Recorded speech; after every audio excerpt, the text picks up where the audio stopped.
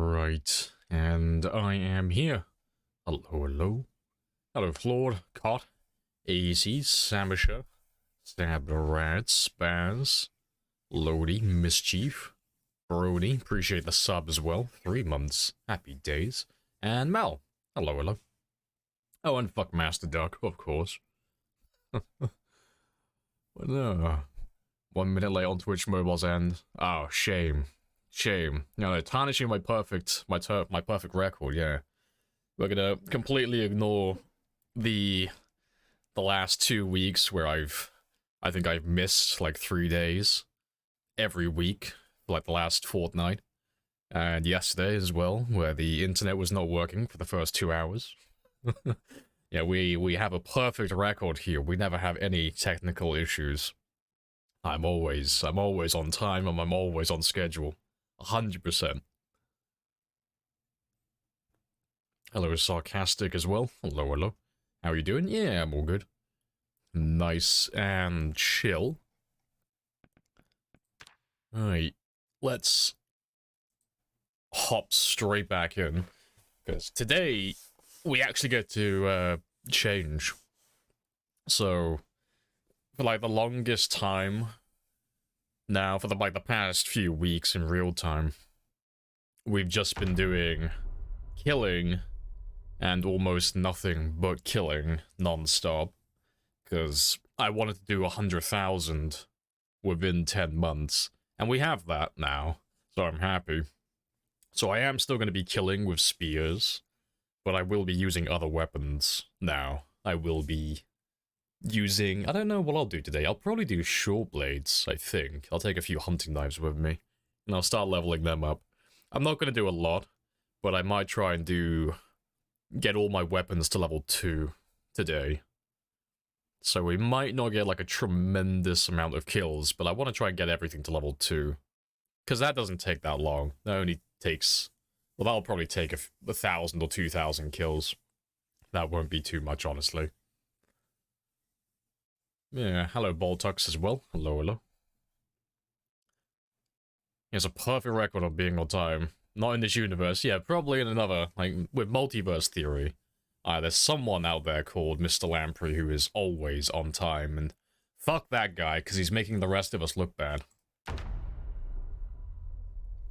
Appreciate the sub as well, Lodi. 5 months. Me when looking for zombie content, what the hell kind of name is Lamprey? This man named himself after a fish. 1,000 as well. Appreciate that, AC. You want your train. See, I still need to make, like, I don't know. Like, you said it before. I need to make, like, a Discord role or something. Like, whoever the conductor is for the month. I need to do that at some point.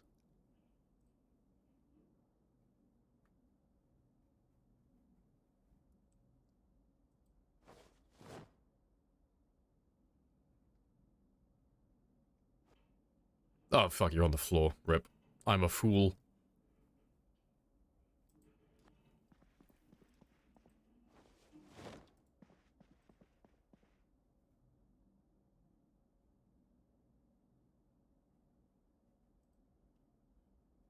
Yes, beautiful. My little better katanas. Right. But yeah, let me grab some hunting knives. So we will be leveling those up today. So I'll take, say, another 10. So I'll start with the short blades. But yeah, today I want to get them all to level 2, at the very least. So I need to do a little bit of short blade, a little bit of short blunt, a little bit of axe. So actually, I don't even need to take that many. I mean, I'll take them because I need to make more spears later. Rethink it. I do need to rethink it. I'm grabbing the wrong weapons. I need more short blunts. I'm sure I have a bunch of hammers. Yeah, I got like 7 hammers. Let me take all of them. I'll throw them in my car. It ain't easy being cheesy. Super cheesy. And I'll take 5 axes as well.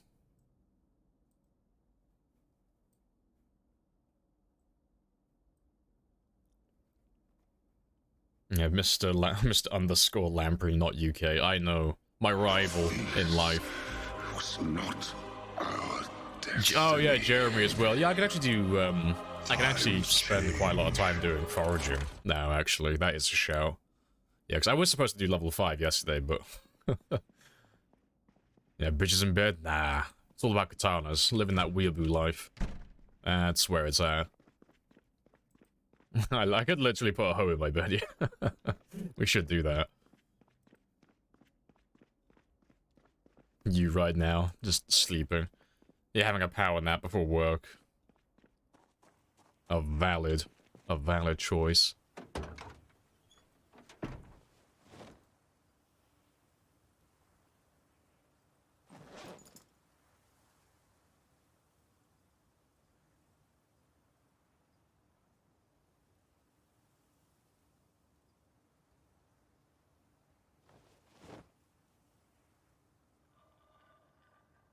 Right, so I'll leave all of them there. Let's drop off this stuff as well. And I'll probably do a little bit of fishing really quickly, just to get some food in me. And keep my weight going up in the right direction. So I'm not really gaining weight at the moment, I'm just kind of like holding steady at 77. Like each stream. But yeah, we finally found a propane torch yesterday, so that's something.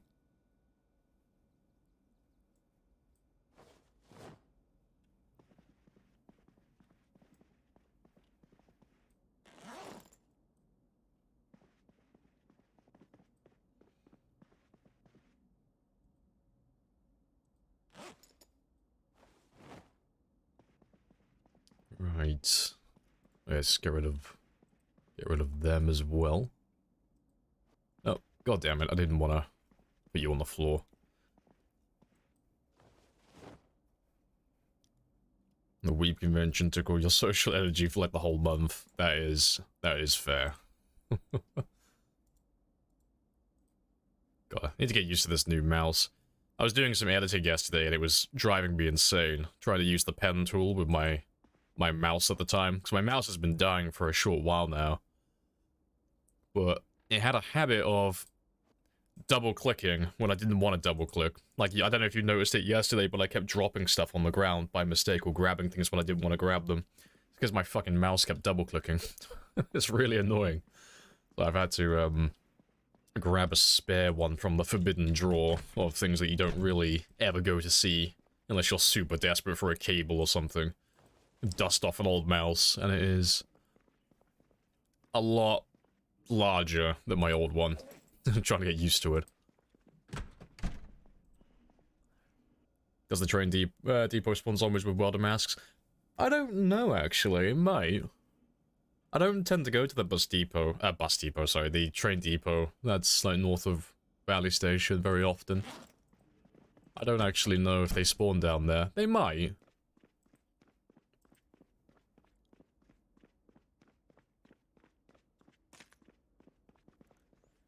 Having breakfast, enjoying your company for a bit. Very nice. You're at 25,000 kills, nearly 5 months survived. Thanks for being a good instructor. You see that? You see that, everyone? That's my student. That's one of my favorite students. You could learn a lot from them.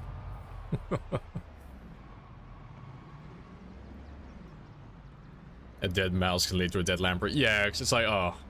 I was like, oh, maybe I could just, like, squeeze a little bit more playtime out of this mouse before I throw him away, but it's like, fuck, if my mouse dies on me while I'm in the middle of fighting, I'm fucked. I can't... We know what my history is like trying to pause the game when things go wrong. It's not gonna be a good time. Not just old age. I mean, I'm hoping I'm not gonna go senile. I'm 26 years old, I'm hoping I'm not at that stage yet.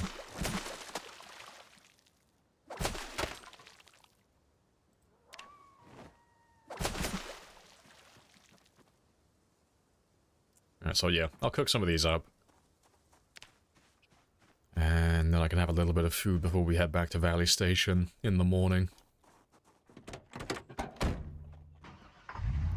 Yeah, today, foraging, find Jeremy, hit my ride. No, there's nothing really I can do with my car. I need a metalworking mask first. I need... Like, I have all the tools from mechanics, but the issue is I don't have a metalworking mask. And without a metalworking mask, I can't level up my metalworking skill. And without leveling up my metalworking skill, I can't really repair things with the propane torch effectively. So I can swap out all the other little bits and pieces, like the windows and the tires, the suspension, the brakes, like things that you can't repair, things that are just static. Well, not static, but things that just aren't repairable by the player themselves. But I've already done all that. Like, there's not really too much more to improve on that vehicle, apart from the things that I need metalworking for. So, like the trunk, the hood. I could level up my not metalworking, my mechanics some more and repair the engine a little bit, but last time I checked it was already like high 80s. It doesn't really need to be improved too much more.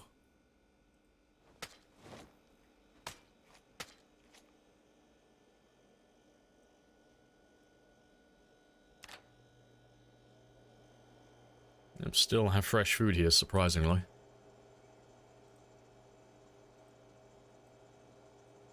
That's the thing, actually. I haven't been back here for quite a while. I wonder if my crops are all rotten by now. Yeah, all the cabbages are dead. That's to be expected, I guess. But I'll leave them. Yeah, they're dying as well. Young strawberry. Young strawberry. That's fine. Yeah, disease. No disease. I'll kill these two in a second then.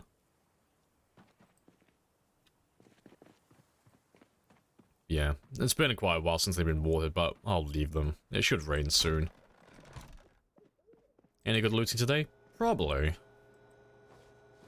I probably won't do like a huge amount, but I'll do a little bit, you know. Seeing as we don't have to like focus on killing zombies exclusively now, I can actually spend time doing other things. So I will probably do some looting today as well.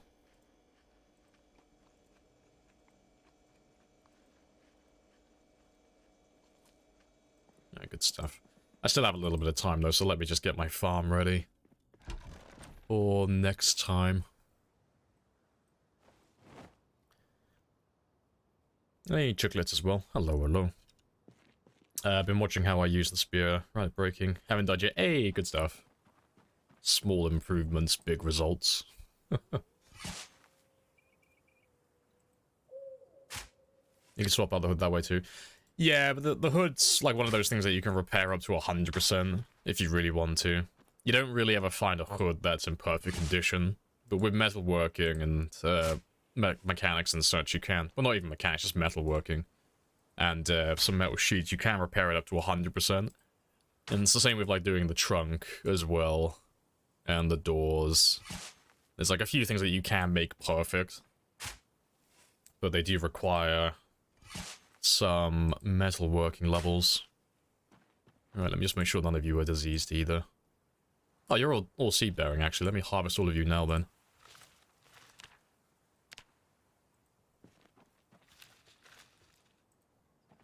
No, too early.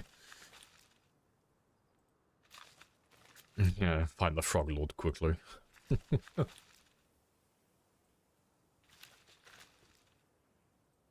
Yeah, we should hit level 4, so I can read the next volume in a second. By in a second, I mean like tomorrow game time. So I'll stay here for another day while I read that chapter.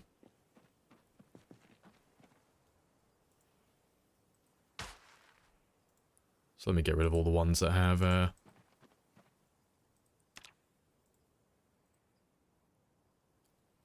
Okay, so I've unlocked the ability to see water levels and such. I just haven't got the ability to see poison.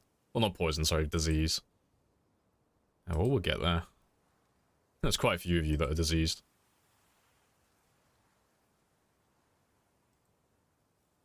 Oh, no, sorry, not diseased. Just those two, I think. Yeah. Devil's Water. Yeah, there's no cure for Devil's Water fungi either, so... Oh, and pest flies. I'll get rid of you, though. I don't have the means to cure that.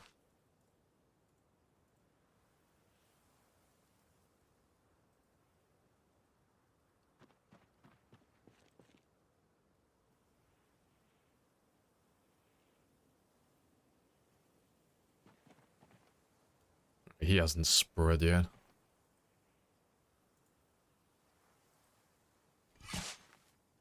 Yeah, good stuff.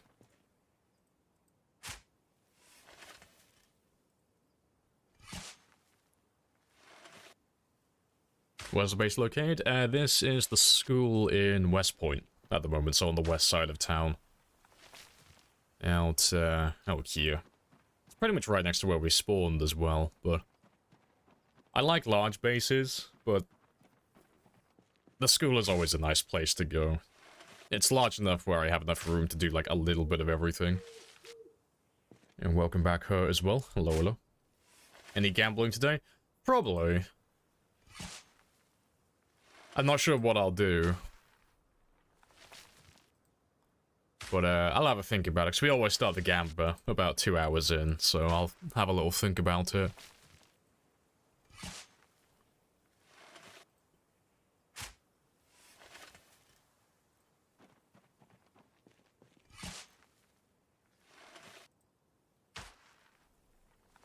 This is one of your favorite base locations? Yeah, it's a really good spot to hold up in.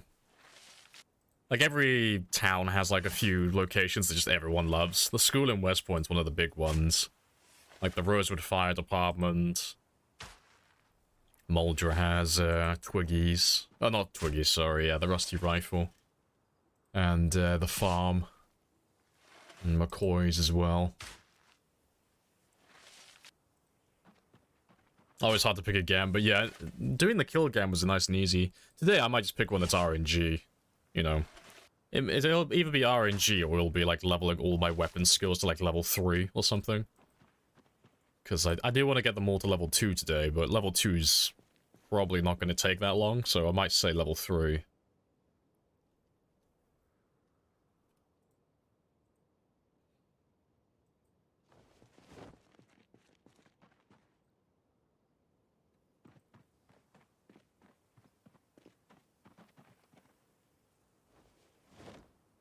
Nope, shit, that's the wrong one.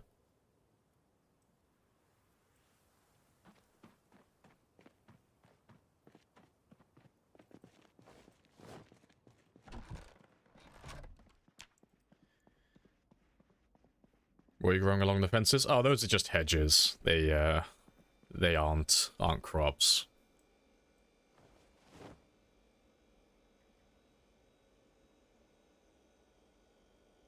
All the vegetables. Right, let me get you some sleep, and then we'll read the next farming chapter in the morning.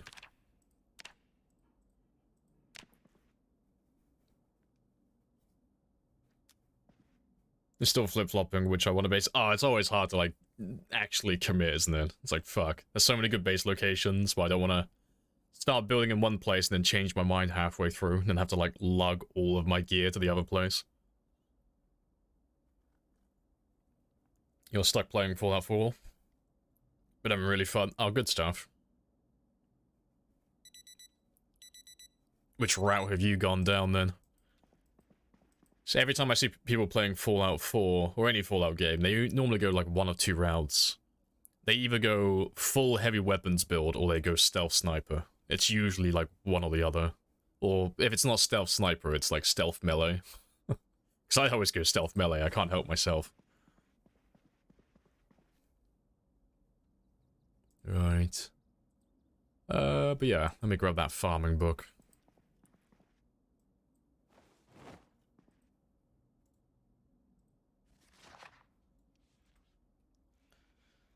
Like the mechanic shop on the main road in West Point. Oh, fair enough. Yeah, that's a nice open base. It's only a single floor building, but yeah, it's nice and open. You got plenty of room to, like, base build in there. Hey, Sam. More clearing towards the mall? Yeah, we're going to carry on pushing towards the mall. And we're going to start leveling some of our other weapons now as well. I'm going to start getting them up to, like, level 2 and 3 today. And we'll be leveling up a few other skills as well. Because I'm going to try and get my foraging to level 6 as well. My strength should... maybe. It's like 6,000 experience. It might pop to level 8. Maybe. Depends how much killing we end up doing. But that one should pop as well. But yeah, today is like more of a... Like, now that we're past the 10-month mark and we're past 100,000 kills, today is more of a... I'm gonna level up my other skills and kind of catch up with all the things I've been neglecting behind the scenes, now that I don't have to rush for kills anymore.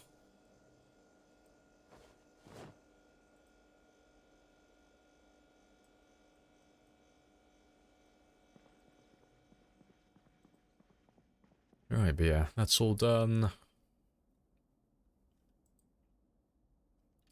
There's not really anything else I can do in this day.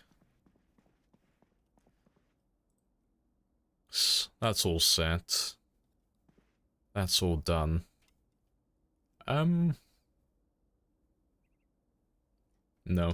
Alright, let me leave those ones there to defrost. And I just want to quickly check and see what books I need, because I have all the... Well, I'm missing one volume 2. What am I missing? Trapping 2. I think Trapping 2 is the only book I don't actually have. Yeah. So, I don't actually need it right now, but I'll keep an eye out for that. That's the last book I need. Trapping 2, and then I have every book in the game then. Every skill book, that is. There's still a handful of, like, skill magazines I need to find, but we have pretty much all of them. I'm missing Metalworking Volume 1. I think. Yeah, Metalworking Volume 1, and then the Guerrilla magazines. So, Volume 1, 2, and 3.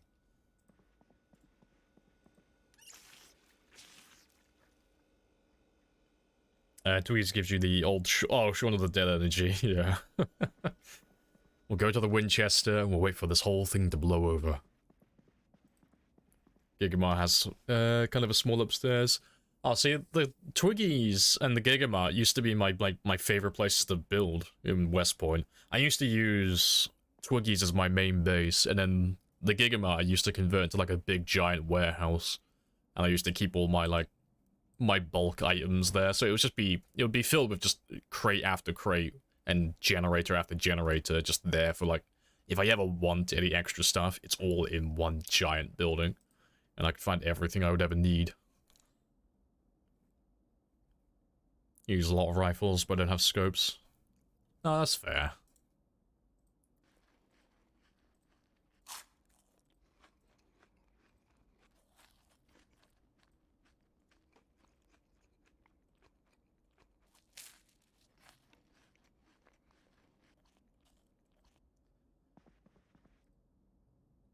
Give you a few more hours, and then I'll go to sleep, and then tomorrow we'll head out towards Valley Station and do a little bit of killing.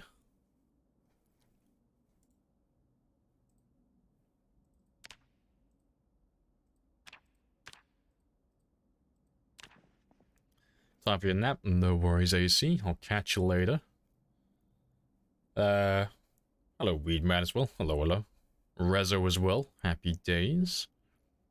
You're collecting junk for all your settlements. Oh, fair enough.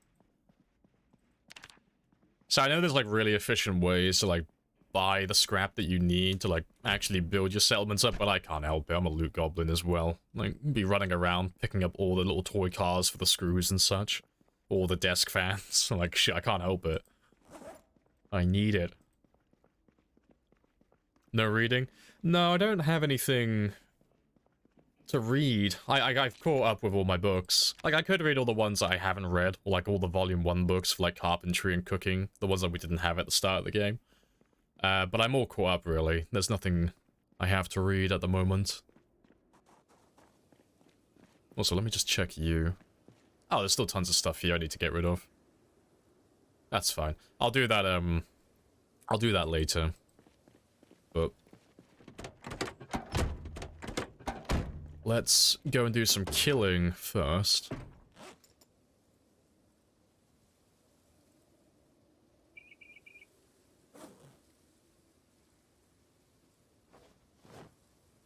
So yeah, I'll level up the short blades first. I'll get them done a little bit.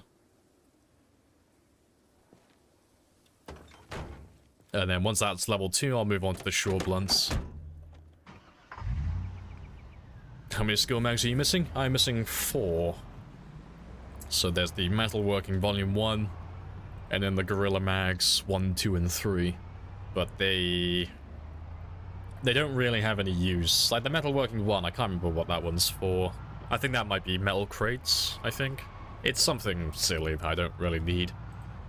But the Gorilla Mags, they're more useless. They're just to make makeshift radios. So they're just collectibles, really. But you can only find those magazines in radio vans now. Because they changed the loot table for those. Well, they changed which loot tables they are in a while ago. So you can't find those in bookstores or libraries or mailboxes anymore. You can only find them in those vans. So it's like a very specific place to look for them. How'd you level first aid? You just apply bandages and heal wounds. So you get experience anytime you stitch a wound or you apply a bandage to it. And what does it do? Basically nothing. So, the higher your first aid skill goes, it basically increases the lifespan of the bandage. So, it slows the rate at which it gets dirty. So it'll last longer before you have to change it. But the thing with that is, even if it does get dirty, there's no real downside to that. There's a higher chance of getting infected, but adding on to that, infection doesn't do anything in the game, so it's like a useless gimmick. That's why you hear a lot of people saying first aid is basically useless. The only benefit it actually has, which is actually useful, is very situational, and that's with splints. So if you break your leg, well, you fracture your leg, you'll have to apply a splint to it for it to start healing.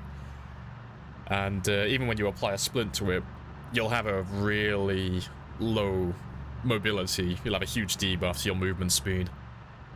But the higher your first aid skill is, when you apply that splint, you'll get more of a... Well, you'll get less of a debuff, so you'll get more of your movement back. So at level 10, it's not perfect, but you can basically run as you normally could, even if you have a broken leg.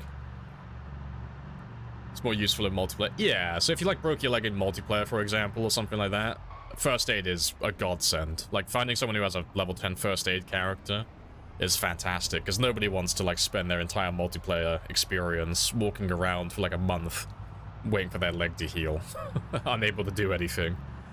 So finding someone who has, like, level 10 first aid to, like, quickly throw a bandage on you is, fantastic. Also, I just realized I'm going the wrong way. I completely forgot that we've cleared out Valley Station. I need to start going down to that bridge.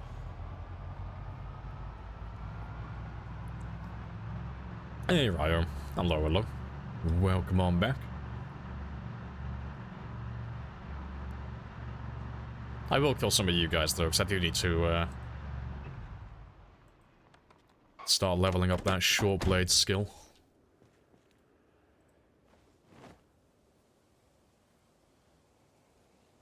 I have introduced myself. You have introduced yourself. This is a very good conversation. It's a very good conversation. Hello, Odin.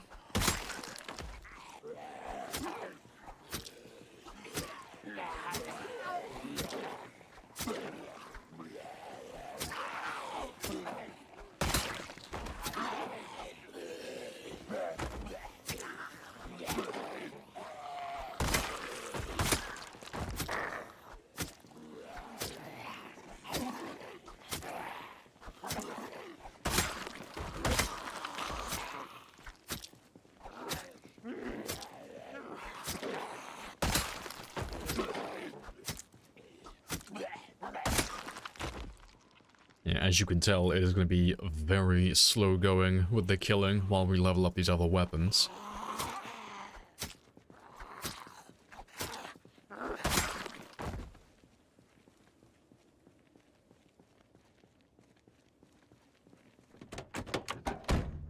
Do those kind of things bug you mildly when you're looking for them? Oh, yeah, for like collectibles, yeah, I hate it when they're like that. Yeah. No, I think it's really dumb, personally. Because it's not like a matter of just really basic RNG, where it's like, oh, I'll go to a library because I can find books and stuff there, and, you know, I'll try my luck searching that. It's like, no, I gotta go to a car park first, and I gotta get lucky enough for the RNG to give me a car, And then on top of that, I gotta get lucky enough for the RNG on top of that RNG to spawn the radio van, so it has to be the correct type of vehicle. And then on top of that, for the RNG on top of the RNG on top of the RNG, I also need that van to get lucky enough to spawn a magazine in the back.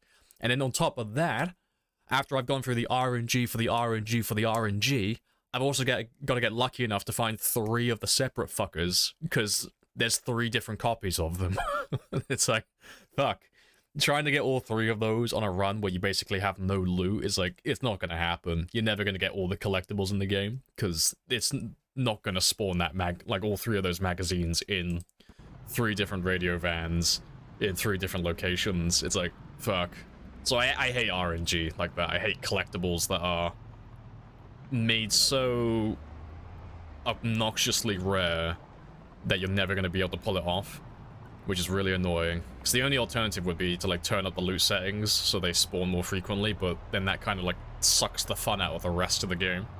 So I got to choose between having a chance of finding all the collectibles at the cost of like my game's difficulty, or play with the game on high difficulty, but I'm never going to find all the collectibles.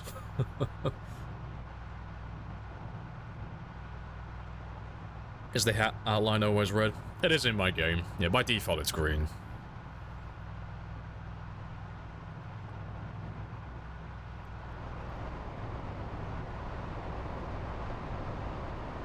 You think you've seen like 2 radio vans? Yeah, like it's not a common vehicle either. Doesn't spawn very often.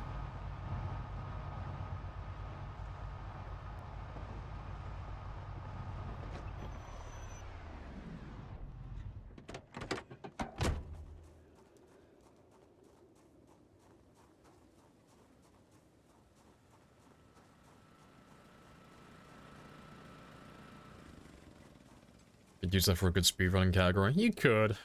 I mean, speedrun.com won't ever accept it because it's an arbitrary rule. It's an arbitrary goal. So they changed it a while ago. So, like back in the day with speedrunning originally, it was all collected by the players. Like a bit like what we're trying to do with like the PZLeaderboard. It's just, it used to be collected by the players who wanted to like run that category or that game. They used to have like a little spreadsheet for it. And then someone had the great idea to make a site dedicated to it. So that's where speedrun came from, speedrun.com. But then speedrun.com got acquired by a different company. And then when speedrun got acquired by that company, they changed their rules and became a lot stricter with the requirements to apply for a game to be added to their leaderboards. Because it used to be speedrun.com would accept pretty much anything for any reason.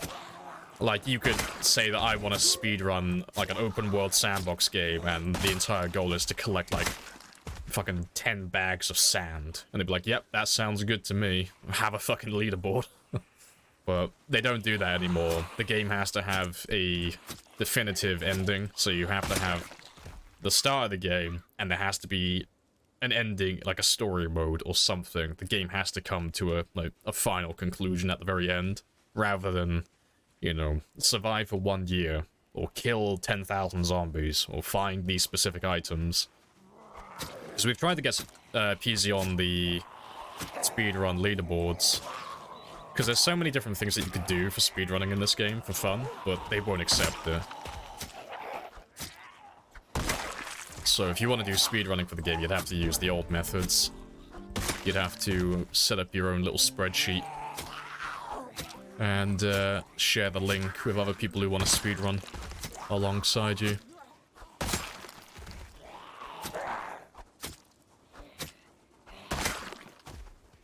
Alright, that's level 2 though, so we'll do the short blunts next.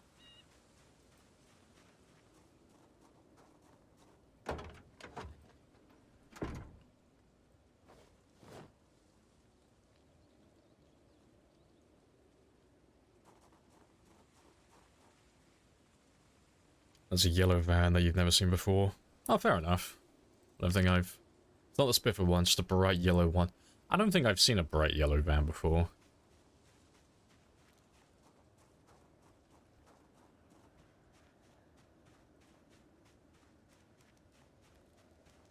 How do you not get exhausted easily?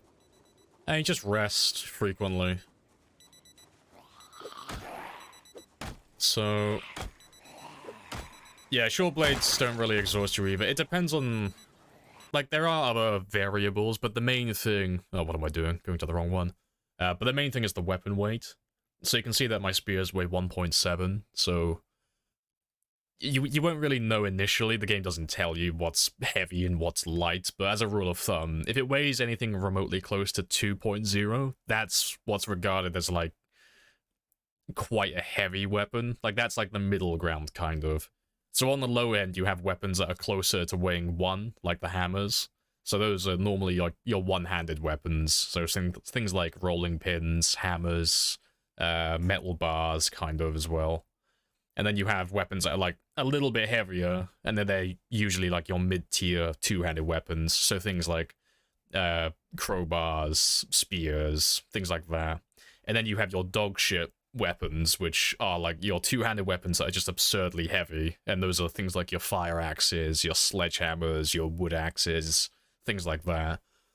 But the heavier the weapon goes, the more stamina you end up using. So that's why you see people using one-handed weapons fighting for like an absurdly long time.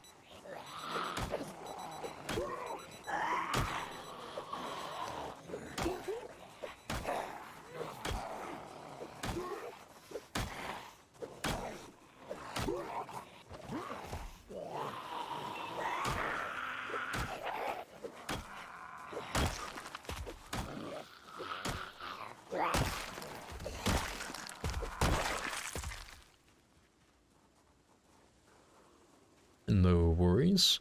Congrats on the 100k. Hey, I appreciate that, Demo. Welcome on back as well.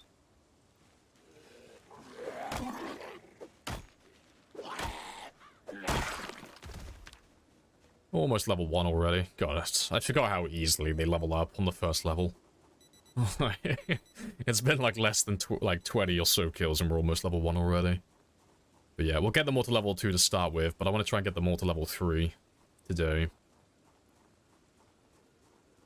Also, I need to bring a shovel next time so I can bury this man. Because he was the... this is number 100,000. So next time I come down here, I'll bring a shovel and we'll bury him. We'll make a little grave site for him. And we'll leave him there then. Kicking yourself for missing the 100k? Ah, no worries. There'll be more. There always are. Yeah, you'll be here for the 200,000. And if you miss that one, you'll be here for the 300,000 instead.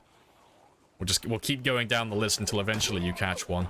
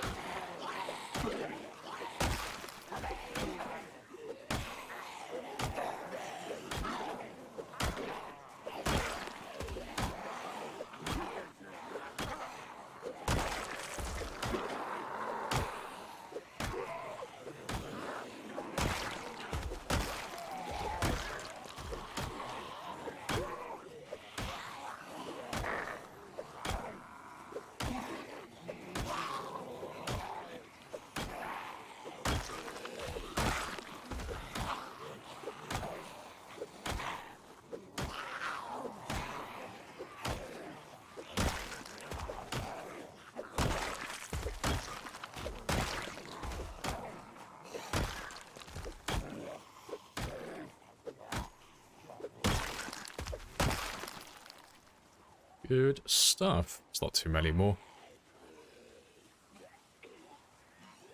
I'm not a number, I'm a free man. How was your Easter? My Easter was the same as every other day, 'cause I don't really celebrate those holidays. I think my wallet was a little bit lighter on that day, because I have to buy my niece and nephews an Easter egg or two, otherwise they'll think I'm a monster, 'cause they won't understand why I don't partake in holidays. I'm like, fuck, I gotta buy them something, otherwise they'll think I'm an asshole. I'll lose my status as, like, the favorite uncle. I gotta maintain my title. Yeah, apart from that, same as every other day.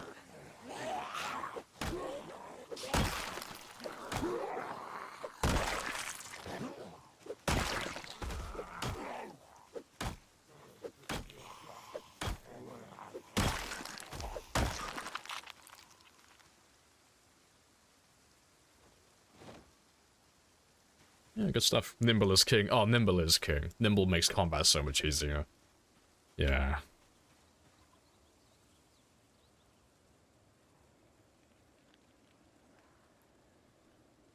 Yeah, cool uncle, title maintained. Goddamn right. Buying my nieces and nephews chocolate, all the sweets, all the games. I remember I terrified my sister one year because I bought my niece a quad bike. So, she's old enough now. Like, you know, she's almost hitting double digits and she hasn't fractured or broken anything yet, so we're gonna change that. So I'm gonna buy you a little 50cc quad bike, and you're about to make some fucking cool memories. It's not an injury, okay? It's building character.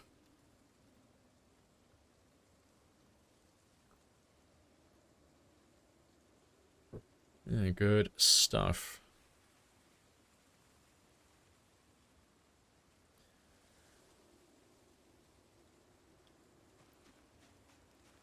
I refuse to acknowledge you used other weapons. I know, heresy, isn't it? Yeah, I think I'm gonna get them all to, like, level 3 today. If I do all my weapons to level 3, then I'll do spears again for the rest of the day. As much as I want to level them all to level 10, I do still want to get a decent amount of kills each day.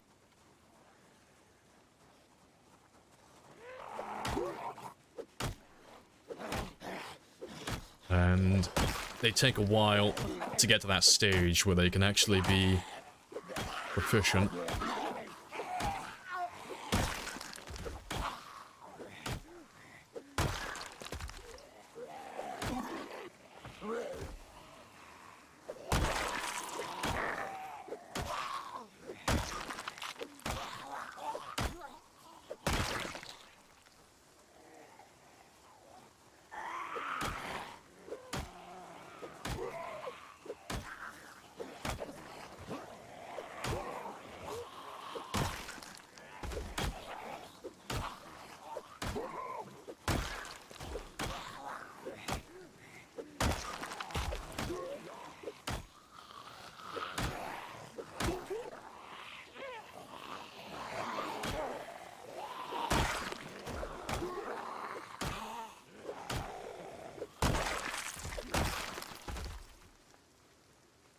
Yeah, good stuff.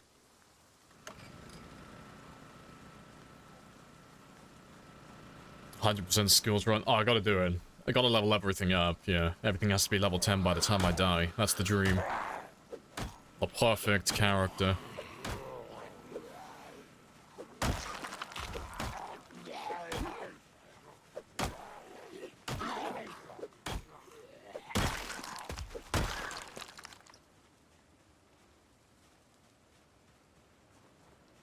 I know this person bought Easter eggs for his niece and nephew just so they won't think he's an asshole. What an asshole. I know. I hold my hands up with that. Oh, I'll never buy fucking gifts for people for holidays. It's such a dumb concept. I hate it. I hate it with a passion. Like, no. I get gifts for people, but I'll never do it for a holiday. Or something as stupid as a birthday. It just seems so fucking alien to me. It's like, so I'm obligated, like, socially obligated to buy you something each year on this date to celebrate something that neither of us really give a shit about. You know, that's a religious holiday. It's like, yes. How fucking stupid is that? Like, no, don't buy me anything, because I'm not going to get you anything. So, like, no, if I like you enough and I see something that I think you might like, I'll buy you something, you know? Because that's a gift. That's an actual gift. But no, like buying something because I feel like socially obliged to like partake. Oh no, fuck that. It's hollow. It means nothing. I hate those type of gifts. I'd rather you don't get me anything.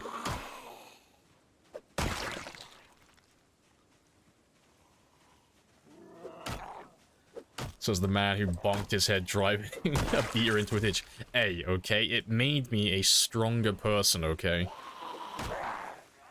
It made me more resilient to head trauma. Or at least it gave me the belief that I'm more resilient to head trauma.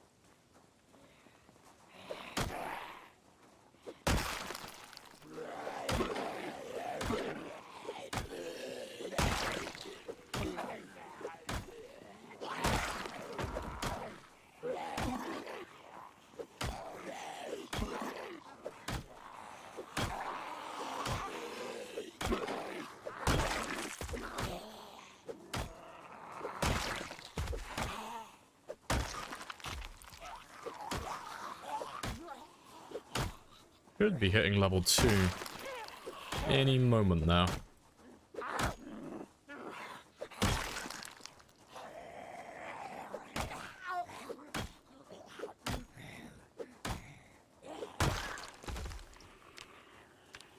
Yeah, we're like right on the edge.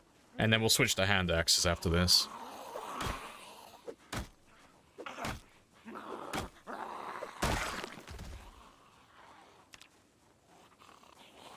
Love how nimble makes you walk. Oh, move like a butterfly. Oh, you just dance around them. It's great. It's like, oh, you can't hit me. Oh, it's great. Yeah, nimble 10 is hilarious. Like, you just move so quick. You can just walk around in the combat stance all day, every day.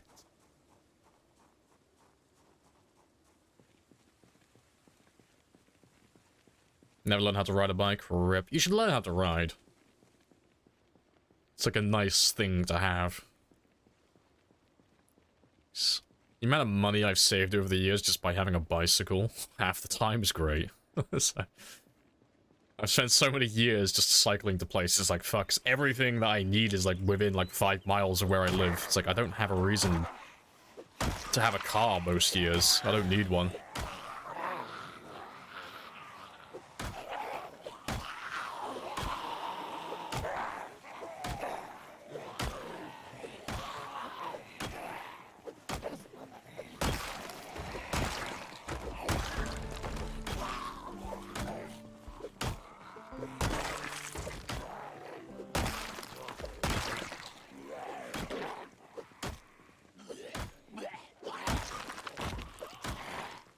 Oh, there we go. Hand axe right on cue. It's exactly what we were going to switch to.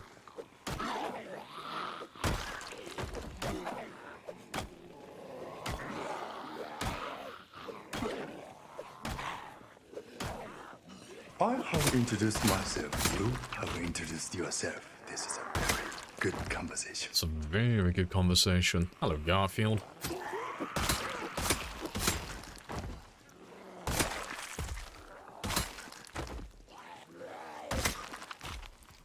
Yeah, good stuff. Oh, and a hunting knife.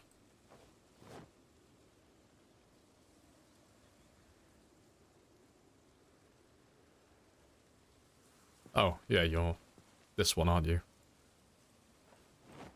See, I'll take this one. I'll go grab an axe or two from the car as well. I'll drop off these hammers.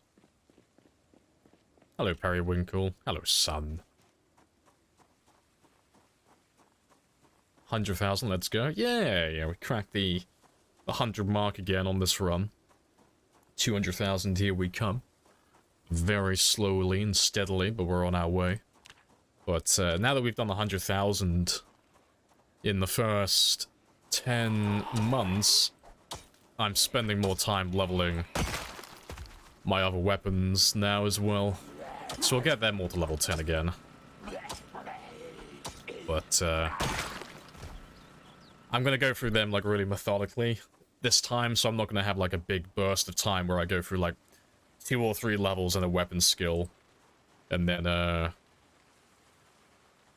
to do another 2 or 3 levels in another weapon skill and have like large periods of time where I'm not really getting any kills because I'm spending so much time using terrible weapons.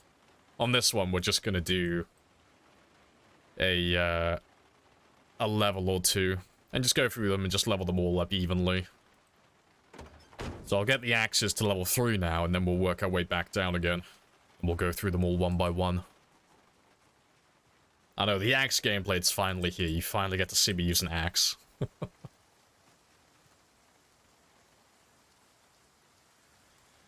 What kill level is relatively smooth sailing after that? 1050,000? Kill level is relatively smooth sailing after that. I don't know what you're asking with like the 10 to 50,000. If you're on about like, what level do I need to be in with the weapon skill for it to like not be terrible? It's usually around like the 6 to 7 mark, where I can start using them like constantly. And they won't be as fast as the spear, they won't be killing as many, but they'll still be like, they'll be good enough where I can use them full time without having to like sacrifice a tremendous amount of my kill count. But they're all going to take about 30,000 each, 20 to 30,000 kills for each weapon. So, I mean, ignoring the levels that we currently have already, we probably won't max them all to level 10 until I'm at least on... well, probably close to like 300,000, honestly, because I'll probably use spears for quite a lot of it, but yeah, it's 20, 40, 60, 80. Yeah, we'll call it on like an extra 100,000 at like the very least. So at the very earliest, I could probably do all of this in like 200,000 kills. But I won't be using them like non-stop. I will be doing a lot of them with spears, so we'll be probably closer to 300,000 before I max them all out again. As in, you're over the hump of the hardest grind on the character, health and skills. Well, it depends what you mean. Like, do you mean like leveling my first weapon, like at the start of the game? Like, how many kills do I need before I'm like my character is pretty easy to play with, and he doesn't really have a struggle? Because if that's the question, it's like around about the 10 to 15,000 kill mark if I'm doing spears. So it's like somewhere between like 10 and 20, I'll say. 10 and 20,000 kills, I'll be towards the level 7 or 8 mark with spears, and at that point, it's pretty much just all one-hit kills. It's going to depend on like what weapon you're using, but if you're doing something like axes, and you've like started as a lumberjack, that number is going to be less than 10,000. Just because you'll be able to level it up so much faster. So yeah, if you want to know like how many kills you roughly need for your character to be like really proficient in combat, as long as you've optimized them for the weapon that you're using, every weapon class in the game, less than 10,000 kills, so closer to like 6,000 or 7,000 to be like really proficient, and then spears and long blades, 25 to 30,000. Just because there's no experience boosts for those ones, you have to do it the hard way, and that's very time consuming.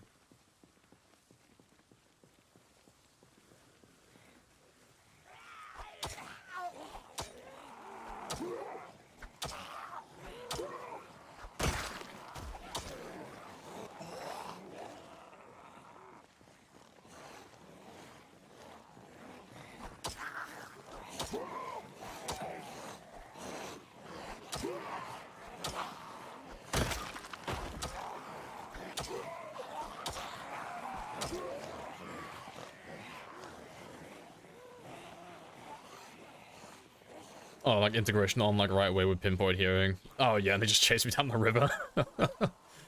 Yeah. I think that's the hardest I've ever made the game. Because there's just nothing you can do about it for like the longest time. But I mean, that would still be doable. It would just take so much longer to get set up. x16. I mean, we didn't do too bad on that run, because I think we died on about, like, 20-ish thousand kills. I think I was, like, level 8 spear at the time. Like, level 8 or 9.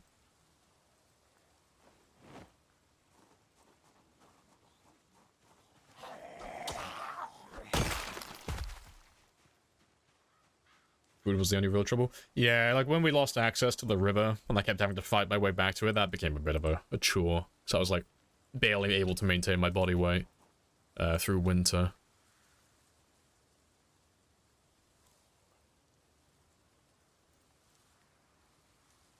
And speaking of which, I'm probably going to lose weight today as well, because I haven't eaten that much. Yeah, we're down to 76 now.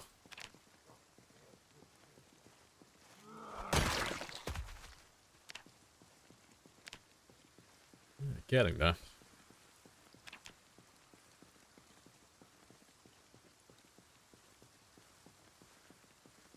Yeah, winter with low food sucks. Yeah, it's not a good time.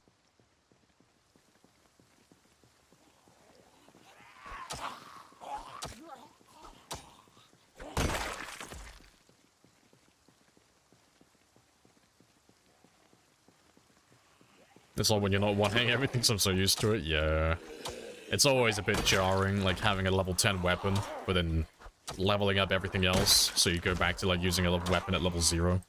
And you're like, fuck, everything takes like 5 or 6 hits to kill now.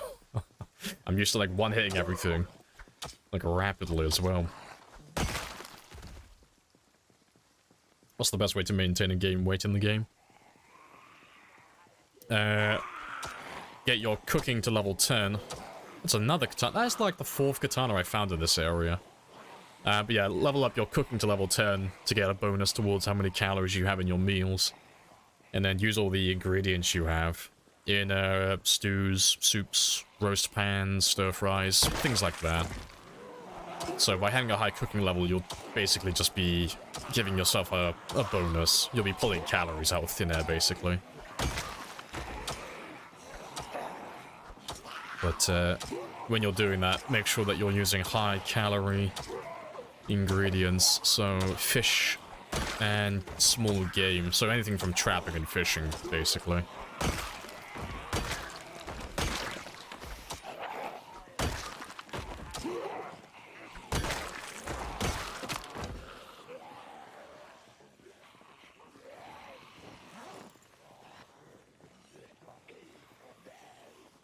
Yeah, fishing, trapping, yeah. I mean, foraging... Yeah, I mean, foraging and farming, like, for the trapping to get the bait, but, yeah, for the food, just the things that you catch from fishing and trapping, really. So anything that's meat, really, is pretty high in calories, as a rule of thumb.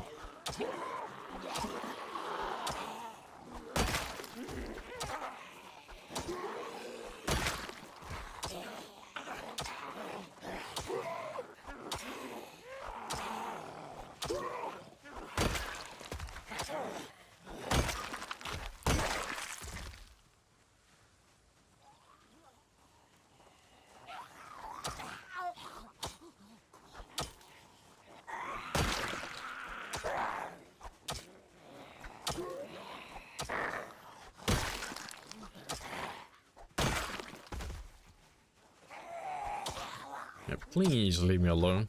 I want to have a rest.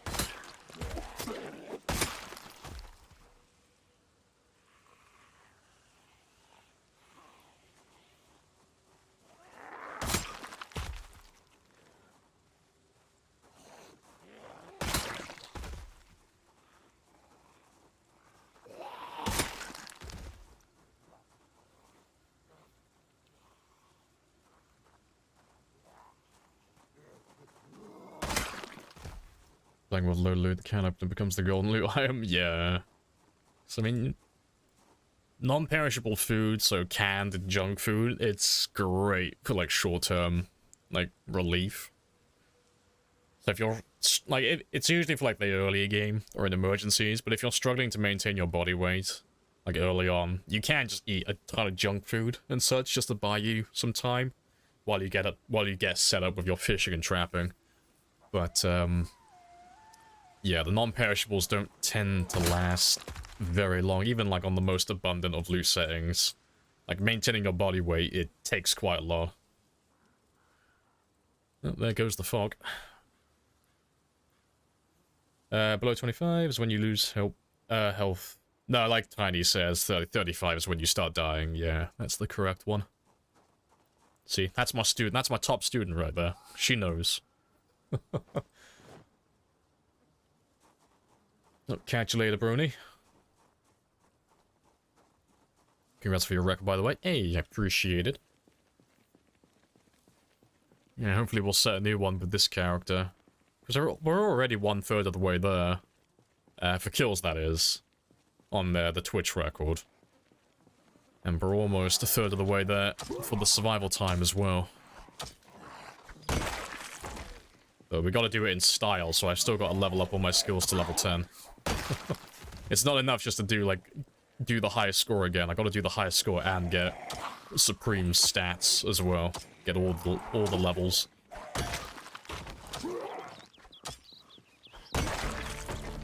There we go, that's level 2. So we'll go for level 3 now.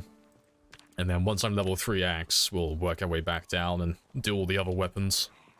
And slowly start leveling all those ones up to level 10. There's no benefit to having all those weapons at level 10, we're just styling. We're just going for that lovely looking stat bar.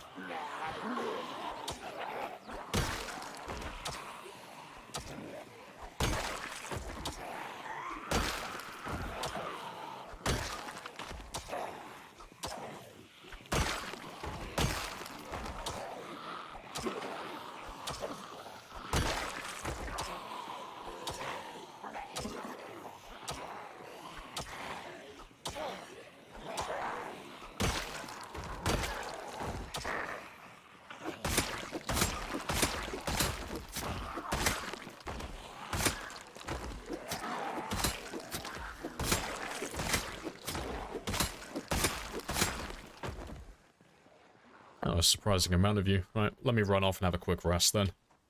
And I'll come back for you in a moment. No worries, 30.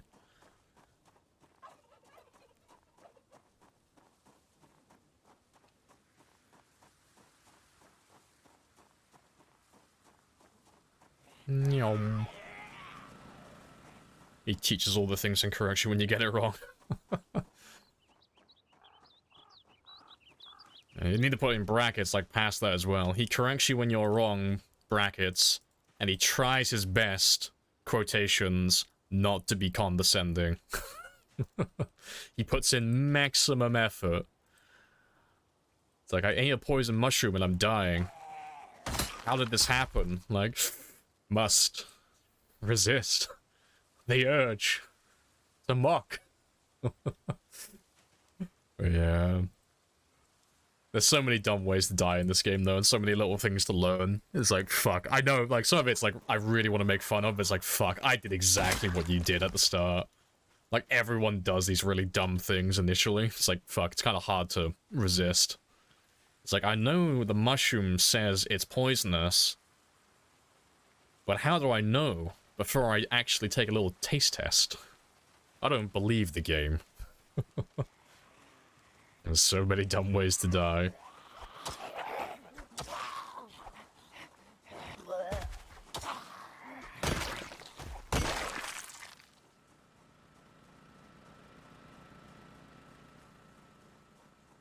Let's double check. I don't need to rest anymore, do I?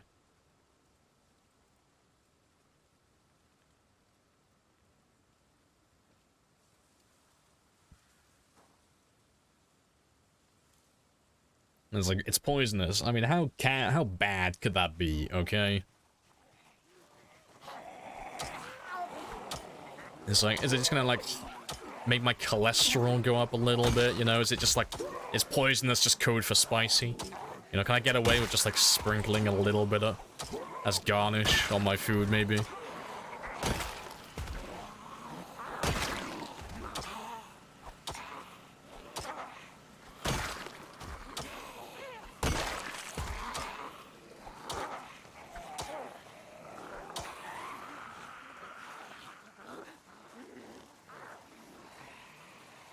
maybe one day you'll convince me that axes aren't the greatest in-game. I mean, if you've seen me play with spears and you still aren't convinced that spears are just dominant over axes, then there is no assortment of words that I can put together that will ever convince you otherwise. I have done all I can do. I cannot convince you.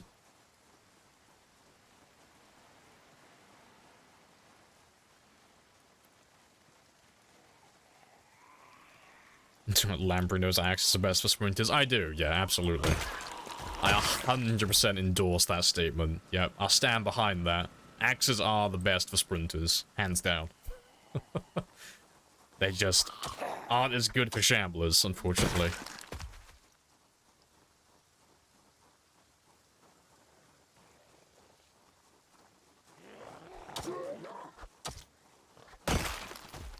Only bad thing about the spears is the animation lock when you make a bad positioning choice. I mean, I would say that's a pro, honestly. Like, initially it's a bad thing, but like, if the, like, for an example, like, if the devs nerfed the spears and what they wanted to nerf was, like, they're gonna take away the animation lock from the spear itself, that would be like a buff for a lot of newer players getting into spears, because that's one of, like, it's like the only hard thing about learning spears is that animation.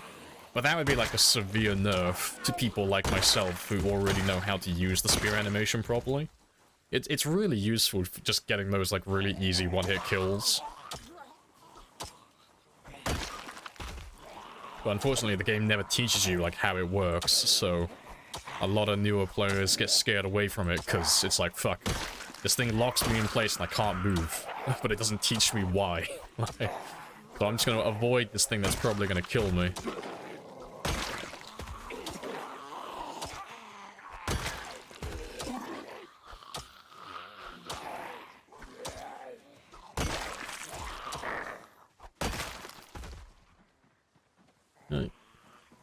Right, that's my cue to start heading back, though.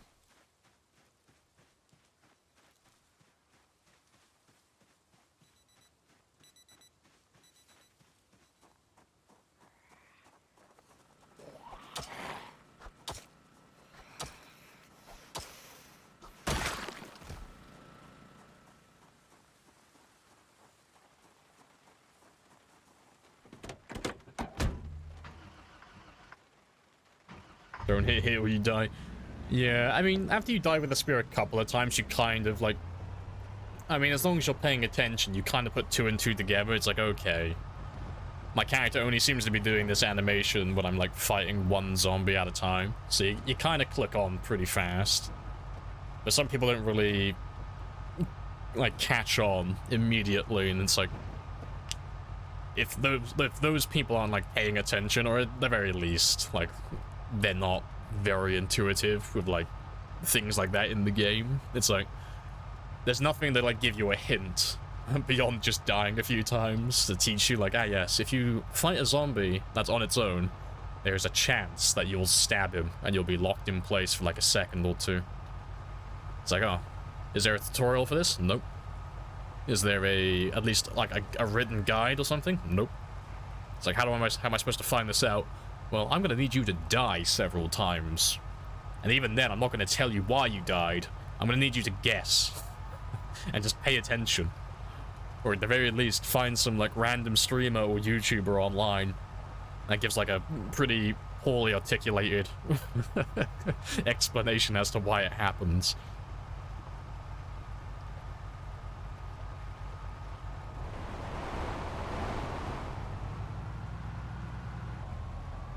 Like, choke to death when you get scared. That'd be hilarious. After he just, like, plummets to the floor. The zombie comes up behind me, I think he's about to bite, like, take a bite out of my neck, but he just starts, like, doing the Heimlich maneuver. Starts helping me, like, get the food out of my mouth. Gives me a pat on the back afterwards, and then takes a bite out of my neck afterwards. Good Samaritan zombie. Chaotic neutral.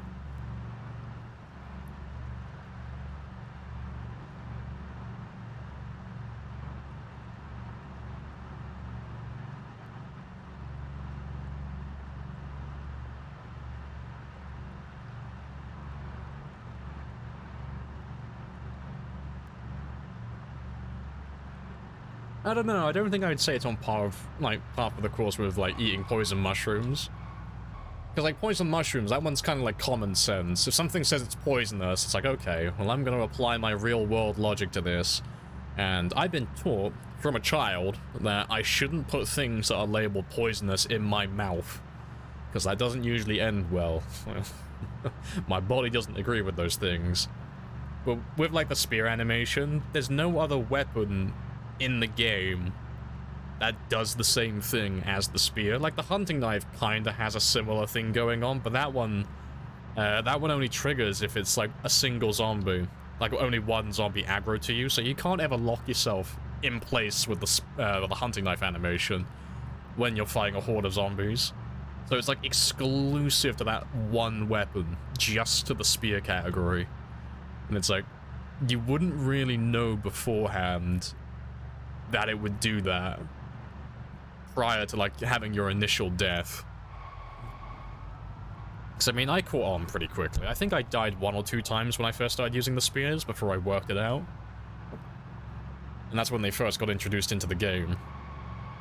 But once I found out it was, like, it only triggers when you do one zombie at a time, it's like, oh, okay, that's pretty simple. That's not too hard.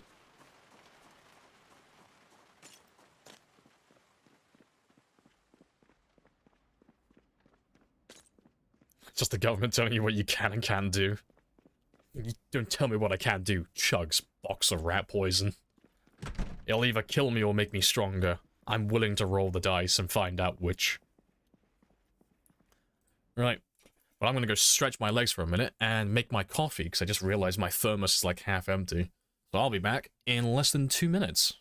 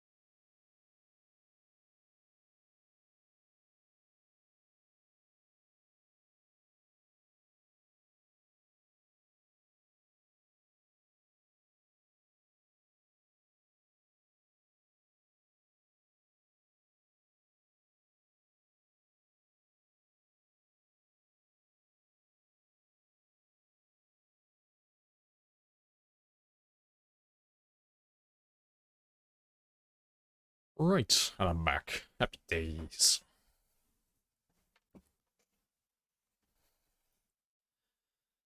The cone of attack is kind of cool when you start seeing it. Oh, yeah, with like the spears and such. Yeah. Yeah, you start to have an intuition for it. You tend to... Like, you can kind of see where... Like, when the zombies are, like, all spread out, you kind of know, just on instinct, which ones are going to be stab animations and which ones are going to be... slash attacks. 3 minutes, 15 seconds. Oh, shame on me. I owe you 1 minute and 15 seconds of content, then. I was late today. I am sorry. I have failed you, AC. But in my defense... I didn't think you were there. I thought you went for your nap, so... I thought I could skim off work for a little bit. Alright, I have a little bit of time left. So I'll go through some of these Volume 1 books. Like, I don't have to read them. I'm already level 10 carpentry, but... the number of pages is going to read 0 out of 220 forever. So I'm just going to read it just to, like, tick off something. On, like, the completion list. But yeah, he's gonna keep saying that he doesn't need the book. He already knows everything, but... I want to work through all the books eventually and have them all completely read.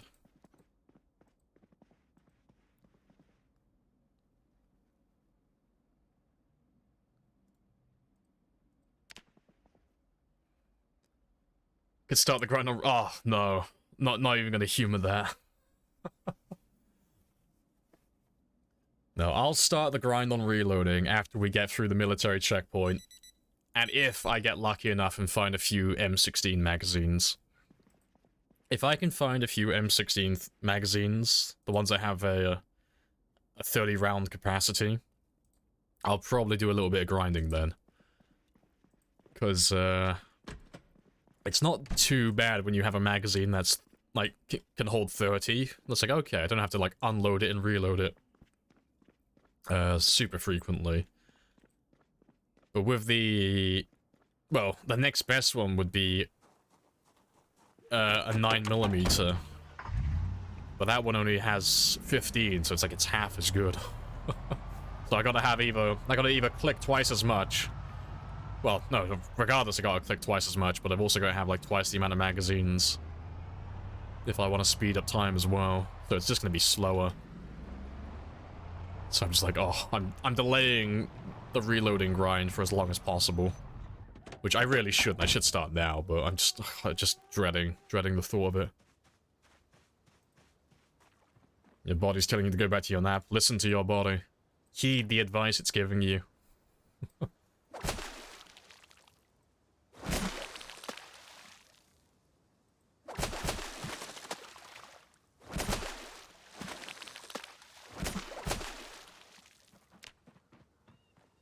Did you raid the West Point gun shop? Yeah, we've already done that one. Was it Bear? No, it had a few guns and ammo in there, but it never really has M16 stuff. Like, it never has, like, military grade weapons. Like, the M16, you'll only really ever find it at the military checkpoint. And, like, little military zones, and I think you can find it at the barracks as well. And I think the only exception to the rule would be the Hunter story event. So the one that spawns a little jeep and a few tents and such.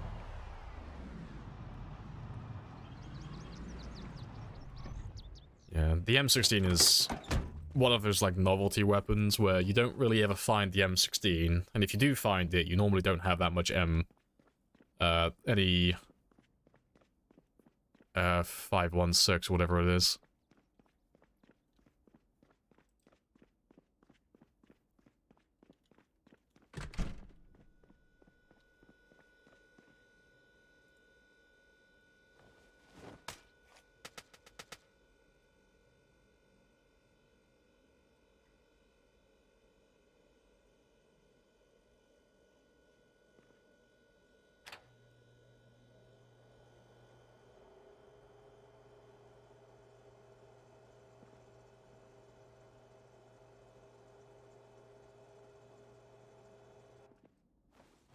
No, my Jenny just ran out of power as well. That's hilarious. That's actually really good timing as well. I just finished cooking my food. So I'll have to refuel my generator at some point. But that'll do for now.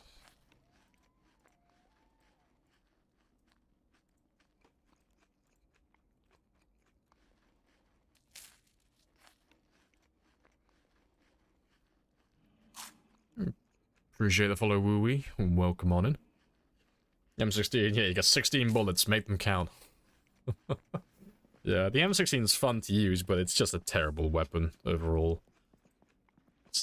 All the firearms in the game struggle with the same issue, and that's that you have very limited ammo to make use of them. It's like, that's like the main downside to it.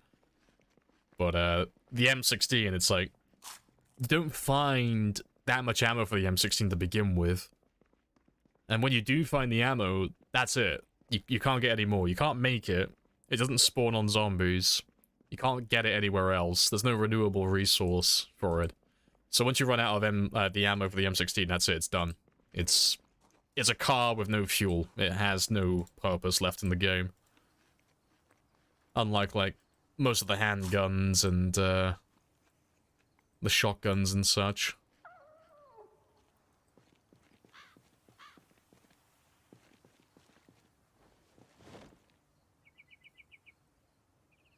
Oh, that's the thing, actually. I need to grab some crowbars for my long blunt skill today.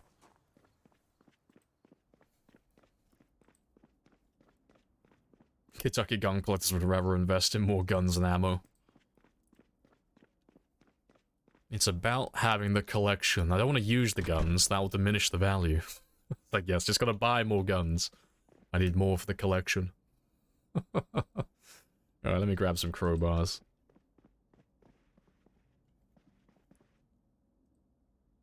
Let's grab some of the more fragile ones. We'll break them first. And one more for luck.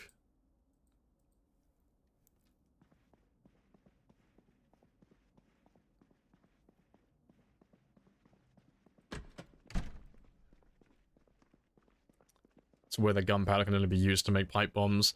Yeah, and pipe bombs aren't good either. Like on PvP servers on multiplayer, they are absolutely goated because they're just horrible AoE attacks, and they absolutely shred players. But against zombies, they're just Molotovs. That's just all they are. They're just really expensive Molotovs. The real katana is the M1 Garand. Oh, I wonder if they'll ever add, like, weapons like that in vanilla. It used to be where you didn't even have that much, variety with guns. Like, it doesn't seem like there's that much variety now, but back in the day, it was just... You had the M9 pistol, the shotgun, like the JS2000, that was literally just called shotgun. And then, instead of having the 308, well, not the 308, sorry, the... fuck, what are they called? The 788 and the 700 rifles. You just had a hunting rifle that took 308 rounds. And those were your 3 firearms in the game, that was it.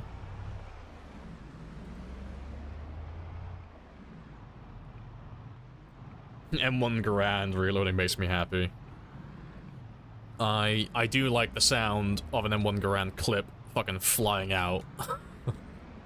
Yes, I too am a connoisseur of the Call of Duty games. I am a secret World War II veteran. In heart, in spirit. I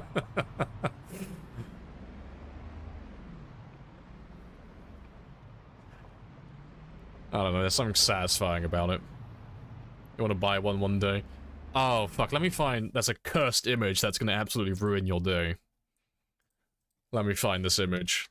I saw it, and I'm not a gun enthusiast, but even I creased when I saw it.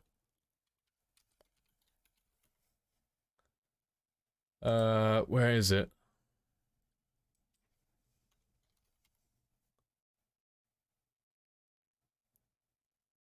I don't think that's the one I saw, but it's close. It's very close.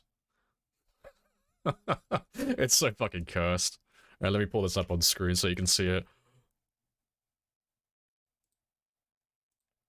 But yeah, look at that. It's not the one I saw originally, but there was just like, it's an M1 Garand, and they just like spray painted it pink. That one's even worse, I think. That's just absolutely fucking horrific. Why would they do that to such a cool weapon? Well, yeah, fucking holographic sight on it as well. Fuck's sake.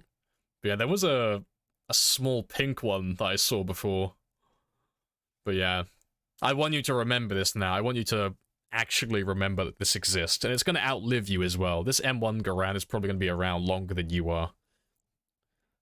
It's beautiful.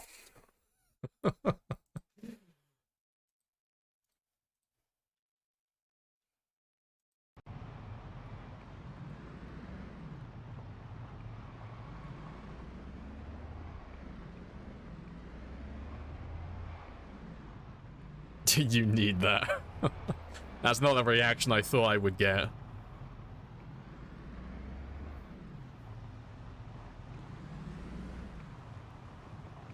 Yes. It says here, Sam, that this weapon is rated ooh-woo. I'm not sure where that falls on the scale, but it sounds very impressive. So, yes, Granddad, yes. The weapon is very ooh-woo. Yes. It's very Sugoi Desne.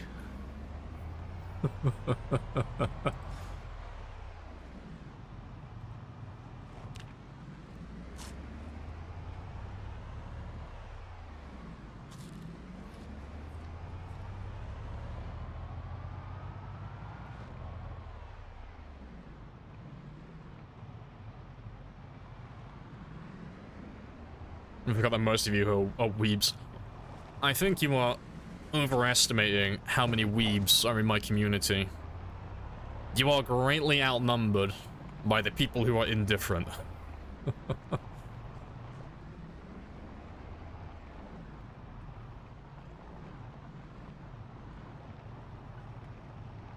You wanna buy an Uwu M1 and a regular M1. I don't know, I think, like, the original M1 Garand, like, I think that'll put a big fucking hole in someone, but I think the M1 Garand, like the Uwu edition, will probably do it just as much damage, but also have a psychological element to it. If I see a man running towards me with, like, a fucking war face, and I see what he's holding, and it's an M1 Garand that's covered in fucking anime bitches, like, I may second-guess the fight. Like, that man is on something that I can't even comprehend, and I'm probably about to die.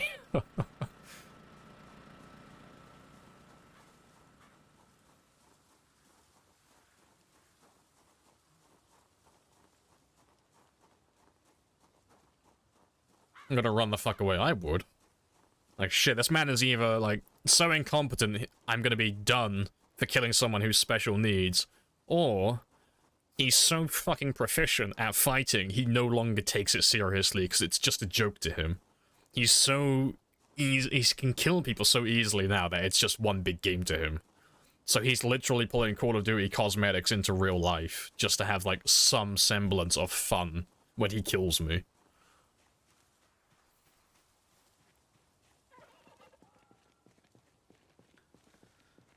Yeah, plus 50 psychological damage in addition to bullet damage. Equipping the weapon just passively decreases enemy morale when in like a 50-meter proximity to your character.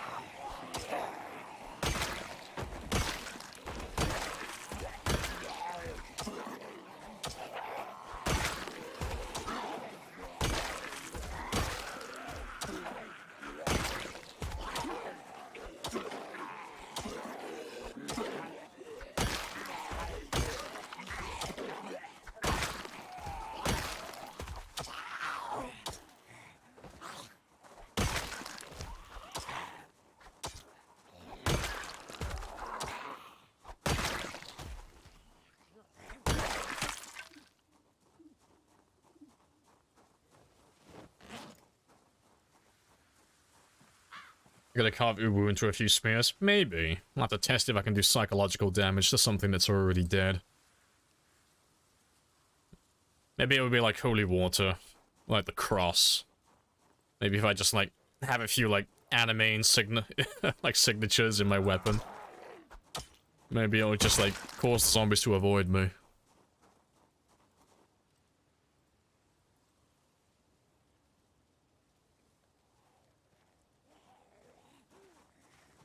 I mean, you want a team to decreases friendly morale.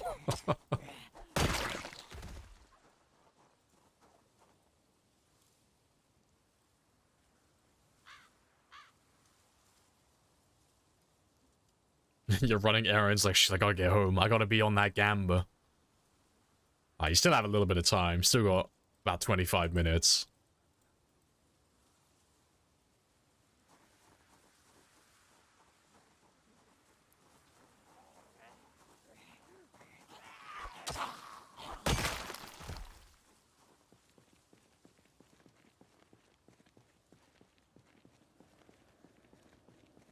Gonna add a body pillow, name it Mr. Lamprey's Spear. See, if they don't call an item in the game Rebecca at some point, I'm gonna be devastated. I need a Rebecca Easter egg hidden away somewhere. Or a Neanderthal holding a spear somewhere.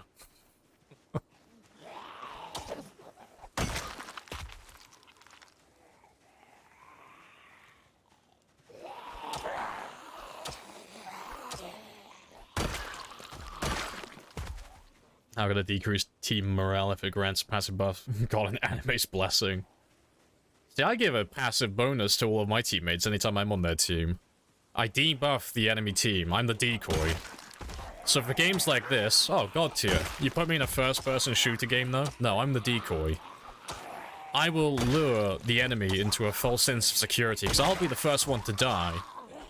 But they'll see how easy it is to kill me, and they'll think, oh, this team's gotta be, like, pretty shit then. You know, this guy went down almost instantly and did no damage to me. He's pretty easy to kill. I bet his teammates are just the same. No. Fucking apex predators running around the corner, looking like they got fucking wall hacks and shit. I'm just there to, like, make them let their guard down. That's my role in the team. Or I'm there to peek first so we can actually get a spot on them. It's like, okay, I'll peek my head out, they'll snipe me, and then you can find out where they are and take them out. That's the role I play.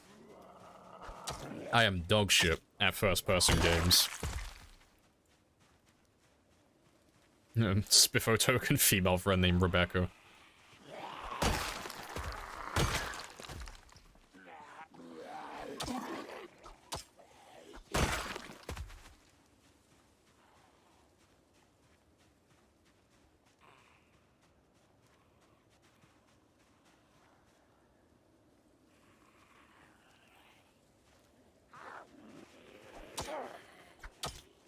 The power of anime and God.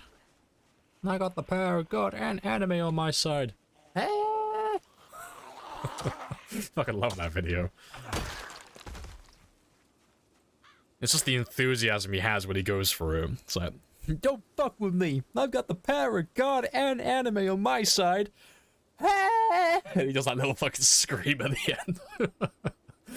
Oh, that's great. Bait is very important. Exactly. You can't catch a big fish unless you hang out some juicy bait. And I am the juiciest of bait. I make sure I equip all, like, the shiniest cosmetics as well, so they think I'm a really good player. Just lure them in like, ah yes, go. Change the character who's wearing the brightest outfit.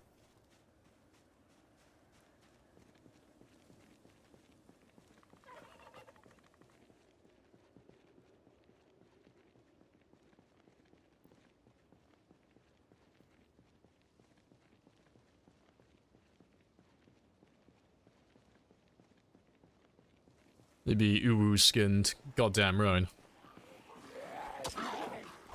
You should see some of the shit I wear on Dead by Daylight. I'm bringing back Mr. Peck. Mr. Peck David. Raw Chest David is alive and well in my games.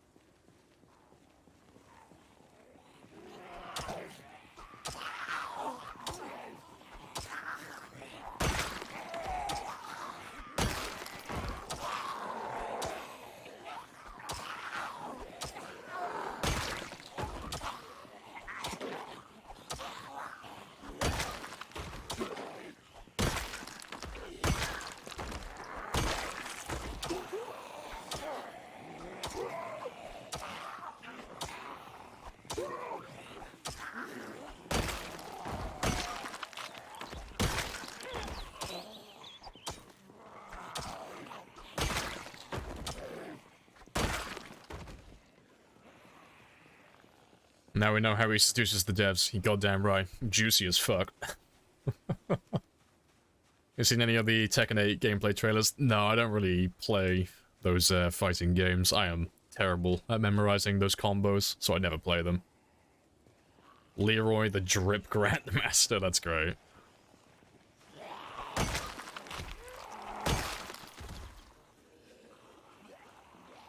Dwight Bright is probably the brightest you can be, though. I don't know. I think Feng is like the dev's golden child. Anytime there's a new season or a new DLC pack, Feng gets all of the cosmetics and she has all of the outfits. And they are all bright as shit, and I know that because I fucking see them when I get teabagged at the gate when I'm playing Killer. It's always a fucking Feng that's wearing like a bright pink jacket. I'm like, you bitch. How the fuck did I not see you the entire match? Like, you literally are just a fucking neon stick, and I didn't see you. You stealthy little bastard. GG's.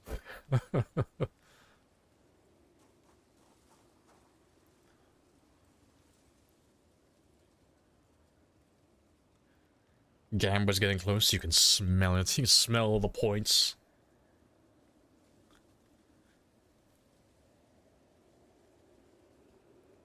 The sweats from middle-aged women that says juicy on the bum. You're goddamn right. Represent. I wear those like pregnancy pants.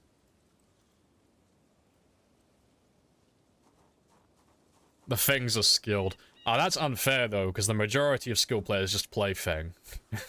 It's like, I'm convinced like 60% of the Survivor player base is just made up of people who choose Feng just for the cosmetics.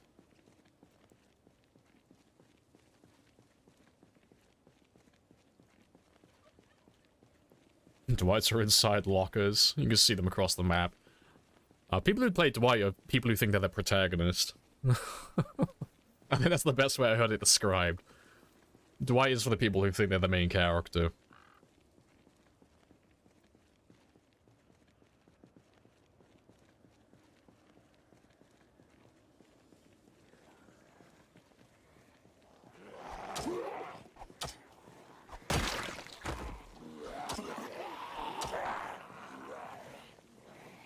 Uh, 17 minutes until Overwatch 2's 4th season. Are they already on its 4th already? That's quick.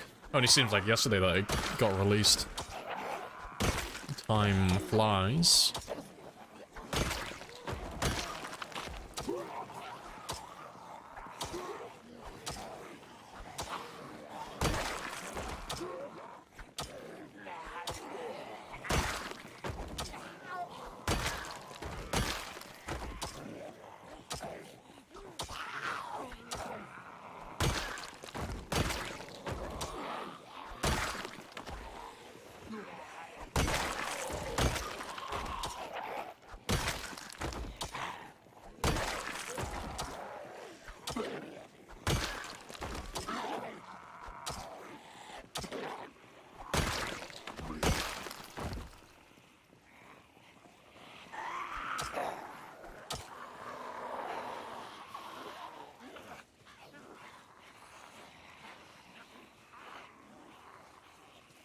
Game isn't a game that should be taken seriously. 4 versus 1 isn't a balanceable thing. No, you can balance it. I mean, they do quite well.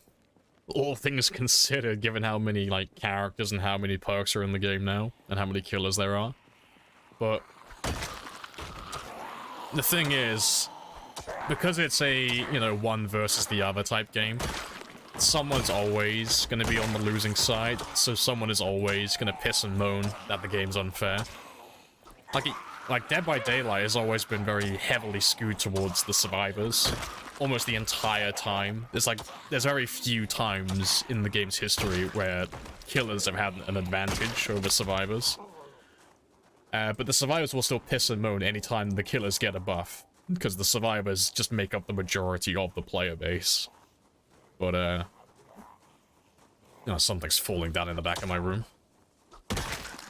But I've heard killers are like, they're not super OP or anything like that, but I've heard killers are stronger than they've been in a while. And I've been playing a bit of Dead by Daylight. I've noticed it. It is a bit easier than it used to be.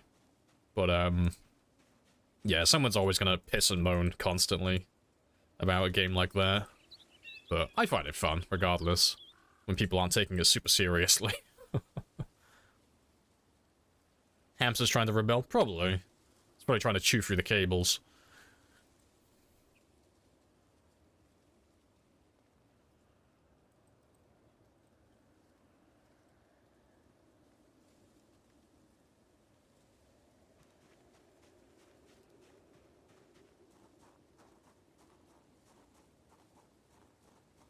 Alright, let me just quickly check whatever that was. I'll be 1 second.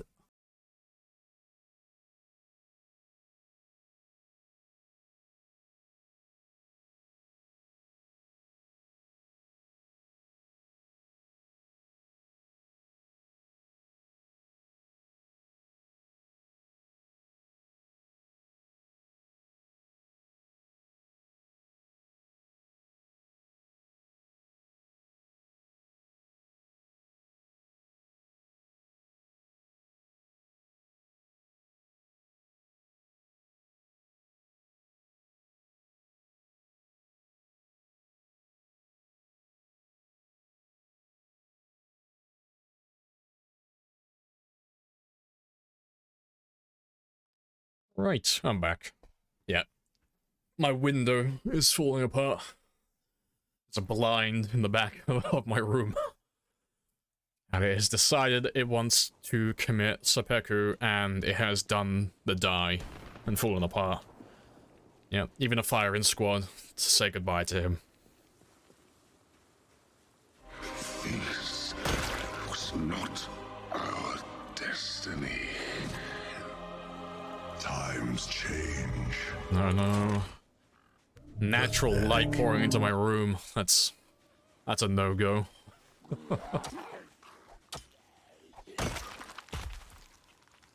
Overwatch 2 came out in like October of last year. It feels like it came out yesterday.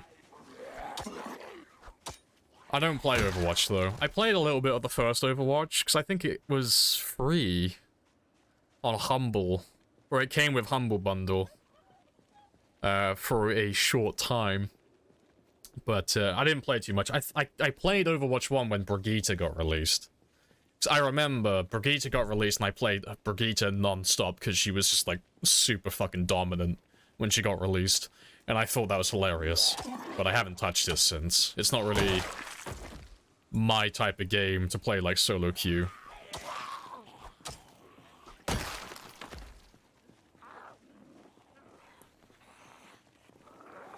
Did your dogs come along? No, they're back living on my dad's farm, because I don't have enough time to walk them and take care of them where I currently am.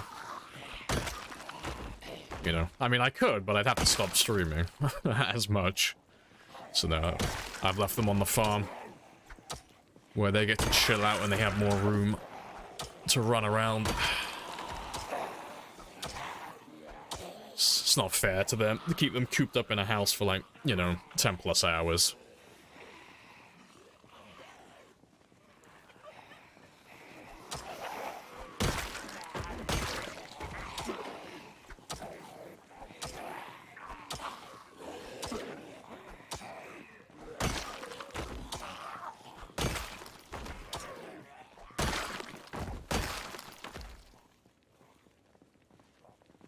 The big farm upstate, yeah, it's not a euphemism, okay? It's not code. They are literally on a farm. They are alive. The dogs still have a pulse.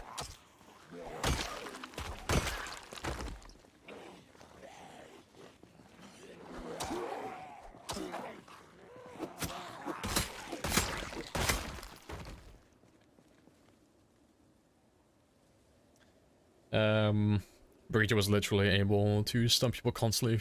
Yeah, it was hilarious. You could one-shot tracers. It was... Because I remember, fuck, what was the combo? It was like, you'd smack a tracer like once or twice, stun her, and then, I can't remember what the ability was called, but you could basically just like whip your fucking mace out, and it was just enough to one-shot her, basically, in a little combo. It was hilarious. But they're bringing that back, aren't they? And there's someone I keep seeing, I think they're called Flats, or something like that. I keep getting recommended his shorts on YouTube, even though I don't play the game. But he was talking about it, but they've given, like, giving Brigitte, like, a big-ass fucking shield when she pops her rally. And they're bringing back the shield stun. Like, I think it's when she's doing her rally. I don't know if that's an old one, or if that's something that's coming out in the new season. But I saw a video of that, and I thought it was, like, fucking hilarious. But yeah, I don't play the game, though, anymore. I didn't even play it, like, that much to begin with, but I like seeing it. Are the dogs cooking meth? They are. They gotta earn their keep. They're throwing some food coloring in as well, dyeing it blue. Trying to capture the meth addicts that really like Breaking Bad.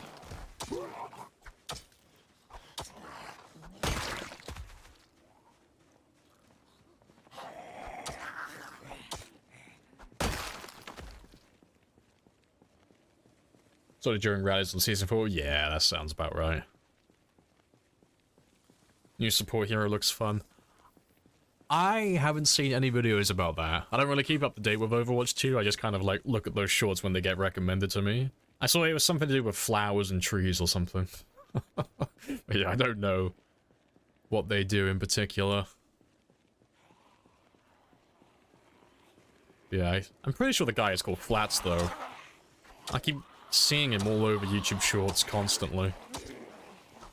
And because I've watched like one or two of his shorts, I just get recommended nothing but him now when I'm doom scrolling.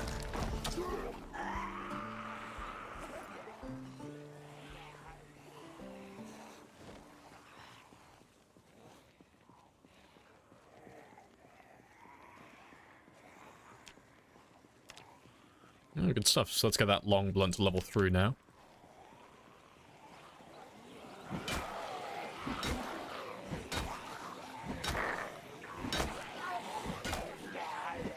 Yep, already tired. Rip.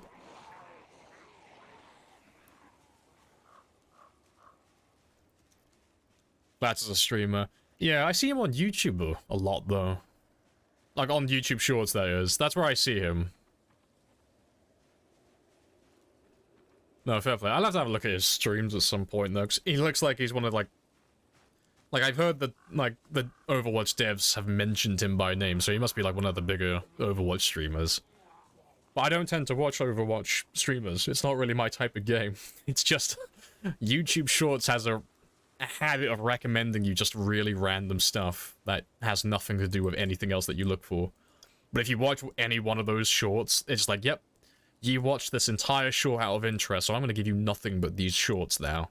You now like Overwatch. It's in your file, okay? This is who you are now. This is part of your character, part of your personality.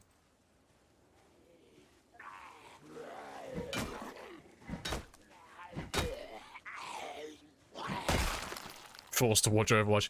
I can't even help it. It's self-inflicted, because I've watched like one or two of his shorts out of interest, but now every time he pops up in my recommended, I can't help it. I don't play Overwatch.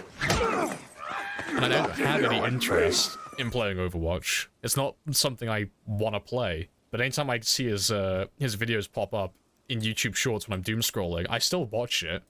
Like, oh yeah, I see how they've buffed Bastion again. Oh, that's very interesting. You know, I wonder how this is going to affect the meta of the game that I don't play.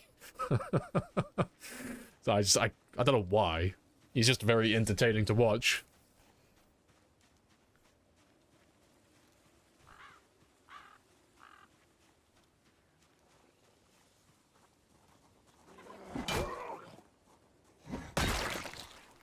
Yes, they are. We're all locked in there with the Overwatch shorts. No escaping.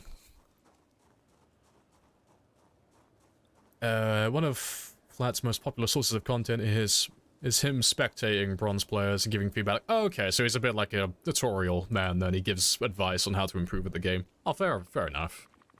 He's probably like one of the OG players of the game then, if he's handing out advice like that. Fair.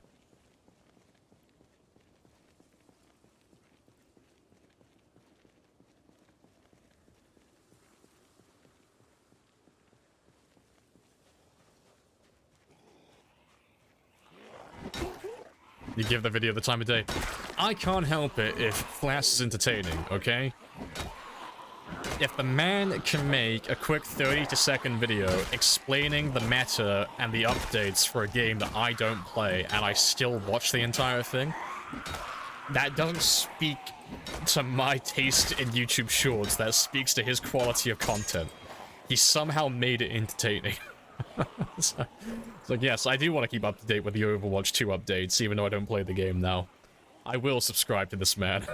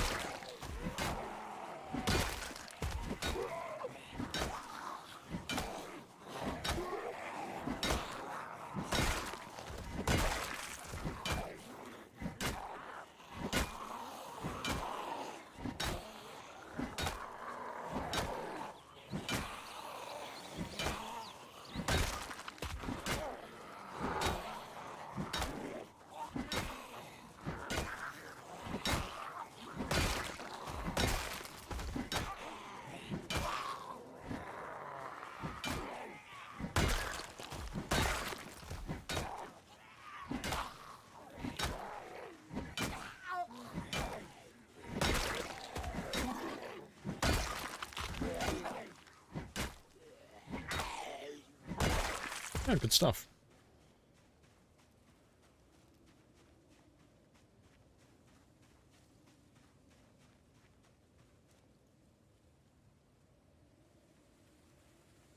The most common thing you've seen him say about bronze players is that they're like a horse with blinders. Okay. They can't see anything in their peripheral vision. Oh, okay, so they got like tunnel vision and stuff. Now that's fair.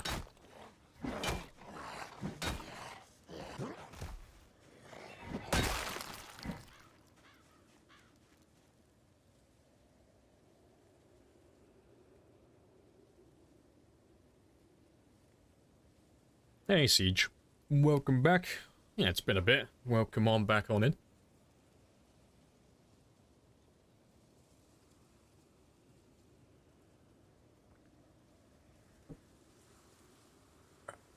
How close am I? Yeah, we're getting there. We're halfway to level 3 now.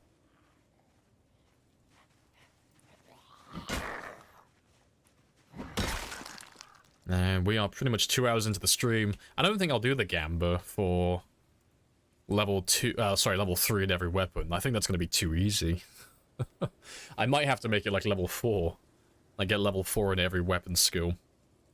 So I don't know if I can do that. So that might be a difficult one. It should be possible. It's just I'm not sure. But level 3, that's going to be way too easy. Because we've already gone through, like, level 2 and... Well, already level 3 in one of the weapons already. I've only got 3 more to go through. Well, not even 3, like 2.5. I think that'll be way too easy. Fortune, Jeremy. We're going to do that, but I don't think... that'd be a very good Gamba. I don't know.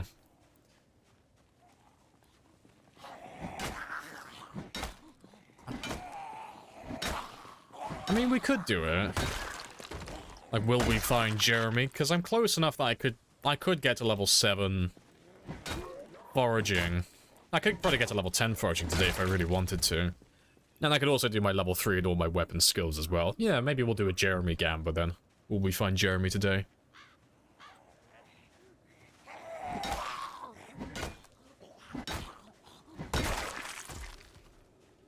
Yeah, most lower ranked people start to hard focus on one thing. That's their entire goal. Oh, I stopped playing Overwatch 1 because I had games like that constantly, and it was driving me insane.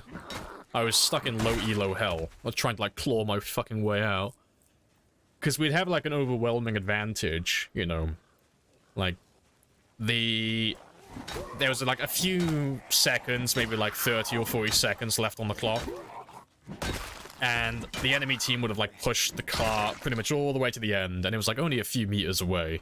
So all they had to do was like win one team fight and they've won the game. But instead of like holding the car and just holding steady, they would all chase them back to their spawn point and leave me alone as a support with the car. And I was like, please, please don't do this. It only takes one of them to get around you and I'm fucked. And lo and behold, almost every time, one or two players, like a fucking tracer or some bullshit, would manage to skirt around on a flank, get past the team that's chased them back to the spawn point, and then 1v1 me for the car at the end, and then they would single-handedly win the match for their team, because I would never be able to win that fight, because I'm not that good in a one-on-one fight, especially as a support player, because I'm trash. I was like, please, we don't have the skill level to do stuff like this. Play tactically, please. Big brain time. Like, they beat us on sheer skill. We need to fall back and use those big brains.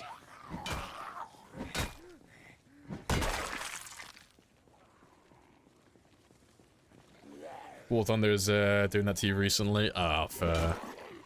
I need to try War Thunder at some point. I keep seeing it recommended, but I haven't actually ever played it.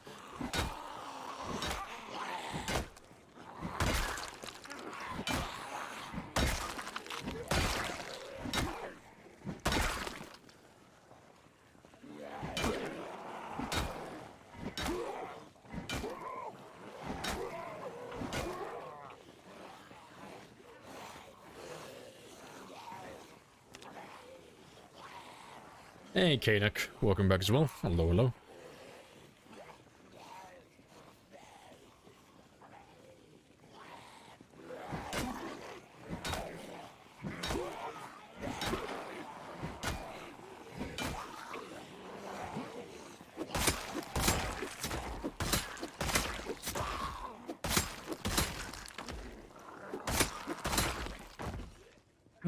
It is 10 o'clock though. That's my cue to head home. Aim for kills rather than wins. That is exactly it. They don't play the objective. It's the difference between like playing for personal glory and then playing for the team win. It's like, no, you go for the team objective. Like, it doesn't matter if you have a terrible score. If you play your role really well, you might be the difference between us getting a win or a loss. Like, your stats are irrelevant. I don't care. I know what you did. You know, your stats may read something like stupid, like two kills, 7 deaths, but I'll know. I'll know that you carry the team secretly in your own little way in the background. But people don't like that.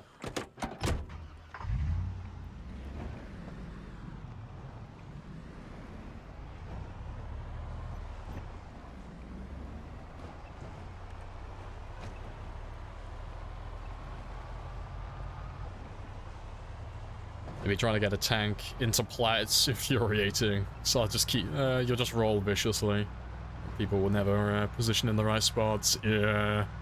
Team games are, like, difficult, especially if you're doing, like, solo queue and you're playing with a bunch of randoms, because, like, when you're playing with friends and such, it's quite easy to, like, get that synergy. It's like, okay, the first few matches are going to be a bit rough, but I'm going to pick up very quickly how you like to play, and then we'll both suss out our strengths and weaknesses and find like a middle ground where we kind of compromise and we find a good team dynamic.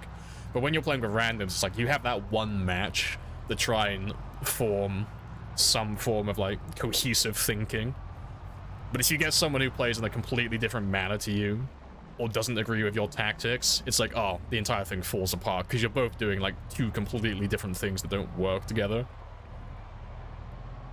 I don't know how well it works in Overwatch. I don't really have that much experience with the dynamic, but it seems like a very team-focused game. It seems quite heavy on being dependent on one another.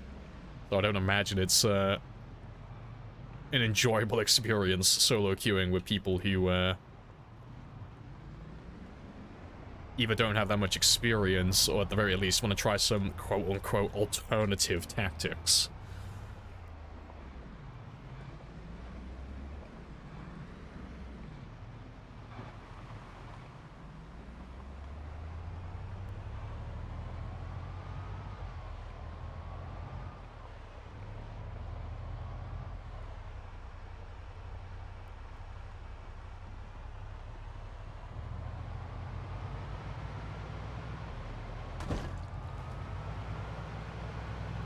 And then you hover on their team so hard, yeah, like I didn't say anything.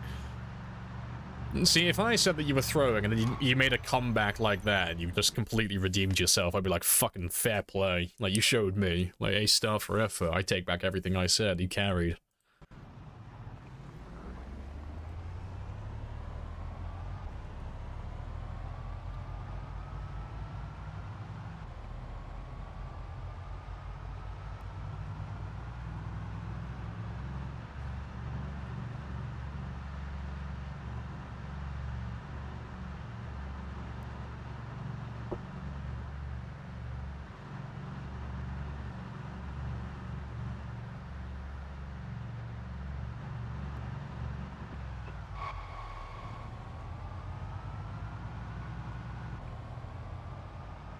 Right.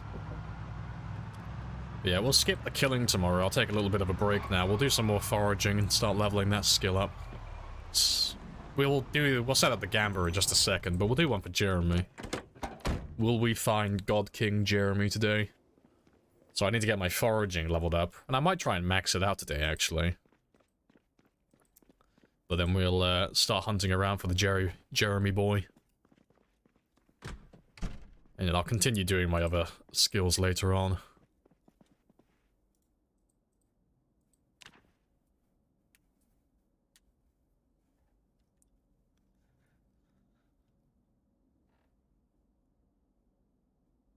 I know, all the weeaboo sticks.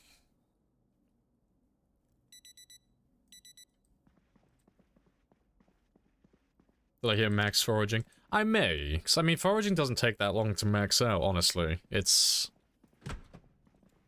one of the easiest skills to actually finish. It doesn't really take that much effort.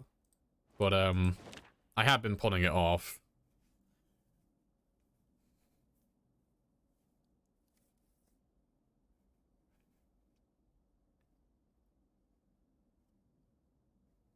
Alright, that's all that done. But let's set up the Gamba.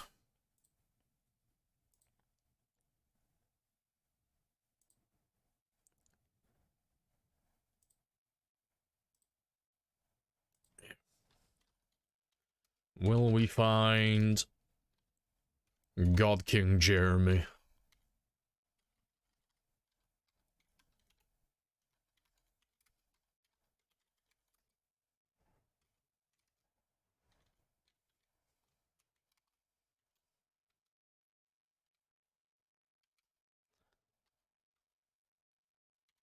I'll put in brackets at the end as well. Will we find God King Jeremy today? Question mark. Brackets. Frog. That'll do. And let's give you 30 minutes on that one.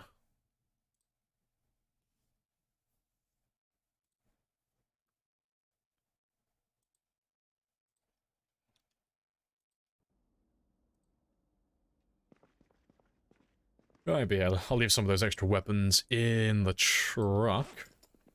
And then we'll go do some foraging. I'll probably start by doing some fishing to start with. So I still need to get some food in me. Yes, the formal term, froggy.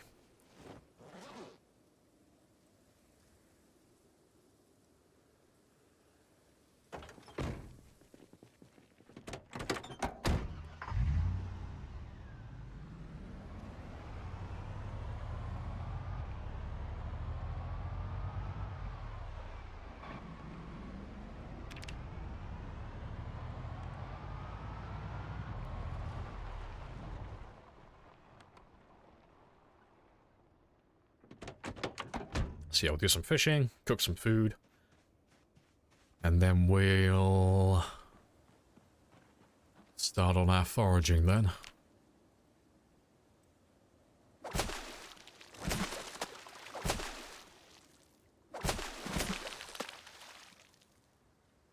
I've still got an hour.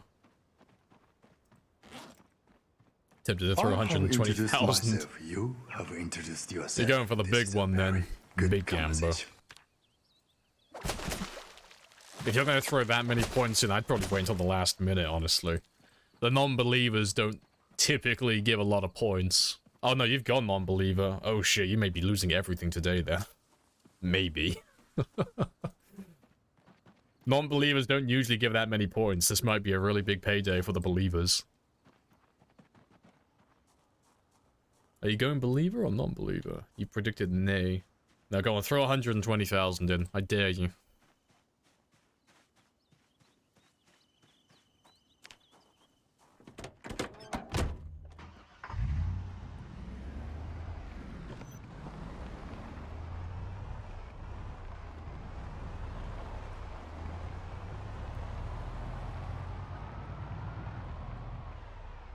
Congrats on the 100k, I appreciate that code, and welcome back as well. Despite the non-believer in you. I have grown indifferent. I'm impartial now, I don't really care who wins anymore. No, I've removed myself from the equation. I will put the effort in, but I don't really care, believers or non-believers anymore. I've moved beyond such things.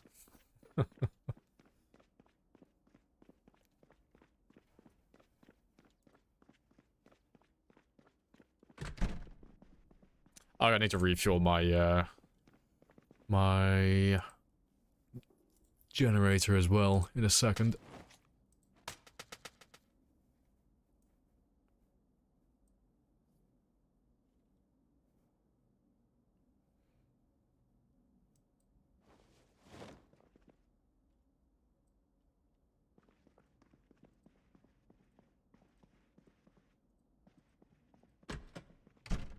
I have some gas downstairs, though. Let me go grab that. You're an anti-believer. I'm a non-believer to benefit the believers. Your sacrifice will be remembered.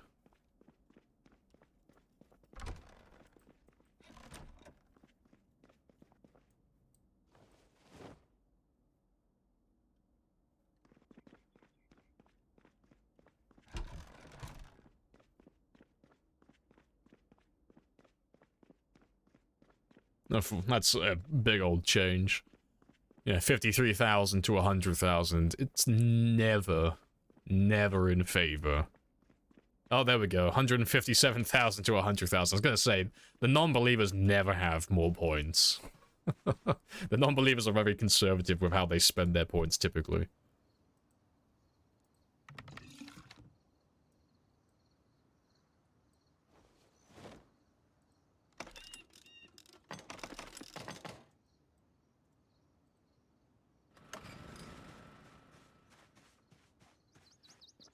I'll throw these in the back of my truck as well, because I'll have to refuel them at some point. The spear economy is in shambles, I know.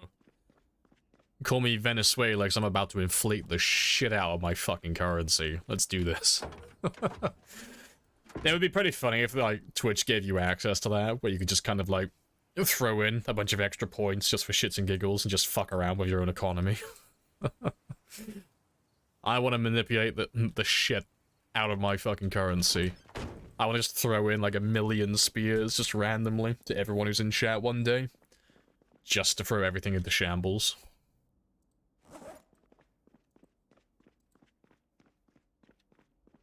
Yeah, that is trash. I could just start refunding everything. I'm not going to, but I could. I could refund everything.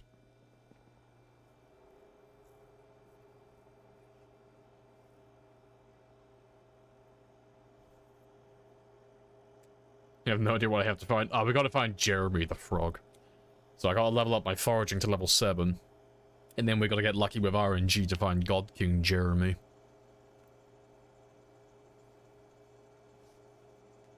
You never get to bed. Oh, today's the day, Tracy. Today's the day you find your hidden addiction.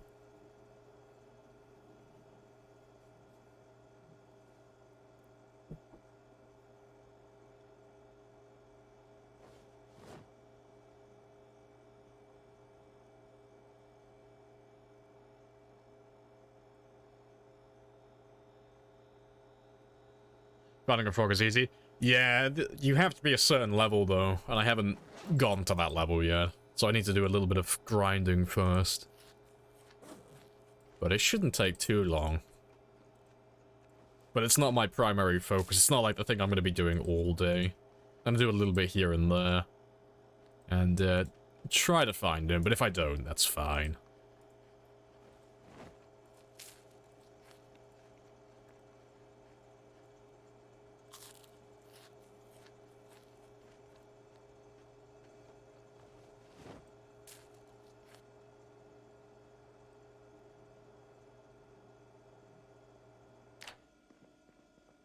Alright, let's go level up our foraging.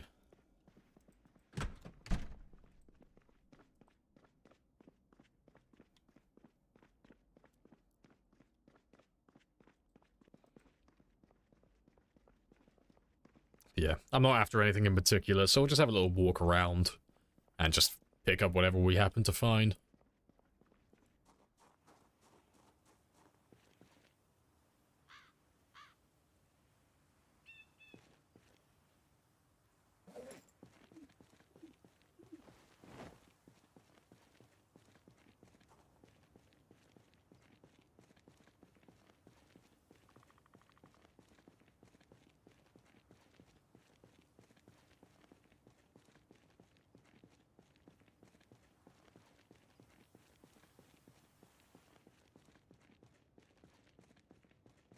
Just blow your life savings on yay, as you do.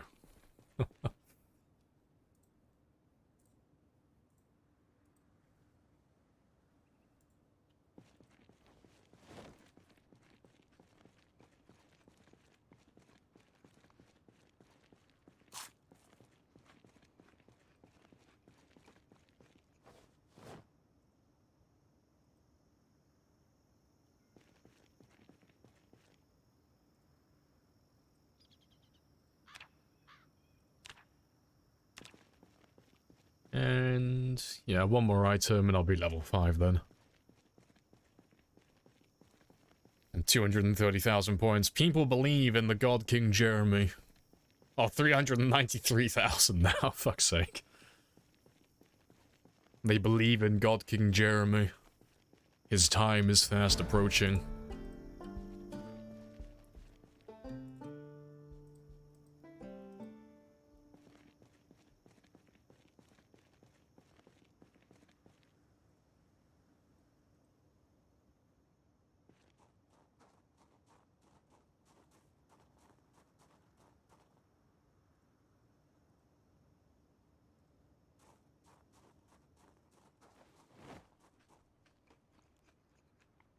What's that, fucking dog food? No, it's bolognese, isn't it? Yeah, spaghetti bolognese, as you do. Give me the can. Yes, delicious bolognese that's been set out in the sun for a few months. Delicious.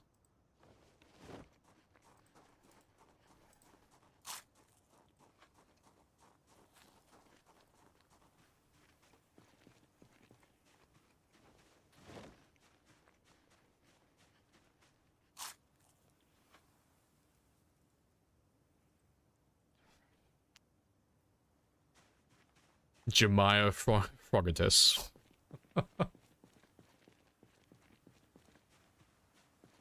Let's put all your spears in 60,000. Big gamble today then.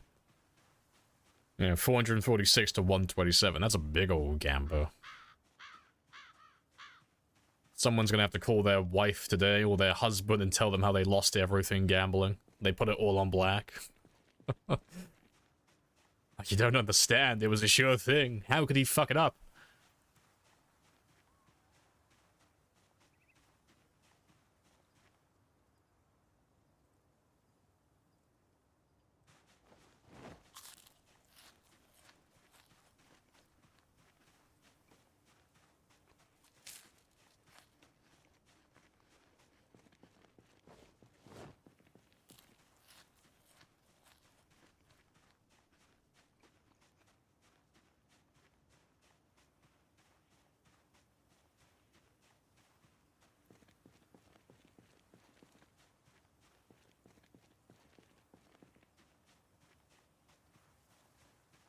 So you quit right before you win big.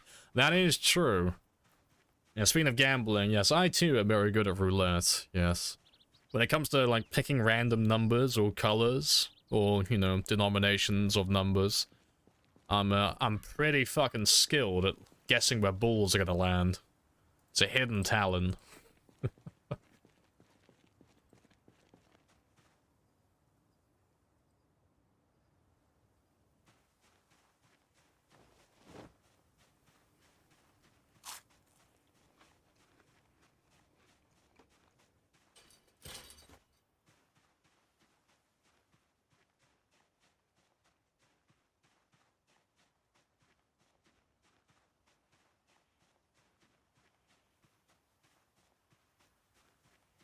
Jeremy had to put my life. It's gonna put your life in shambles. Gonna have to take out a few payday loans just to cover the cost of this loss you're about to sustain. Happy 10 months? Oh yeah, we passed 10 months. Hey, happy days. Very nice. Yeah. I think today as well, I might even start trapping. Maybe. It's something I've been meaning to do for quite a long time. I just haven't gotten around to it, but I do need to start trapping to max out that skill. Like, I don't tend to rely on trapping. It's not really my choice. Between trapping and fishing, that is. I normally pick one or the other. But it'll be nice to have it maxed out.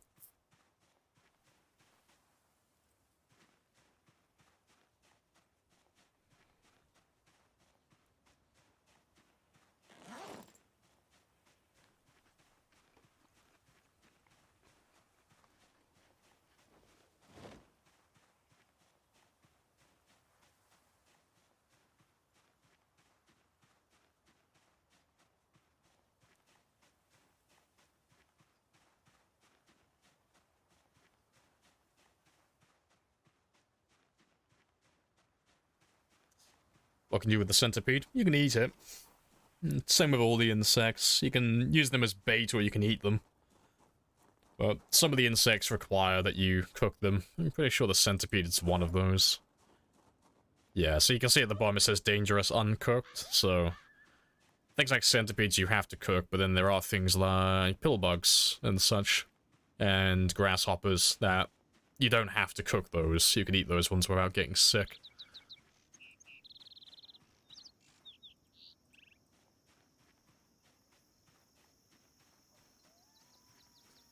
But I always like collecting them, though. I don't normally use them as bait. I normally just save them for my emergency food. Insects never go rotten. They never go bad. So once you cook them, they'll be there forever.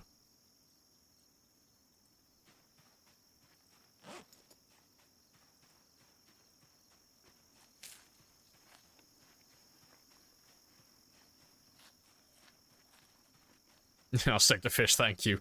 A wise choice. Yeah, emergency depression food, exactly. But no, they come in clutch sometimes. Like, if you're in the middle of nowhere, and you've made a series of unfortunate choices that have led to, like, a really shit situation.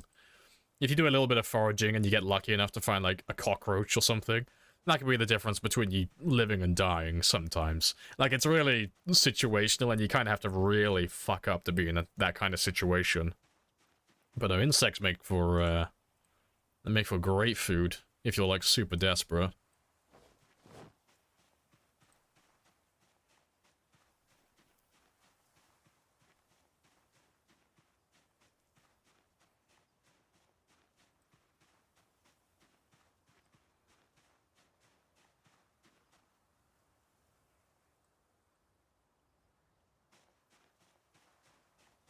Put them on skewers and cook them.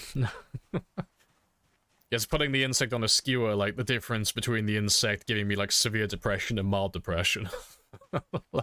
Does having it on a stick just mean I don't get as sad? As a guy, yes. A fine dish. I'm something of a chef myself.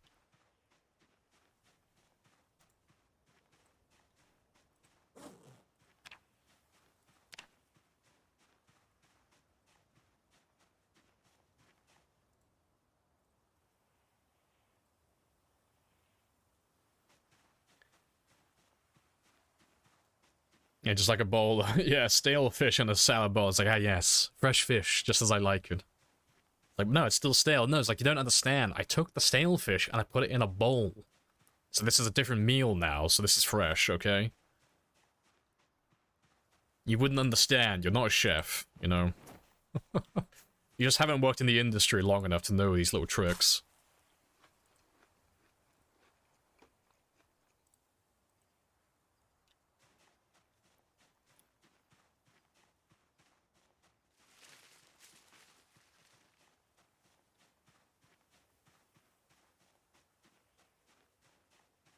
Fine line to make food an exotic dish when it's just peasant food, yeah.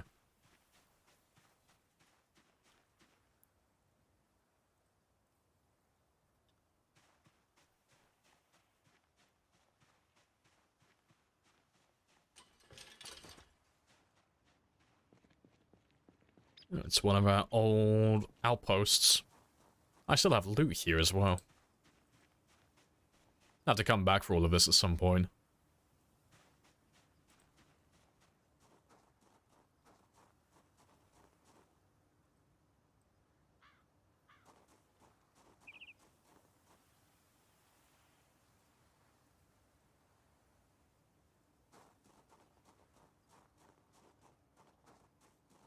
Plunger Man was here.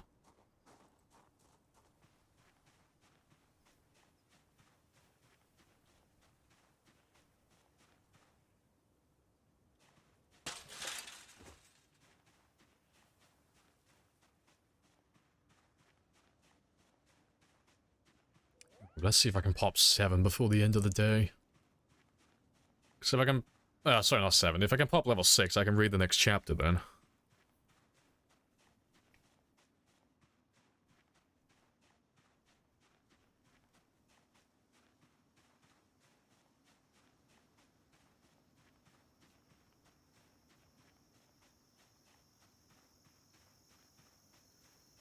Hey, don't mind me, I'm just sipping on my coffee.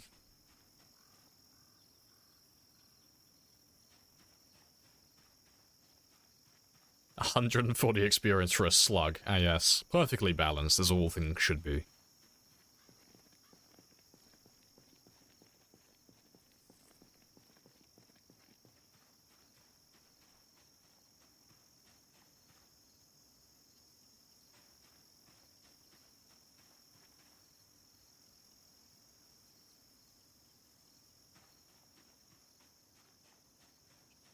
Jam, good stuff.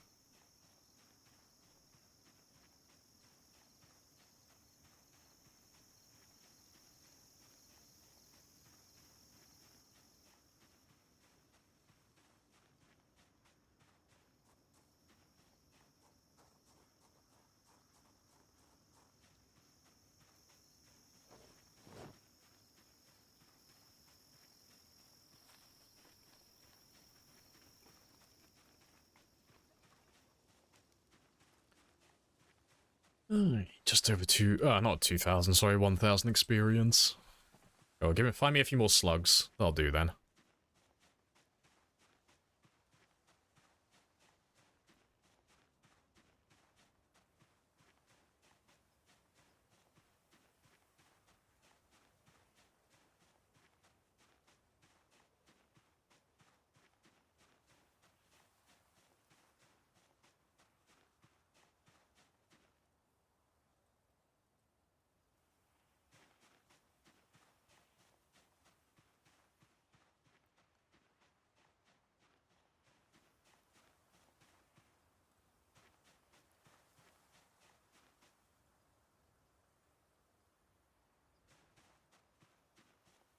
Must collect all the stones. It is a tool that will help us later on.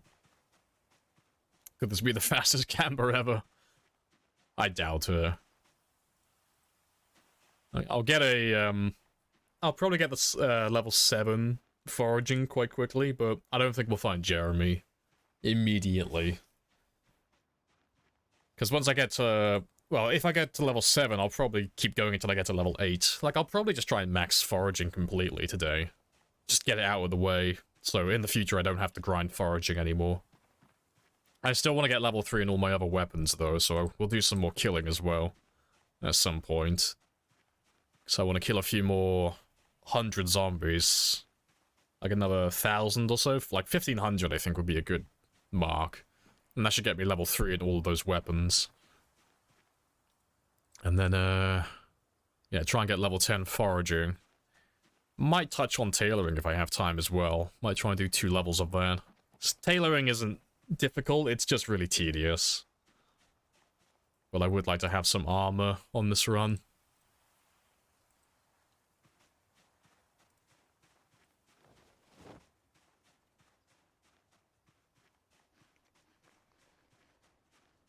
Yeah, we'll probably end up popping level 8 strength as well at some point today.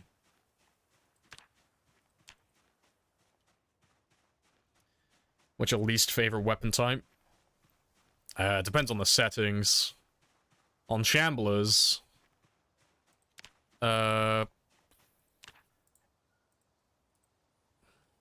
probably short blunts would be my least favorite. So if I had to like pick a list of weapons I would choose, and they like slowly got eliminated one by one, and I had to go down the list of like what I'm gonna start using. Spears would be first. Short blades would be second. Axes would be third. Long blunts would be fourth. Long blades don't really count because you never really find that many of them, so I wouldn't even class it as an actual category. And then yeah, finally it would be short blunts as well, right at the bottom. And then long blades would be there just as like a bonus type, because you never really find enough long blades to use as a main weapon. Unless you're playing on like super abundant loot. But yeah, short blunts just, they don't do enough damage, they don't swing very fast. They're not really good at anything in particular, they're just kind of like mediocre at everything. Well, not even, well, I wouldn't say mediocre, that makes it sound bad, they're just kind of average, like, at everything. So it's like baby's first weapon. Like, average at everything, excellent at none. You know, kind of like a jack of all trades.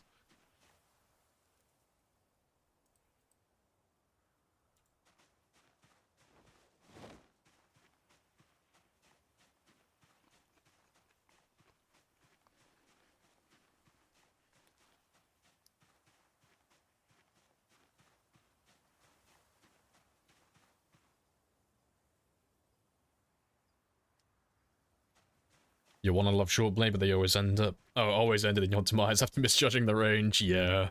Oh yeah, short blades have such a tiny range, but that kind of works in their favor. Because, it's a little bit difficult to get used to initially. A little baseball. Oh, why not? But yeah, it's a little bit difficult to get used to if you're like a really low nimble level, because if you fuck up hard, because the zombie's right in your face. But, yeah, once you have like a few points in nimble, I find them to be pretty easy, because you can stay ahead of them, so the short blades don't really slow you down. They don't really have like a delay effect on your speed when you're swinging the weapon, or stabbing with the weapon, I should say. But, yeah, initially if you misjudge the timing on like the distance between you and the zombie, oh, they can punish you quite harshly for that. Not a good time. But they're definitely worth getting used to, because short blades are, in my opinion, the second best. The hunting knife is the second best, in my opinion, in the game. Unless you count specific builds. Stone axes would be my second choice, but that requires you take lumberjack every single game. And I'm not a big fan of that.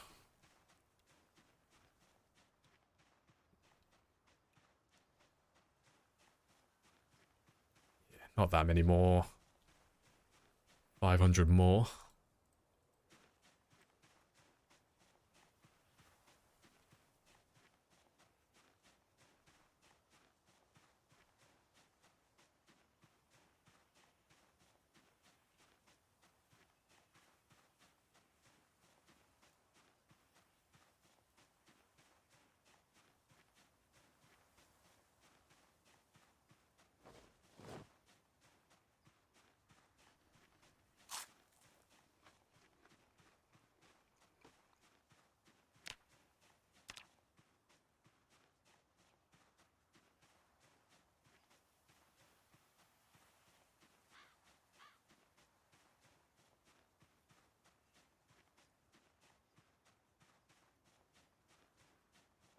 Oh, I don't even have you marked on my map. Let's have a quick gander.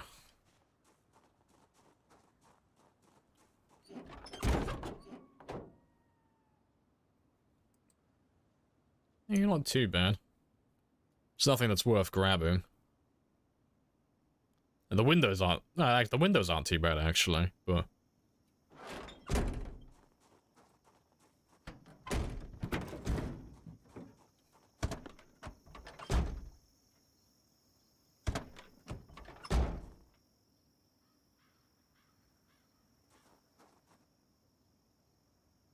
Wait.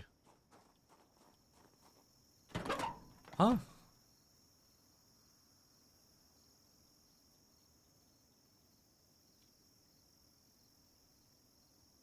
Okay.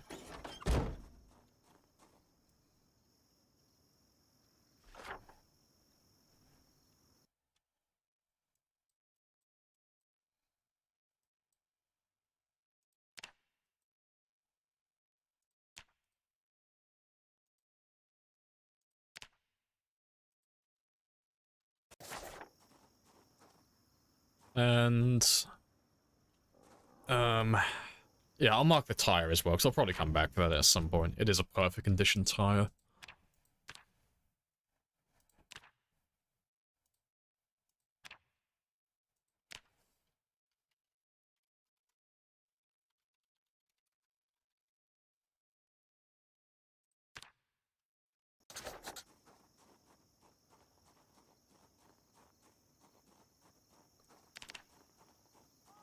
Hey, it's Rule Storage. Hello, hello. How goes the stream? Yeah, it's all good. Nice and chill. We're on a mission to find God King Jeremy today.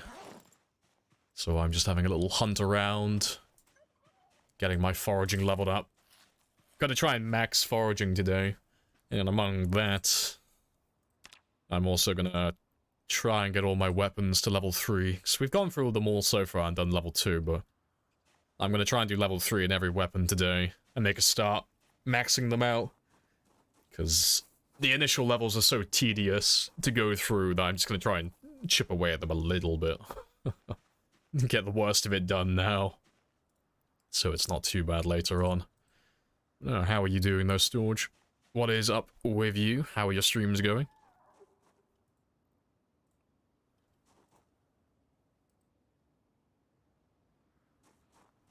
Someone's gonna teach some poor soul that they can go that they can go driving on 3 wheels.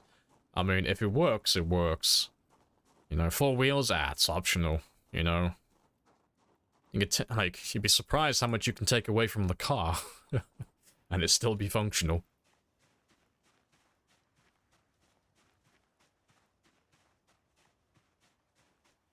Hey, Temperature as well. Hello, hello.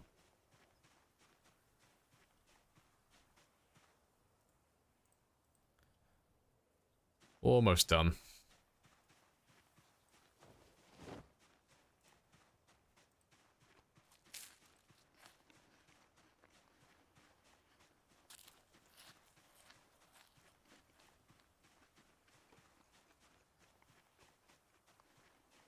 You murdered so many trees and space engineers yesterday. It was sweet payback. Oh, fair play. Oh, I need to try and get into space engineers. One of my friends in real life is really into it, and he keeps trying to get our little group to play it with him, because he really likes the game. And we just always keep shooting him down, because we've tried it in the past, but, we never get past, like, the initial part of the game, like, the initial start, because we all do the same thing every single time. We all spawn in, we all start harvesting our first few basic resources, we all end up building our own platforms and setting up a drill. And then we end up, like, making these giant fucking drill rigs to go down as deep as we possibly can and harvest all these resources passively. And then we build one really basic ship, and then we stop playing. And we never get to the fun part of the game where we actually start leaving and getting beyond the atmosphere and actually living up to the name of the game. I need to give it another chance at some point. Because it is a really fun game, but Clang keeps, like, ruining my day. Because I keep trying to put too many pistons on top of one another. Like, one more piston will do. What's the worst that can happen? And Clang comes around, destroys all my progress. Hey, Blue as well. Hello, hello. And Beret as well. Welcome on in. But yeah, now that I'm level 6 foraging though, we'll head back. We'll make a start reading Foraging Volume 4. And I'll probably take a quick break from the foraging now. I'll probably do a little bit more killing. And I'll try and pop that level 3 long blunt. And then we'll come back and start foraging again afterwards. I don't want to tunnel vision in on one thing today. I just want to do like a little bit of everything. Just passively level up all these other little skills in the background.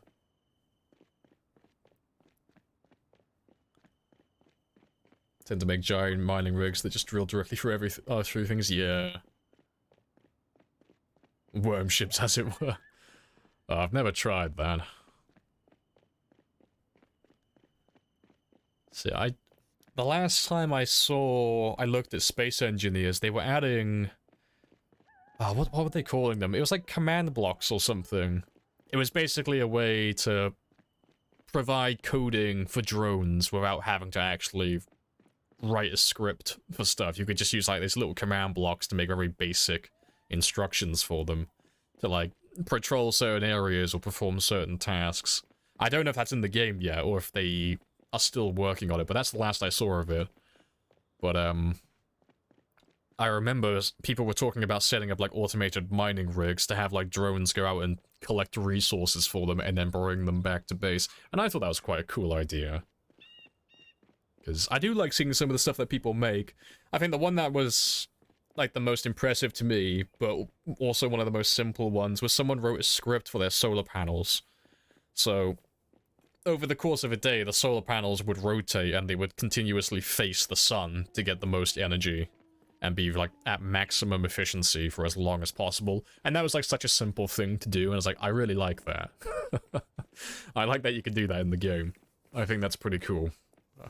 I like being able to, like, squeeze, like, a little bit of extra efficiency out of things like that.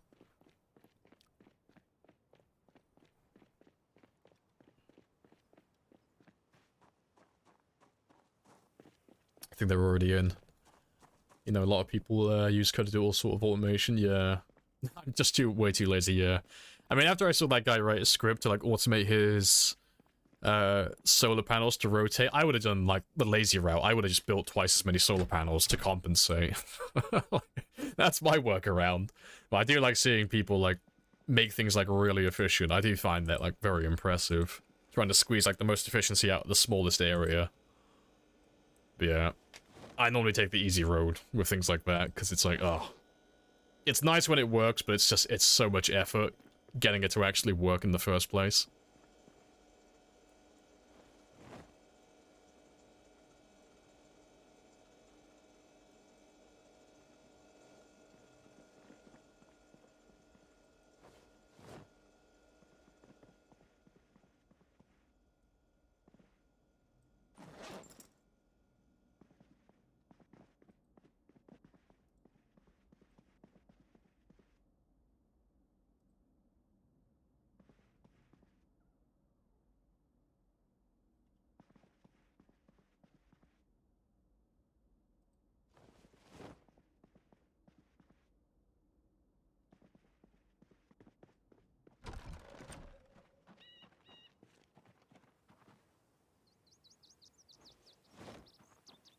Yeah, we finally have potato seeds though, so I can actually start planting those at some point.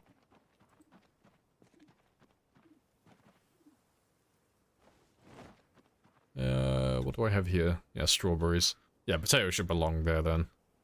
I think? Or am I forgetting something?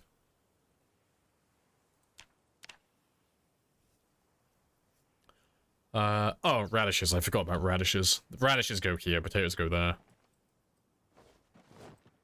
I like to keep everything, like, tidy. Not OCD, I like organization. Alright. Yeah, let's just check these ones, make sure they're still fine. Yeah, blooming strawberries. And young tomatoes.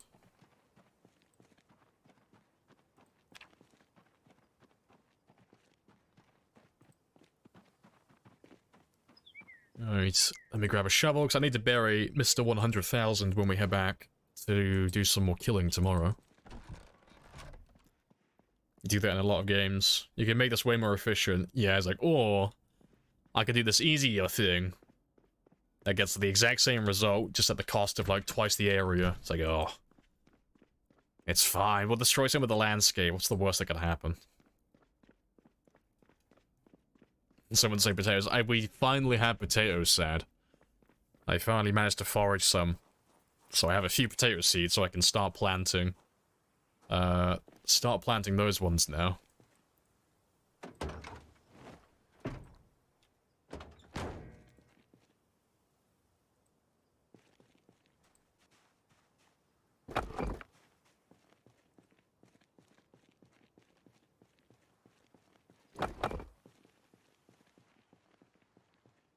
It's the little things that matter most.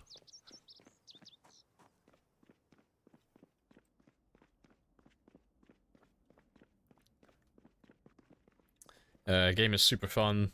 Mods add so much more to it, like higher speed caps. Oh, yeah, I've heard there's ways to like circumvent that. 'Cause I can't remember what the speed cap is. It's like 110, isn't it? I think it's either like 100 in a ship and 110 if you're just flying with your jetpack. I think, if memory serves. But yeah, I've seen people get like stupid speeds and it's like hilarious.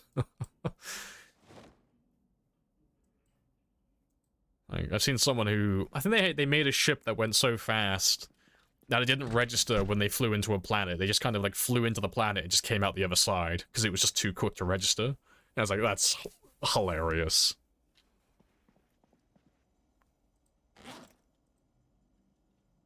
You know, vodka time.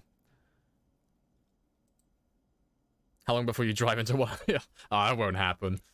Last time I checked, they don't have any collisions, so they make for like really good landmarks. Because I don't do it that often anymore, but I used to use them in the winter, like in the past. So when, like, if I was running colder settings and I would have like snow for like a good six to 7 months in my year. This is back before the minimap was a thing as well. To keep track of where the roads were, because back then the roads used to be like 90-degree turns, so it used to be really sharp corners. I would normally put a few of those down to give myself like a little bit of a heads up, like there's a corner not too far ahead of me. And it wouldn't matter if I like drove into them by mistake, because they don't have any collision. So I couldn't accidentally crash my car. So they made for like really good little landmarks. I don't think that's changed. They do. Oh, that might have changed then. Or at least the last time I drove into one. I'll have a look at it tomorrow in the morning when we head outside. I'll give it a little love tap with the car. Physical mass? That doesn't exist. That's a myth. That's just that's what the eggheads want you to believe is real. That doesn't actually exist. You know. Next thing you're going to tell me that the Earth is not flat and Australia is actually real? Pfft, don't make me laugh. We all know the truth.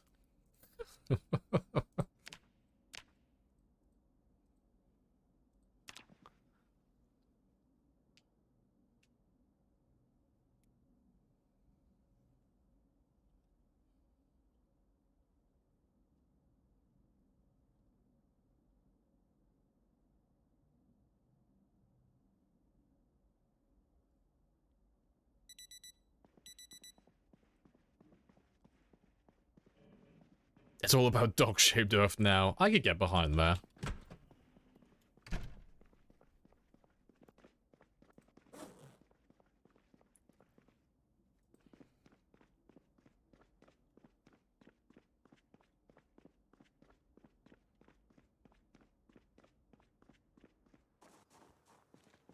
But yeah, let me just check. Yeah, so they have no collision with the player. Let's see if they have collision with vehicles.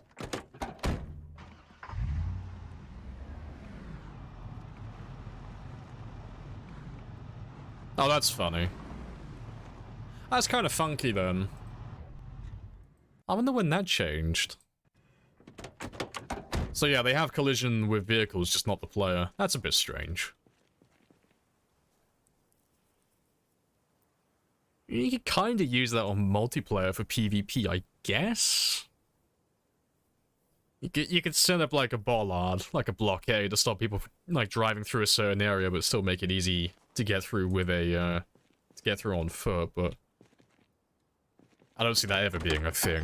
I don't think anyone that would ever use that. But that's interesting though. Yeah, it's anti-car multiplayer meta. Yeah, like, oh, we found a new thing. How do we exploit this for our own benefit? Time to brainstorm.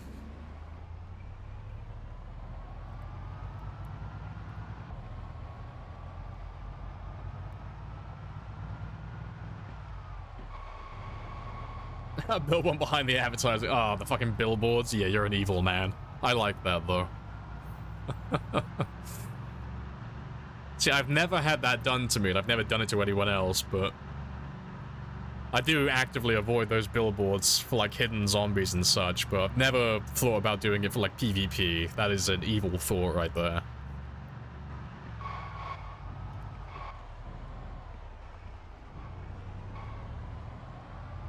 Yeah, like this billboard right here, just like put a little blockade like right across here where no one's gonna see it. Evil.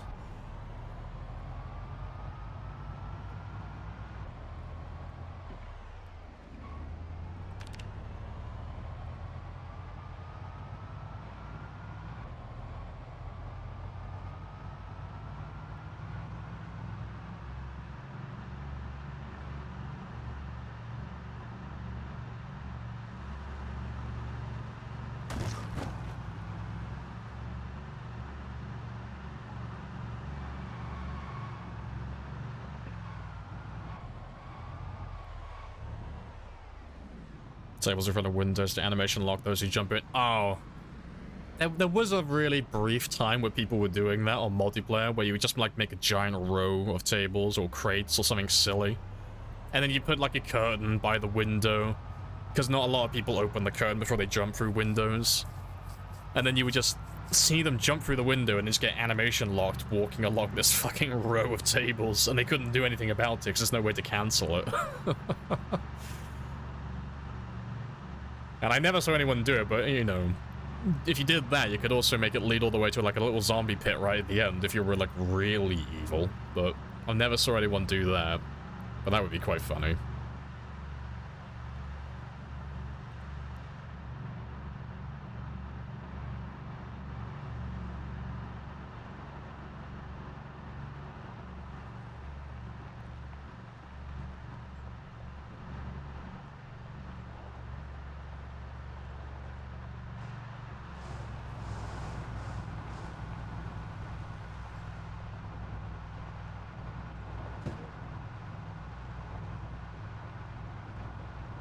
You figured out why your car was smelling like gasoline. You had a jerry can in the back with 3 liters and now it's empty.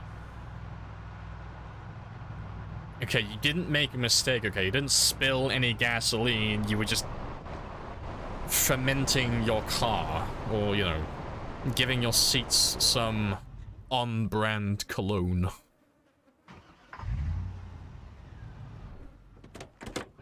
Oh, that's the thing, actually.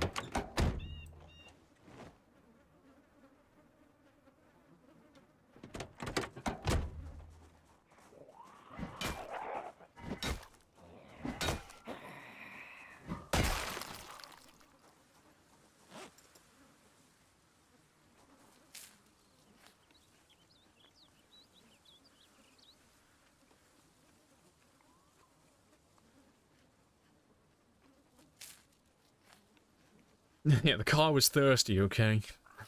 Don't question it.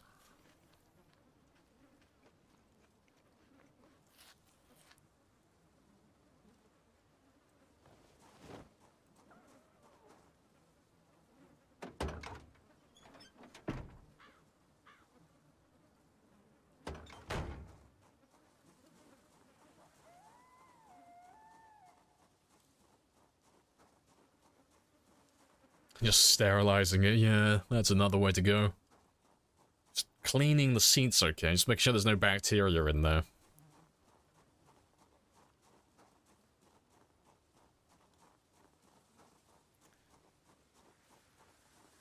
If one is infected, goes driving, then crashes and dies, there's still technically a zombie in there. I don't actually know. I can't remember the last time I died in a car. I'm pretty sure your body, like, falls out of the vehicle, doesn't it? Like, it lands on the floor underneath the car. I think. Don't quote me on that. I can't remember the last time I died in a car, but I'm pretty sure your body falls out. It just lands on the floor underneath it. So if you were infected, your character, like, after they've died, they would reanimate as a zombie, but they should be stuck under the vehicle. I think. You can always just have a really quick look, you know, just load up a random game. As a burglar, get a car running, let yourself get bit, and then just slam your car into a few trees until you die.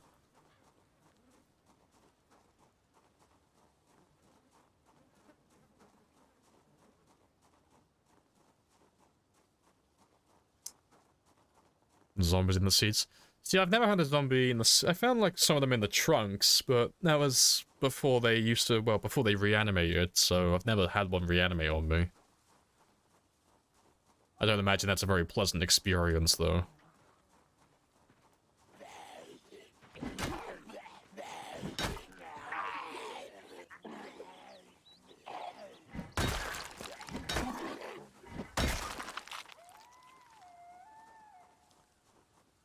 Before I go any further, though, it's time to bury Mr. 100,000.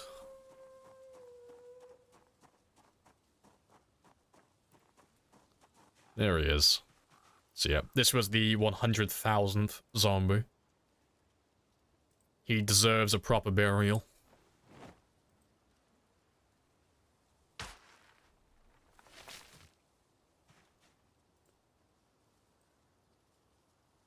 Did I miss the gamble? You did miss the gamble. Yeah, it's always starts at 2 hours.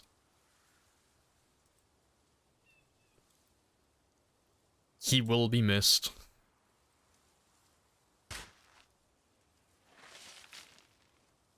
And he will stay there forever now.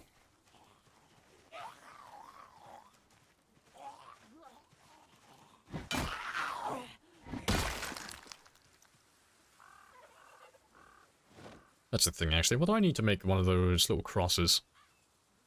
I need nails.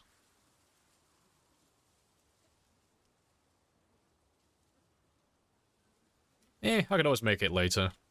Yeah. Yeah, let me mark you on my map. Little historic event, just to keep track of him.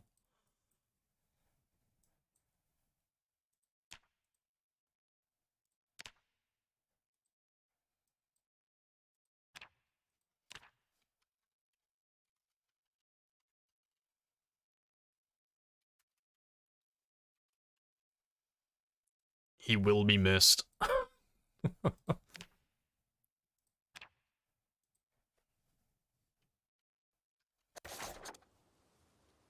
Yeah, come back, put some flowers on there, yeah.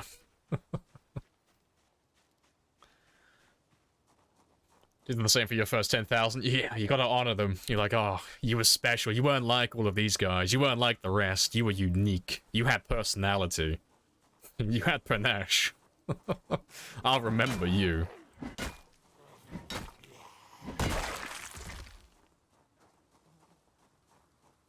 Don't forget to add the date. Oh, yeah. Oh, I'll add the time as well, actually. Like, we'll be really sweaty with it. Like,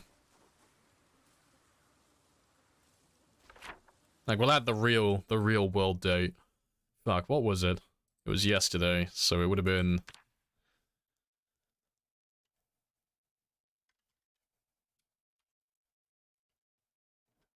Oh, it would have been this morning, I think. It would have been towards the end of the stream, so I think it would have been... today.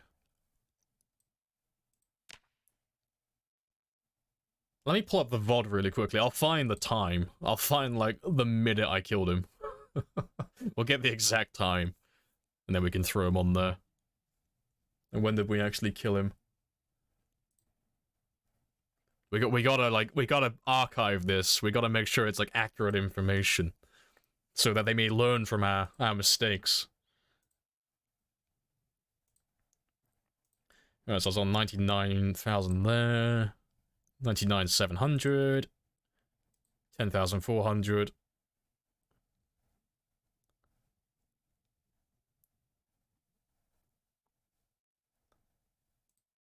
So that was 7 hours and 20 minutes into the stream yesterday. So that would have been... Fuck, what time would have that been? 11:20, I think? No. Fuck, what time would it have been? I'm trying to work it out now. I'm trying to work out when I started yesterday.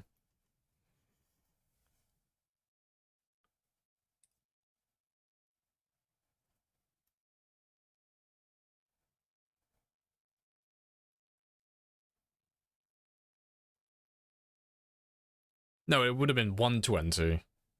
Yeah. Yeah, it would have been 1:20 in the morning. Well, the date's right.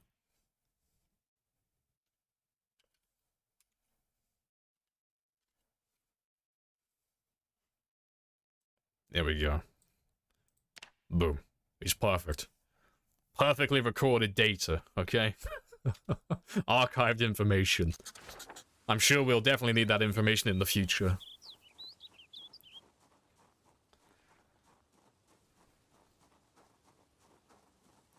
But yeah, we'll have to bring some flowers back for him at some point. I'll grab one of those, like, little Venus flytraps that you can get in, like, hotels and such.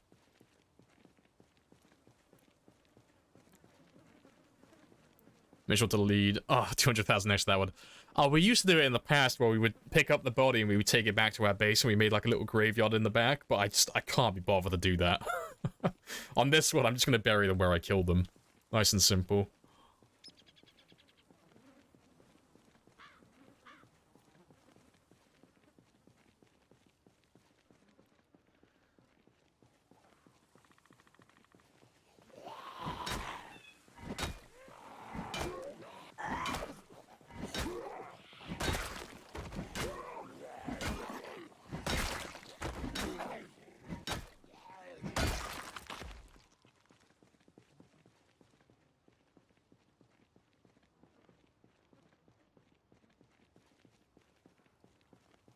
Walmart sells the Venus flytrap, you have 2 of them. I mean, clearly you are prepped for the zombie apocalypse more than I am, then. You're ready for your 100,000th kill in real life. Give him a good funeral.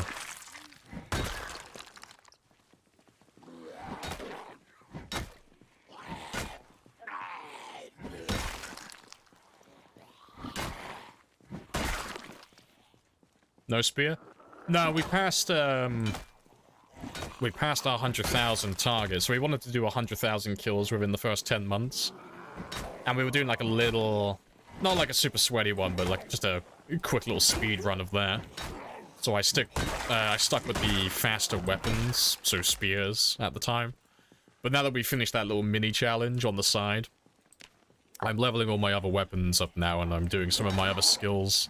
The things that we haven't really had time for.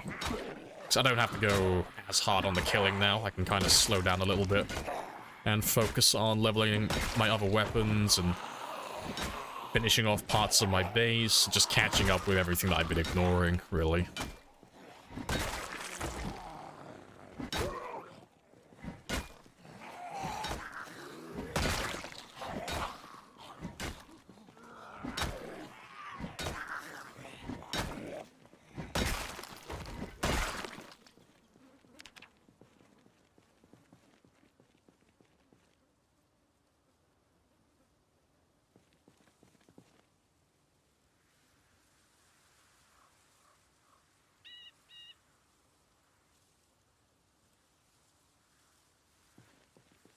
Let me just quickly check something. So let me make sure my stream is still a-okay after me messing around with things in the background.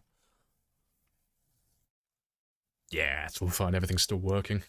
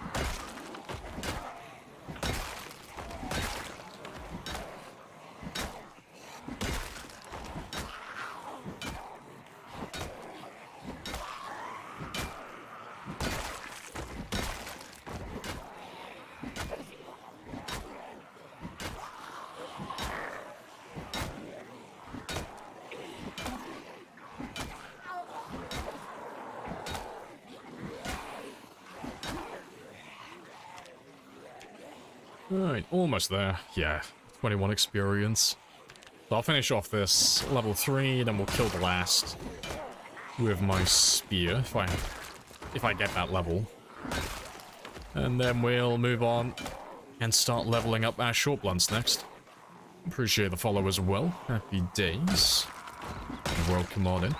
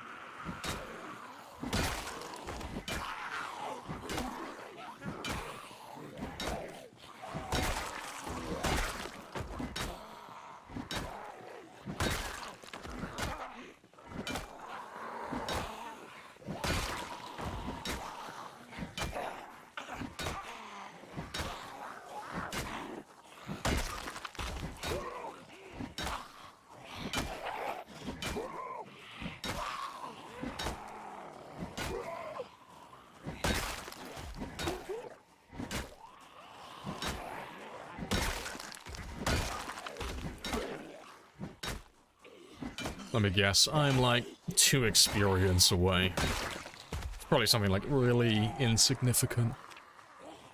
Yeah, like literally, yeah, 1.7. Oh, sorry, 1.87. Basically nothing.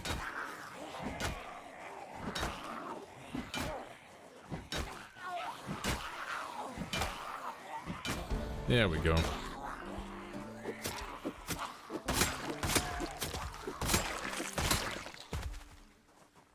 Right, so yeah, we'll grab some short blunts now. We'll start leveling those up to level 3. And we'll get that one done then. And then the only one we have left after that is the short blades. And once they're all level 3, I can kind of just go back to using spears for the rest of the day.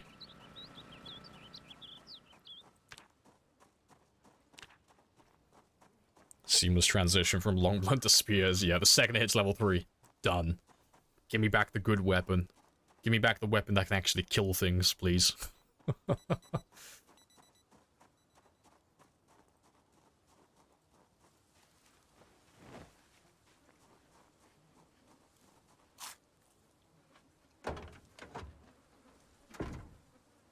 Also, I want to just really quickly try something.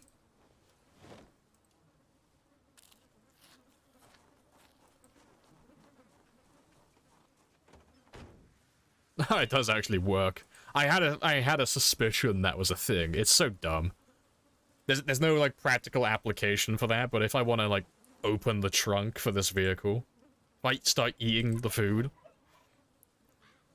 and I press E and I walk away from it, he opens the trunk from a further distance. There's no useful way to use that. It's just weird. I thought that was a thing a while ago, but I just haven't tested it. Well, it's funny to see that's actually a thing in the game.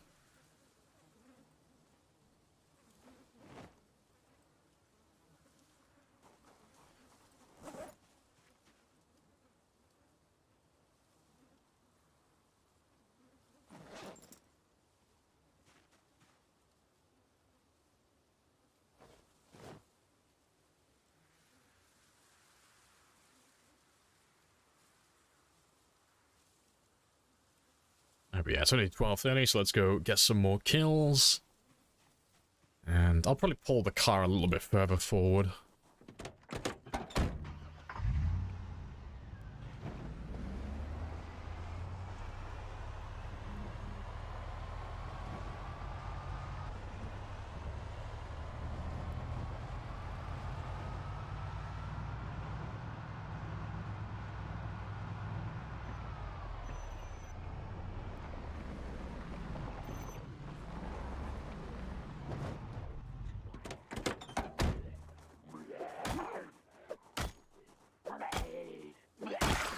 But yeah, it's been about another 2 hours though, so I'm gonna go stretch my legs again. And then we'll carry on with the short blunts, but I'll be back in less than 2 minutes.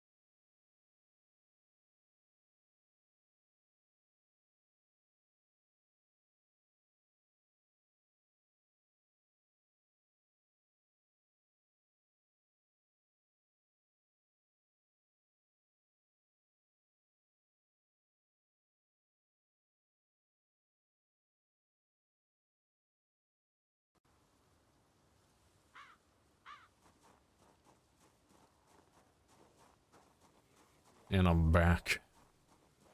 Happy days. Nice zombie carpet. Appreciate it. I've done a lot of landscaping, as you can see. Just making this place look very nice, very homely. Making sure there's plenty of fertilizer around, plenty of compost and such. Help my vegetation grow nicely.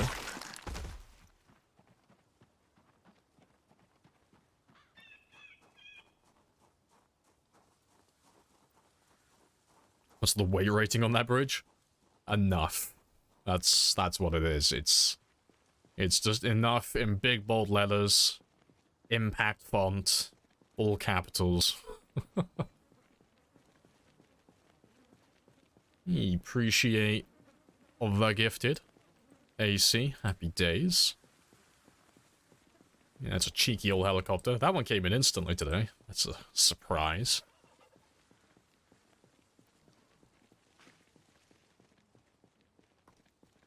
Yeah, that's heli number 163.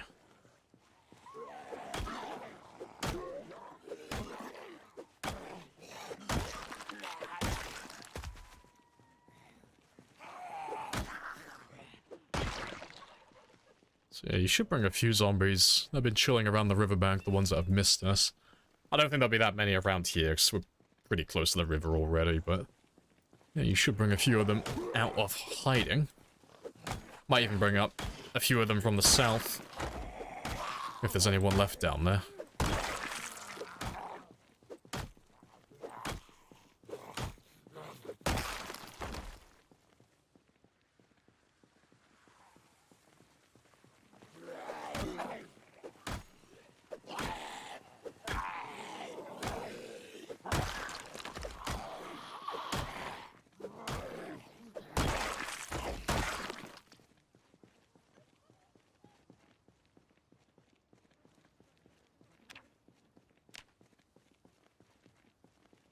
Slowly getting there.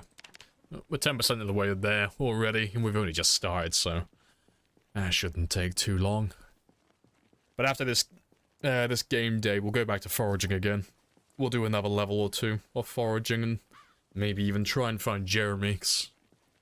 Once we get that level 7 foraging, it should be possible to find him. But ideally, we want to wait until it rains. As soon as I have rain on my side, the odds of finding him are increased a nice little amount.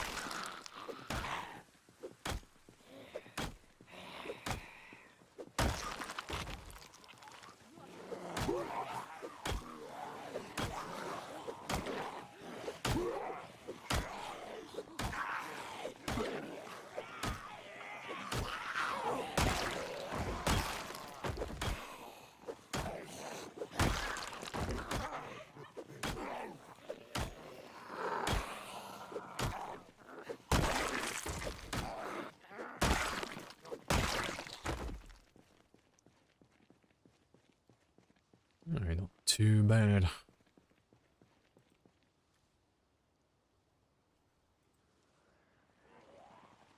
Yeah, it should be far more than I can actually kill with a hammer, but go big or go home.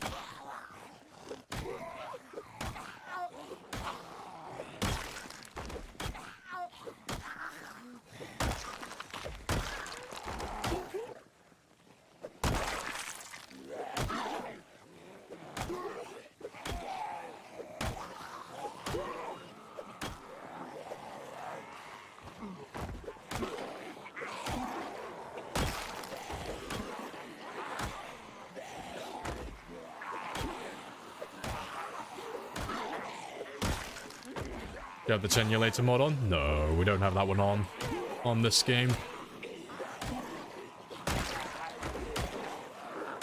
This one is very close to being like a vanilla plus game. So the only mod that we're running at the moment that really changes the gameplay is the expanded helicopter mod with the Twitch integration. And the only other one that changes the game slightly, but is like purely cosmetic, is the plague mask that my character has. So that's just like a clothing item, but it doesn't have any armor stats or anything like that. It's just technically a pair of glasses. That's all it is. But yeah, no 10 year later mod. 10 year later mod.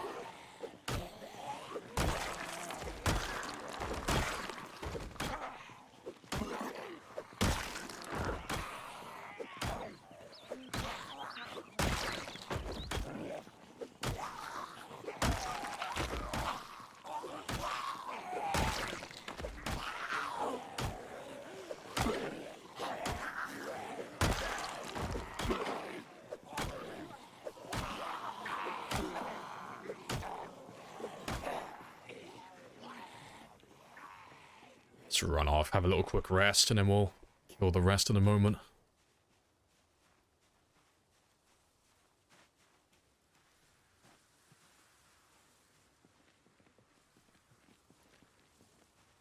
You missed the mustard gas that we had before. Ah, the toxic fog is great early on for like extra little difficulty, but Jesus Christ. It's so tedious. Yeah, it's anytime the fog rolls around, it's like, nope, you get your ass back indoors right fucking now. No exception. And it's like, but I have a gas mask. And it's like, okay, exception has been made. But I'm not gonna let you see a fucking thing.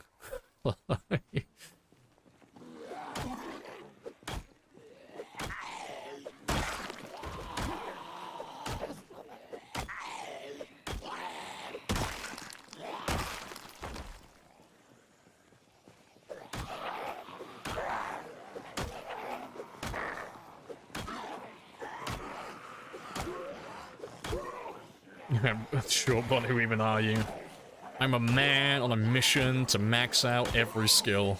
I know. I have broken the deep covenant between me and the spears. But I must obtain perfection. I need level 10 in everything to be fulfilled. And now that I have my 100,000 kills, and I've done my little mini challenge, I really want to start using other weapons and maxing them all out. Because it is a great feeling being able to look at my skills and seeing them all highlighted in yellow. Just every single box. Every skill in the game perfected. The perfect character.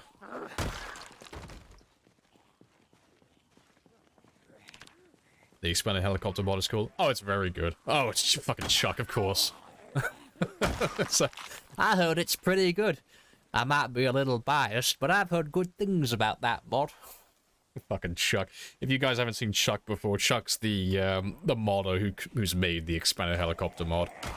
And the integration, like, extension for it as well. So if you've ever seen anyone play with the expanded helis, or you've played with it yourself, show him some love, because he does make very good mods. But yeah. Because we've had a couple of them bug out every now and then, but it normally doesn't take very long to fix itself. But, yeah, the only one I've had that's bugged out, like, completely is the one that's on the, we had, like, a 1 hour timer thing that we were trying out, but it broke early on. And now I have one that's stuck in the queue forever. And he won't disappear, but he never gets called in. He just kind of stays there like, just staring at me. Looming over. But that was, yeah, day 138. So that was, like, months ago. But yeah, it's quite funny. But, you know, it's a very good mod. If you haven't played with the expanded helicopter mod before, I definitely recommend it. It's a very good mod. Very good mod. It's one of the more fun ones out there. You got 3 in long blunt and short, and I think I'm good. That is a very good start. I mean, once you get like level 2 or 3, combat just becomes so much easier. So you're like pretty much set. You've done like the worst part of it. Like those first few levels just suck because you just do no damage. He doesn't make mistakes. He makes happy little zombie roads. I'm a connoisseur of speed bumps. Hey, Juice as well. Hi. Welcome on back. It's all good. Nice and chill.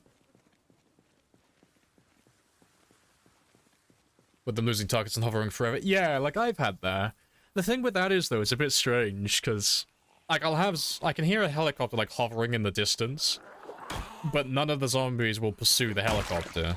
So, like, the audio is playing, but it's as if the helicopter isn't even there. So I just ignore it half the time. Like, he'll do his thing, and then sometimes, like, a couple of hours later, it will correct itself, and it'll actually follow me around again. But, nah, honestly, there's not really anything super game-breaking. It's just, like, the odd 1 or 2 of them get stuck every now and then, but for the most part, they're fine. And plus, you've got it, like, a big giant banner on it now that says beta, so it's like... If it's got a big red banner that says beta, you kind of expect it not to work 100% of the time. But it works far more... No, it doesn't, so it's like, that is completely fine. I appreciate the 400 as well, Devil. Happy days. That's another heli. That's number 164. Very nice.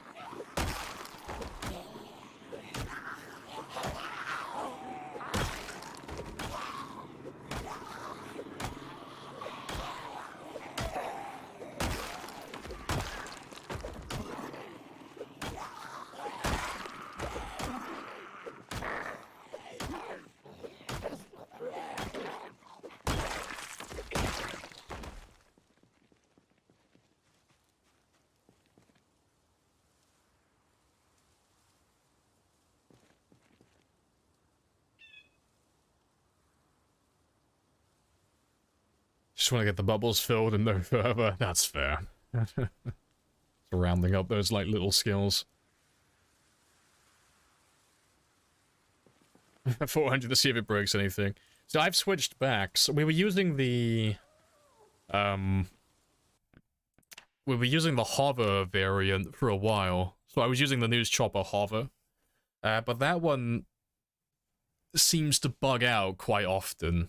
Because it follows you around for like a few seconds before it disappears. But we've run the News Chopper, just the regular one, in the past. And that one seems to work almost every time. Like, I never really have an issue with that one. Because that one just gets called in exactly where you are. It just flies straight overhead, wherever you were at the time. So that one doesn't seem to have any issues. So I'm just, like, going to be using that one from now on. Red means it's a hostile heli. The brighter the color, the closer it is. It's very spicy. Yeah, so we're not running any of the helicopters that shoot the player, because we're doing like an ultra marathon game, having a helicopter that can shoot me when I'm in the open like this is a bit spicy, you know. Shoot me in the leg and end my run. Not a good time.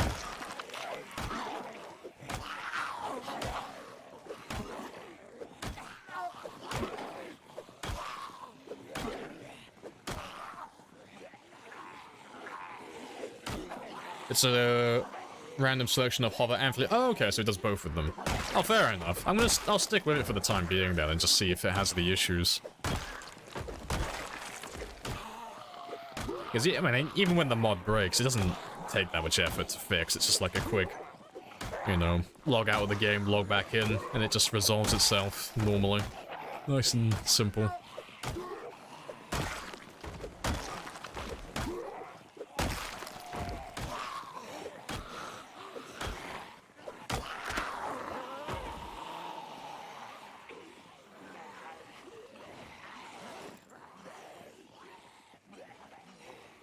You got a heli circle, you try and kill your character once. Nice.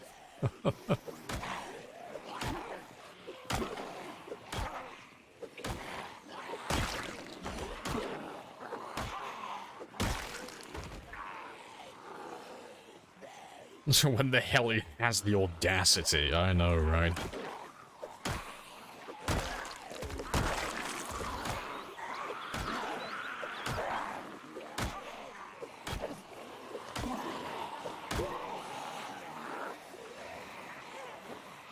You need to talk to the guy who does the car mods and ask him why they disappear in your solo runs or rounds. Which one are you talking about? Like filibusters? I've never had any issues with filibusters cars, if that's the one you're on about. That's like the main car mod that I can think of. Like that's the one I've always used in the past. I've never had any issues with that one.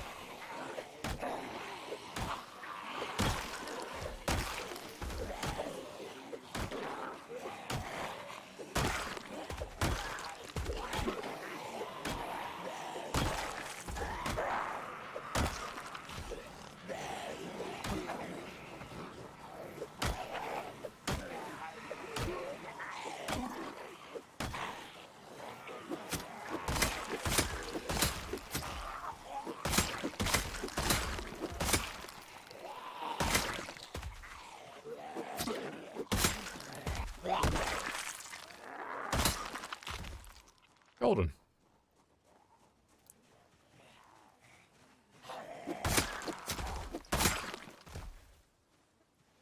I think I got time for one more group.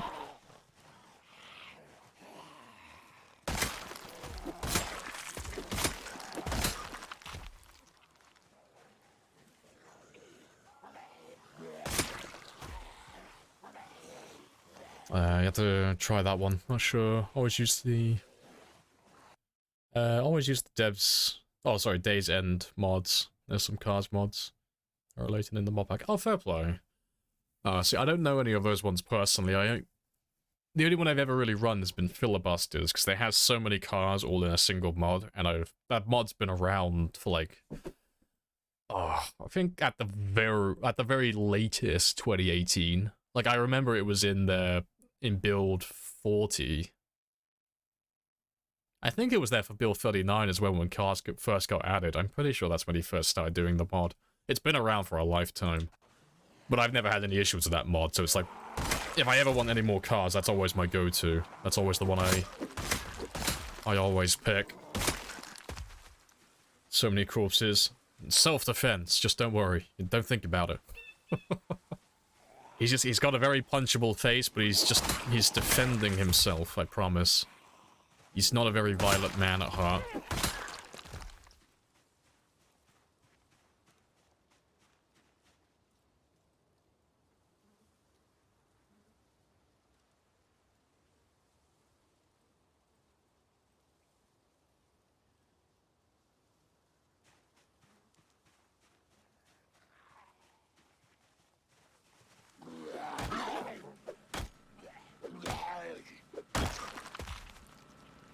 And does the vision for zombies when there's fog? Should be base game in your opinion. Yeah, you can make an argument for that. I wouldn't be against that. That can be pretty good.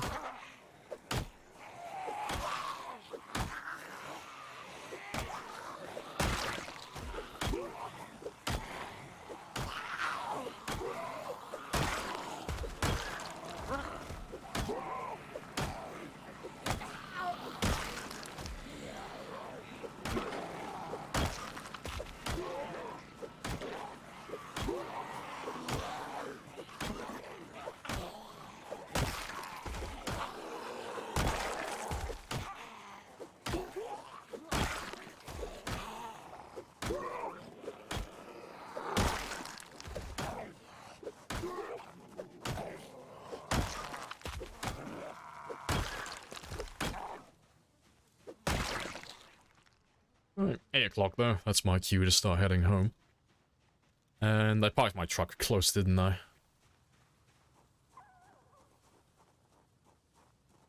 That's what the mask is for. Oh yeah, I wish it helped. Why is there a Jenny in the middle of the road? Oh, it's a decoy. So because we're playing on pinpoint hearing, any zombies that come across the bridge and start making their way west, they end up going towards the generator if I'm in the area. And they just kind of stay there. They don't go any further west. And it keeps them all grouped up in a nice area. But I need to move it closer to the bridge, honestly. It's a bit far away. Missed the game because you were doing Dota 2. Fair play. Well, that's what you get for playing Dota 2 and not playing League of Legends. Because everyone knows League is superior, because League has Bush. It's a flawless argument, okay? I won't hear anything else.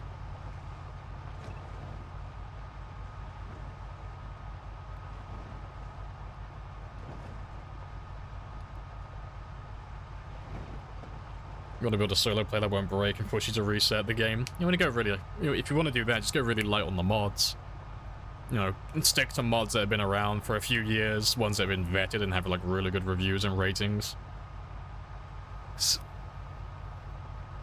Those ones are like a slam dunk, you know they're gonna work, you know, provided they're compatible with one another. But if you end up adding, like, you know, a dozen or more mods, and they're all made, like, they're all fairly brand new mods, and it's like, oh, well, you're rolling the dice with that.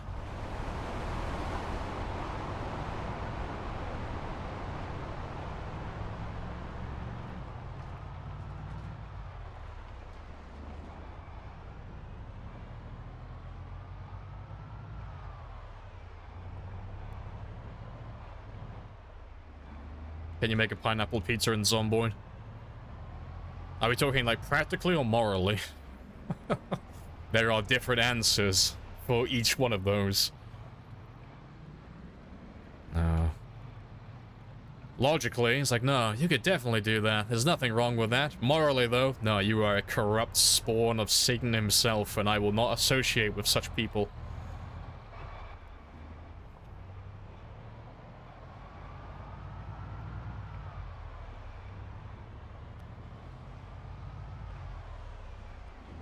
Dota 2. I've never actually played Dota 2.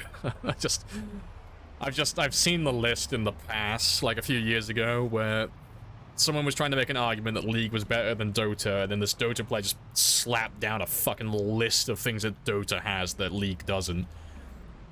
And then it just turned into a fucking meme of like, well, League has Bush, so fucking checkmate Dota players. Bush is all we need.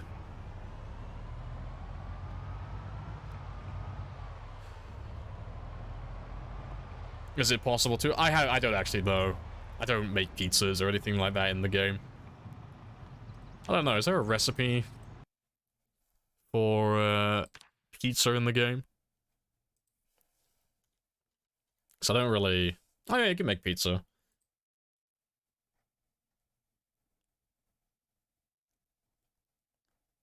Oh yeah, you can put pineapple on the pizza. You can do it, you can become a heretic. It is possible. I have lost a little bit of respect from the developers now for giving such a choice to the players. That's too trusting, okay? That's too much power to give to us. Take it back, okay? Limit us. We're only allowed pepperoni and cheese, that's it. You gotta really limit those fucking pizza choices. You gotta get rid of all those toppings just in case the pineapple people come around. Add that to the quotes, Bush is all we need. There's so many different ways you could take that, though.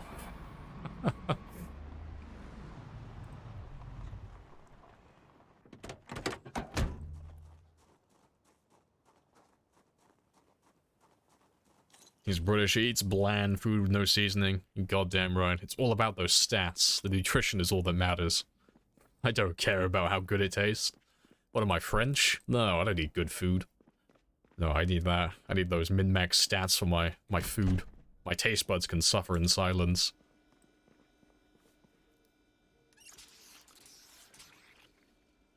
Pineapple on pizza, we'll eat bananas with the... Well, eat bananas with the bruises on... Oh, for... So I love jumping on that bandwagon. I've never had pineapple on pizza. Never had it. Never tried it. No idea what it tastes like. But I will happily rip on it because people get very defensive. It's such a funny thing to like...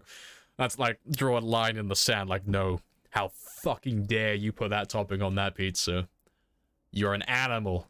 An animal, I say. And then they clap back and like, how fucking dare you judge me? You're impeding on my fucking rights as a human being. Don't judge me. The pizza belongs there. It belongs with the pineapple.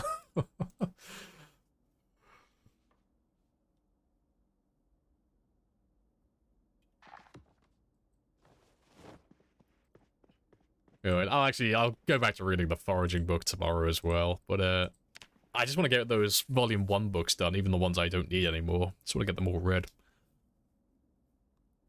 Tuna on pizza. Now that sounds like a war crime, but that sounds like it would actually be pretty good. I like tuna. It's like a surprise, surprise, the British man is fond of fish. Who could have saw that coming?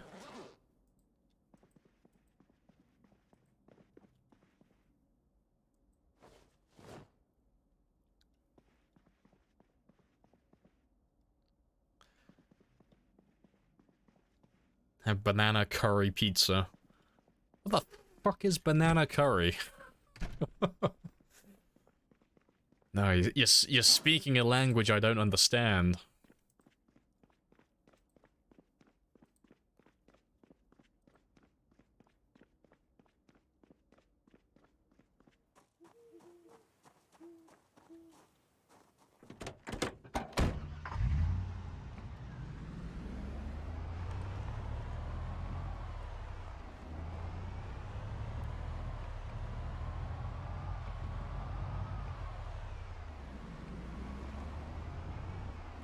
Sleeping on a katana burn. How zen is that? Alright, it keeps my character grounded in reality. He's disciplined. He never, like, fully goes into a deep sleep. He has to concentrate on not cutting himself as he lies on a bed of blades. He's a warrior at heart. He's fine-tuned for combat. Very disciplined.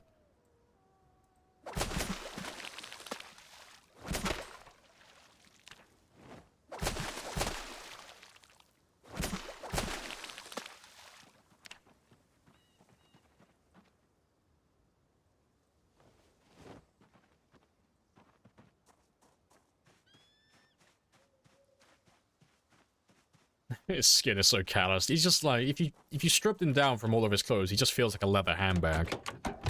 Like one of those really old ones that your nan has, but she never takes out anymore.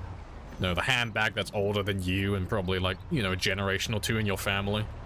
It's got those horrible cracks in it as well.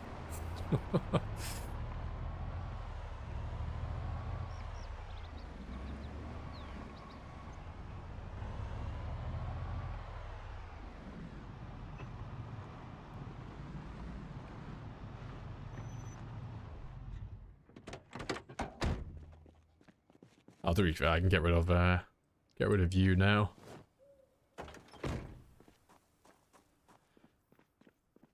It doesn't even, yeah, exactly. It doesn't even smell like leather anymore. It's just old perfume, cigarettes, and past mistakes. Yep.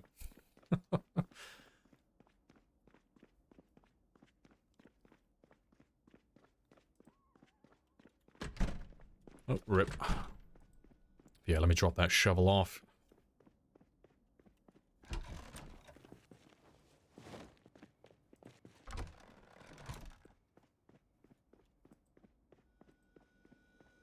Just hide.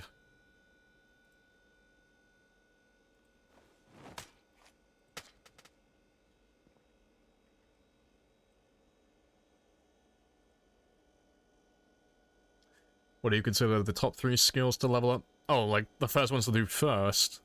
I don't know, like it depends on what your character build is. And it depends what you want to do as well. You know, like the skills that you would level up first as someone who wants to, like, go into spears is not the same as someone who is going to level up axes. And those two players are going to have completely different priorities to one another, and again, adding on to that, someone who doesn't want to do combat at all and just wants the base build, it's going to have completely different priorities as well. They might just completely avoid combat and just focus purely on carpentry and maybe fishing or trapping. And then, you know, someone like myself who always starts at 0 fitness and 0 strength, like my priorities are both going to be these two at the very beginning of my game. So it kind of depends. Like, there's no like definitive answer to that, and like what's the best thing to level up first. It really depends on like who you are as a player and what type of character you've made and what settings are you playing on. You have 0 in tailoring, thought that was important. It's nice. Like, I will max it out at some point. Like, I might even do a few levels today. But, tailoring is like the same as thick-skinned. It's good to have, but it's more of like an insurance policy than it is actually worth it. But it is worth having. Like, there are no negatives to having leather patches on your clothing. It's just extra effort. And I really should get around to doing it at some point, but it's not something I've done yet. But I will do it at some point.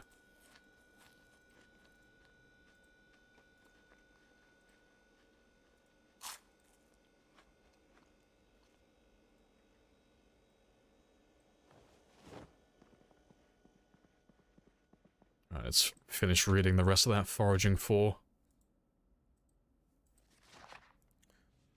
Yeah, Lightfoot is the most important, definitely. 100%. It's the single most important skill in the game. Same as sneaking, yeah, they're both very important. Can't survive without those two.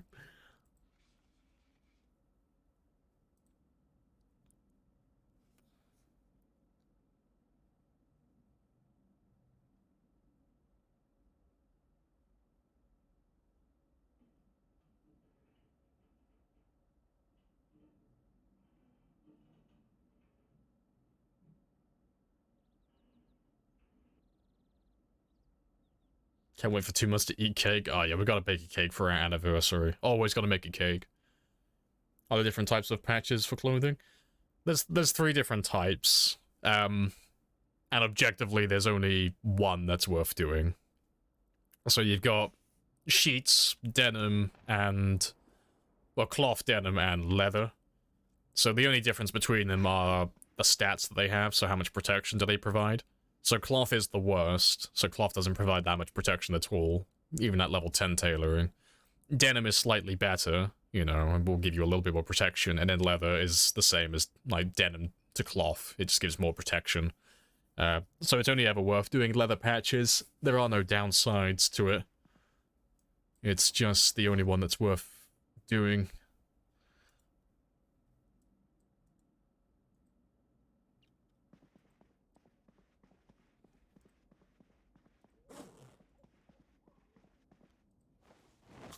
Is cake happening again? Oh yeah, every year, gotta make a cake. Every 1-year anniversary.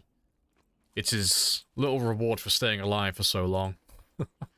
He gets to treat his taste buds to something that's actually food.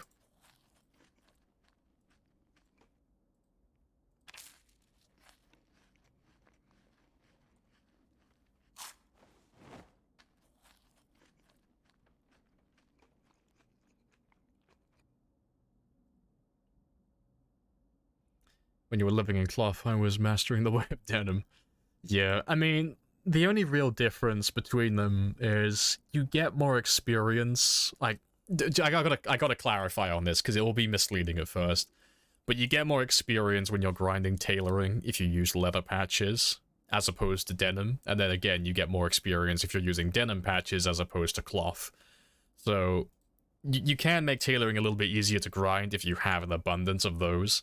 The thing is, though, it's significantly easier to get cloth as opposed to denim and leather in bulk to be, like, applying patches and then ripping patches off to grind the skill up. That's really, like, the only difference between them, in grinding, that is. And then the main difference is obviously the protection stats. But tailoring is something that's, like, really simple. It's not something that you really need to learn a lot about.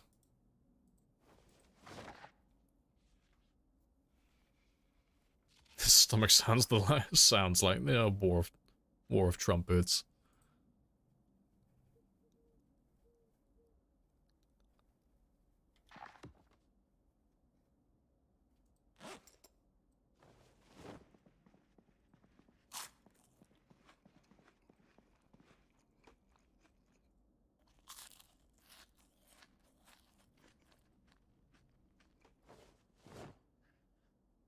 You have a jacket with leather patches and it's ridiculously resilient. Yeah.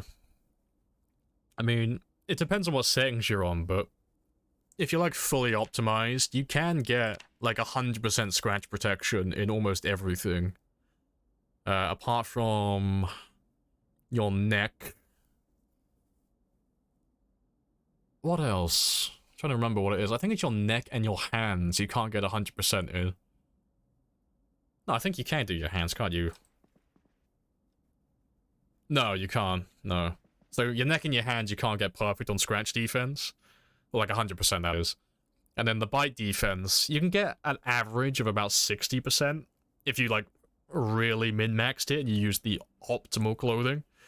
The only downside to that is you're going to be insulated to high heaven and your character is going to be sweating constantly and you'll have severe heat stroke and all that stuff. So it's not something that you could actually pull off unless you're playing with like cryogenic winter on the worst possible setting. So it's like minus 150 degrees Celsius every day. That's the only way you can really pull that off. But yeah. But even if you only do like 1 or 2 layers for protection, it's an extra like 10% bite defense, an extra 20% across your entire body if you just throw a few patches on. So that's a nice little bonus as far as I'm concerned.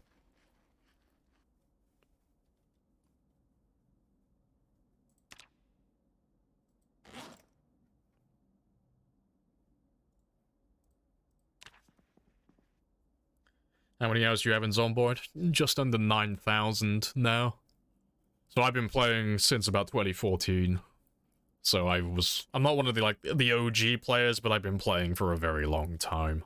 I bought it when it first came out on Steam. Isn't the neck the most vulnerable spot? Well, it's not the most vulnerable in terms of is it more likely to be hit as opposed to other body parts? I don't believe it has a higher chance of being struck, but if it is struck, it's the most punishing. So if you have a neck injury, it will bleed out significantly. Well, you will bleed out significantly faster than if you had an injury anywhere else in your body. So it's like the neck's the worst. You bleed out the fastest from that. I think the head is the second worst. And then I think it's your upper torso. And then everything else you can just kind of ignore. Like everything else you'll bleed out very slowly. But yeah, it's like those main 3 ones, I think. So yeah, neck, head, torso.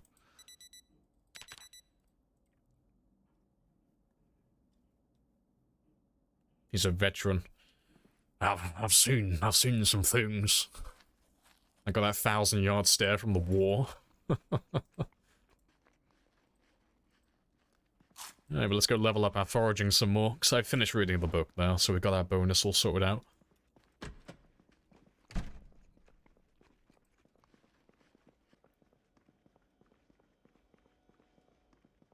Oh, yeah, using a mod that would make your character use the bathroom, how we would bounce it. Yeah, it wouldn't be fun. I've seen that mod, and it isn't fun to play. Cause it's just like, you're basically just adding 2 extra bars or 1 extra bar, like an extra hunger bar. So on top of monitoring my character's hunger, thirst, and fatigue, I now have to monitor his hunger, thirst, fatigue, and his bowel movements. And then if I'm running something like Smoker as well, I gotta do hunger, thirst, fatigue, bowel movements, and smoking as well. It's like, it just gets progressively worse. It's like just more things that you have to micromanage. So I don't find mods like that very fun, personally. I don't know, bro found a play. I don't know, living the high life.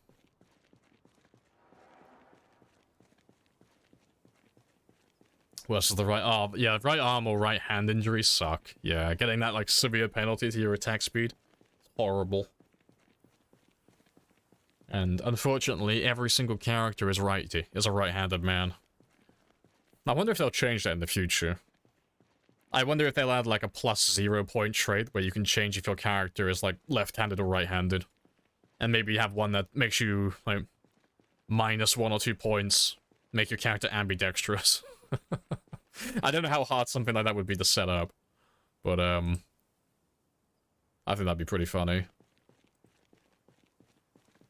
Huh, that's new. I don't remember seeing that before. Yeah, I don't think I've ever seen that. When did that get added into the game? Oh, fair enough. Yeah, I've never seen that before.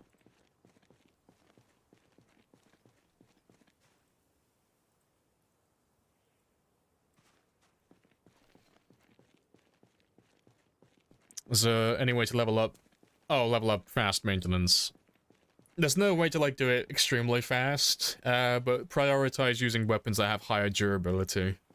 So things like crowbars, fire axes, anything along those lines. Like, typically your long blunt weapons, normally. And the reason for that is you'll get the same experience regardless of what weapon you're using. So it doesn't matter if you're using spears or stone axes or crowbars or, you know, hammers or anything like that. It's the same experience. But what you're trying to change is the frequency at which you get experience. So a spear has like a 1 in 2 chance to take damage at level 0 maintenance, whereas a crowbar has a 1 in 70 chance. So statistically, you're going to be successfully getting maintenance experience more often if you're using something that's that durable. Because you get well, you have a chance of getting experience every time you hit something with your melee weapon and your weapon does not take damage on impact. So, yeah, prioritize those higher durability weapons. Appreciate the follow as well, Solo. Happy days. Welcome on in.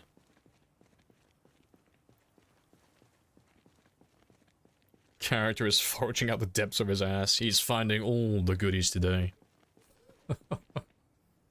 He's just manifesting things into thin air. No, all the spears. Just don't pay attention to any of these spears. This could have been anybody, okay? You know, that you have no evidence that this was me. You know, that's hearsay. Mind showing your stats? Oh, you can have a gander at my stats while we walk around and forage. 11. Yep, a plate, stone, a rock. Yep, finding everything. Nope. Add a thistle to the list as well.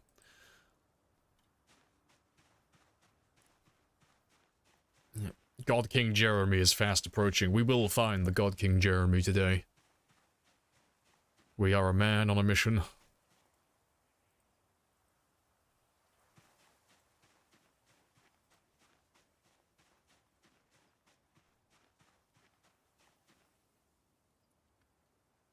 Yeah, seeing as my search radius is so large now as well, I think I'll take off the mask for a moment. Just because it's giving me a slight debuff. Yeah, it gives me like an extra 0.3 to my radius.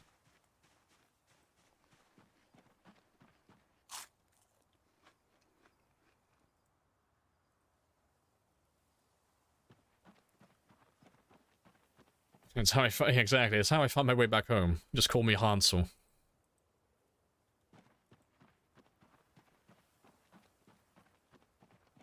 No, we're metagaming now. Gotta get all the little buffs.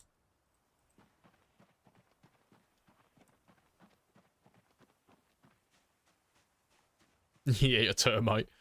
It's just like a little gremlin. He just runs around on all fours through the fields, just hunting down little insects.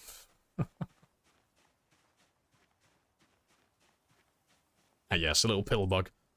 Om nom nom nom nom nom nom. Delicious.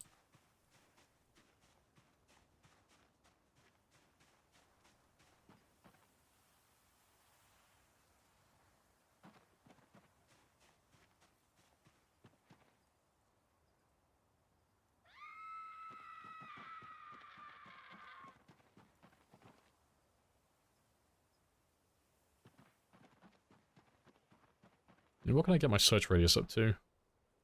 6.78, 9.04. Yeah, it is worth doing it.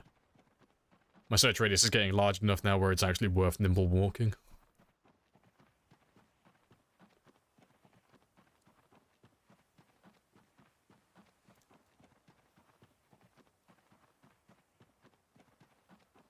Have you played any... Oh, the game with any sprinters? Yep. We've got the highest kill count recorded with sprinters. Not the highest survival time, just the highest kill count. Bonsai still has the highest survival time. He's on 4 months and 1 day. Last time I checked.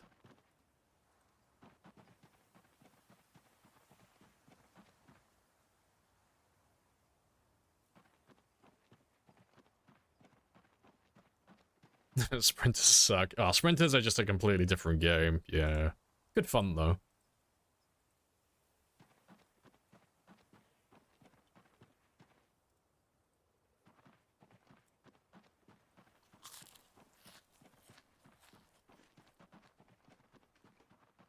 I have introduced myself. Appreciate You the follow, have MILF introduced Hunter. yourself. This is a very good conversation. Welcome back, AC, as well. Happy days.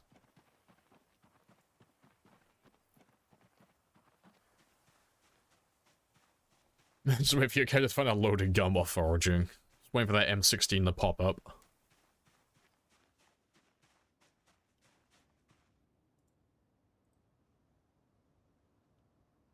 Ah yes, 2 limes.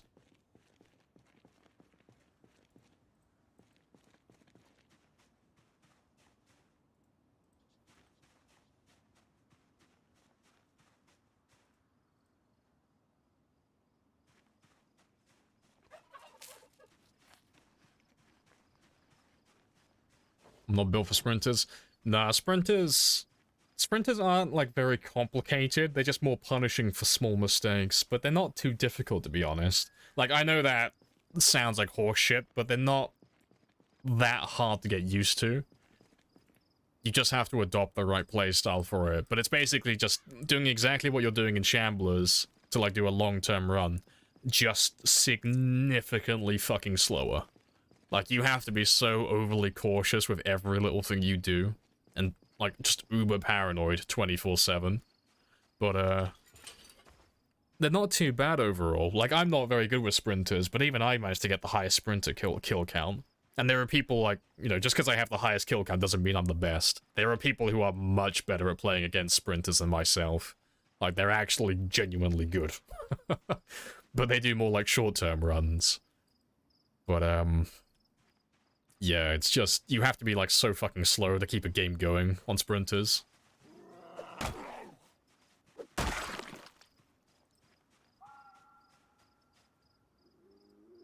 Appreciate the follow as well. SR Specco.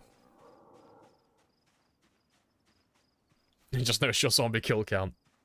It's fine, okay? You know, it's probably just a typo.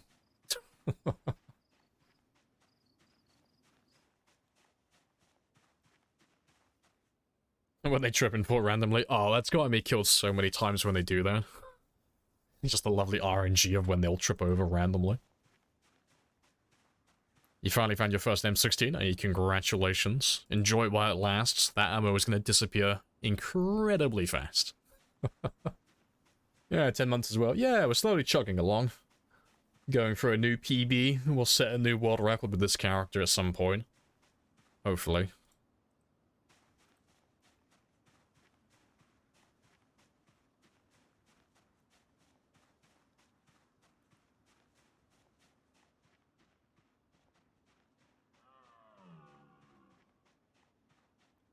Yeah, to be fair, I'll carry on walking down this little road. Just carry on foraging somewhere new.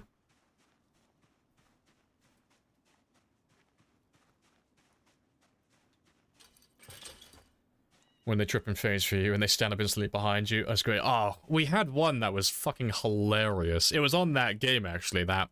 It was, I think, like a day before I died on that sprinter run. Because, on that PB I have with my sprinters... I was already bitten, when it happened at the time. But, not bitten, sorry, I was lacerated. But, I was in an ambulance, in the driver's seat resting, and I had a sprinter run up to the ambulance and start knocking on the window.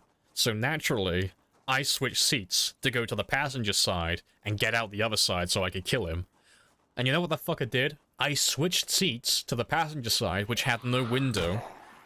And when I did that, he tripped over, and when he tripped, he phased through the ambulance, fell through to the other side of the car, stood back up, and then munched me through the window. Like, he pulled a pallet loop from Dead by Daylight on me. He pulled the mind game. And he got me good. I'm sure the clip is on the channel somewhere. Fuck, let me see if I can quickly find it. Because it was on that sprinter run. I don't know what it would be called, though. Let me have a quick look. Where are my clips? There they are.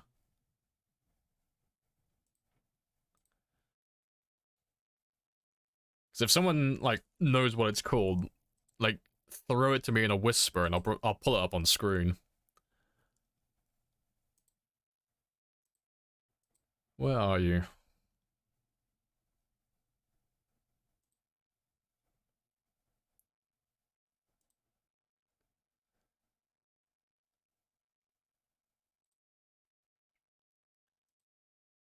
Trying to remember, it wouldn't have been too long ago. It would have been one of the most viewed clips, though.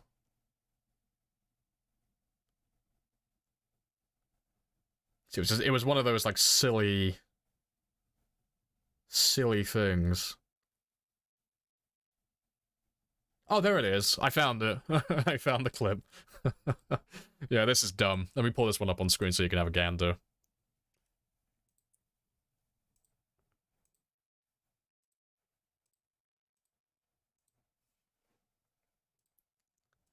So yeah, I'm sat in the driver's seat currently. That's the passenger seat there, but that side doesn't have a window. There's nothing there.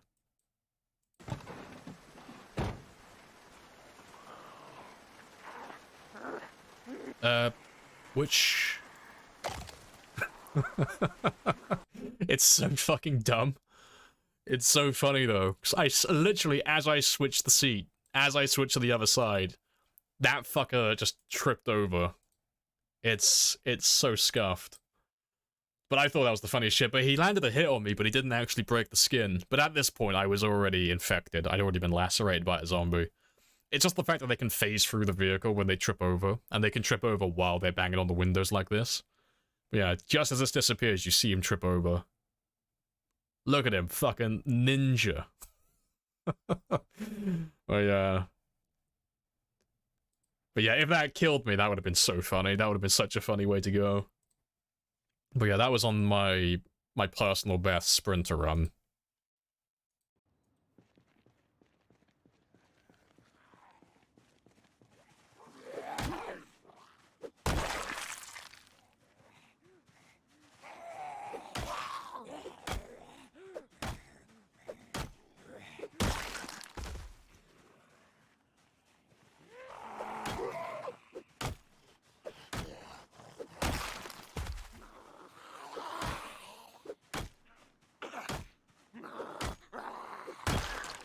Just as he said something like 29,000 with fire.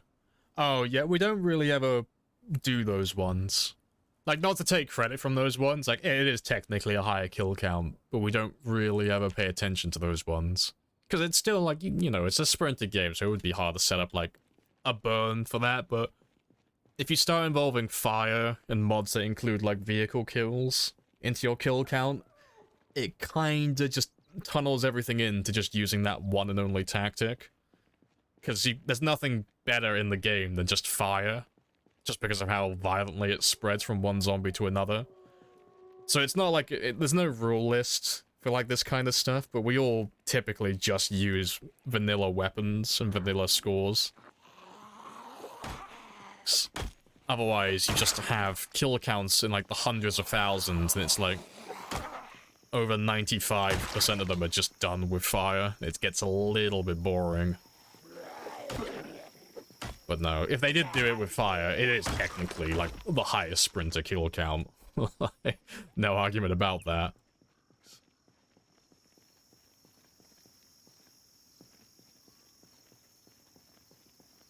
Phased into the Matrix. He went into the back rooms, then came out on the other side.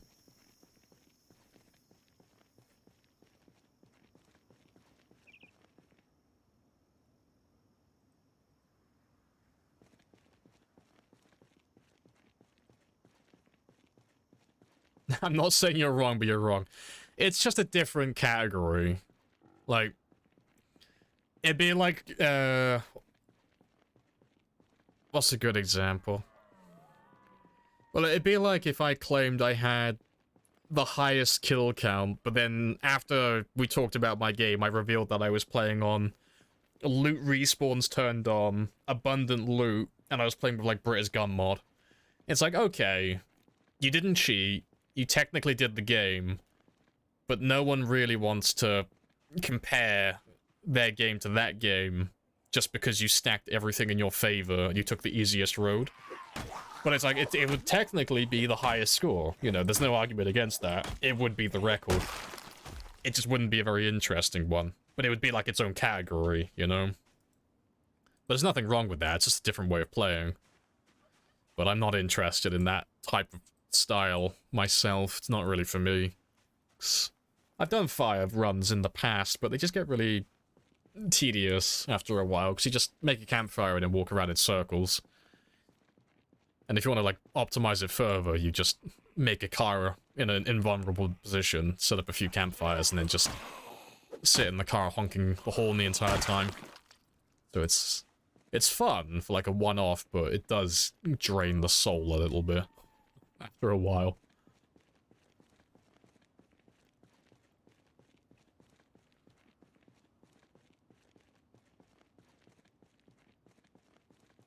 You can do 100% sprinters. Oh, no, you could. I reckon you could get the hang of it pretty easily. Die within 30 seconds. I mean, I used to die really quickly with sprinters. You just slowly improve, like, every time. The same as you do with shamblers, you know, you play against the sprinters on, like, very easy settings, inevitably die because you obviously suck ass with sprinters, the same as we all do. And then whatever killed you, you just improve that one little aspect of your gameplay. And then eventually, once you've gotten to the point where you can survive consistently and get, like, a decent score on those settings, then you just make it slightly harder. And then that just kind of, like, resets everything then. And then you'll start dying, like, really early again. You'll find that one thing that's tripping you up and getting you killed. You'll improve that one aspect of your gameplay. You'll start getting used to those settings. You'll find it really comfortable. And then you make the game harder again. And then eventually you get to the point where you're playing on, like, insanely high pops. No loot. Extra mods to make it harder. Often helicopters. Like, all the silly things. And you'll find it quite chilled and relaxing. Welcome back as well, Death. Happy days. Appreciate the 10 months as well. Happy days indeed. That is 165 now.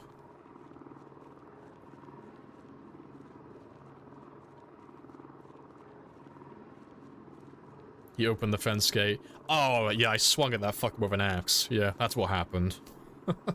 Yeah, it wasn't that I was, trying to, like, climb over it or anything. It's, I thought the zombie was going to climb over the fence, but I was at the part of the fence that had a small little gate. So instead of climbing over it, he tried to knock it down as if it was a full door. But because I swung at him, you can't swing over those small gates. You hit them as if they're a full, like, tall door.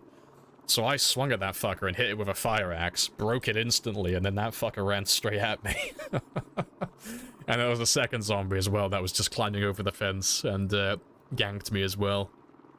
Yeah, that was a funny death. I think I was talking about surviving for a long time as well. I think it was like a super, like, unceremonious death, like horribly timed. So I was bigging myself up at the time. I think I was talking about, like, tailoring or something. Saying how I don't need tailoring so I never take injuries and, like, instantly died.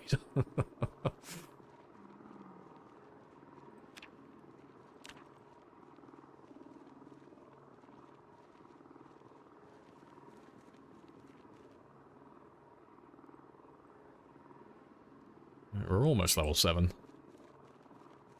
But yeah, we'll keep going until we connect up to that road and then we'll circle back. And we'll come back the other way.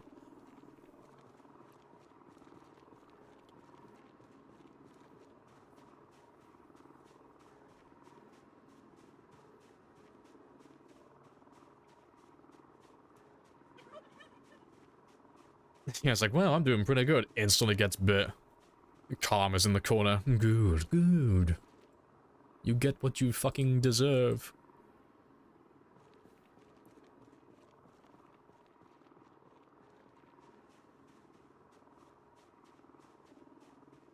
First aid at level 0.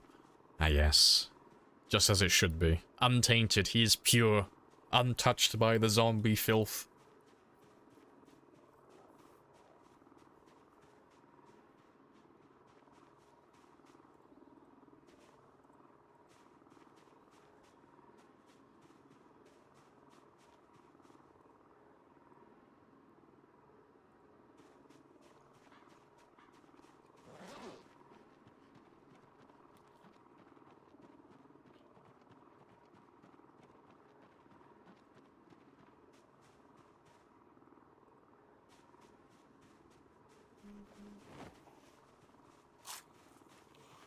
Oh, there we go. Little postal van.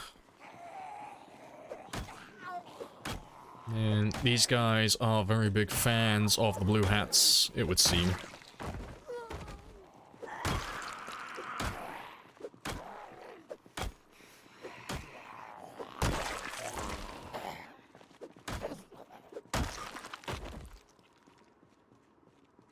Scouts, yeah. They're on their way to sell me cookies.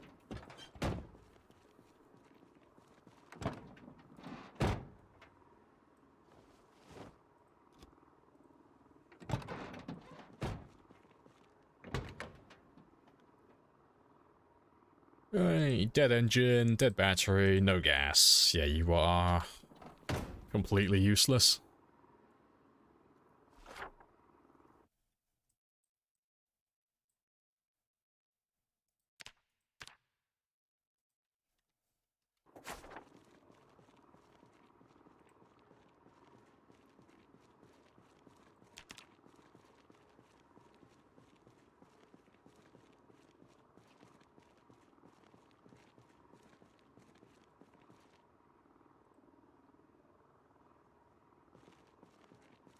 Boy Scout meta event.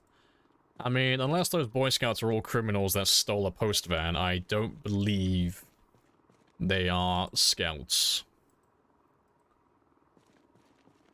So glad the keys don't have any weight.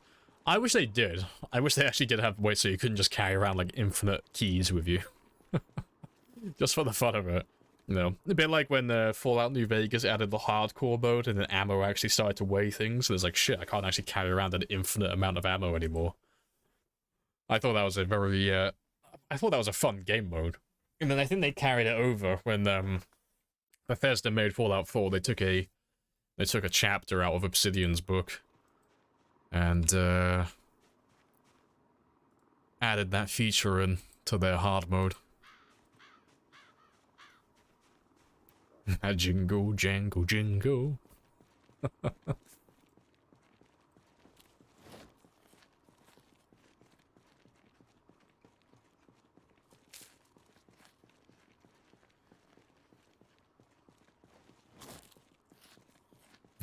Be able to whack zombies with a keychain sock? That would be pretty funny.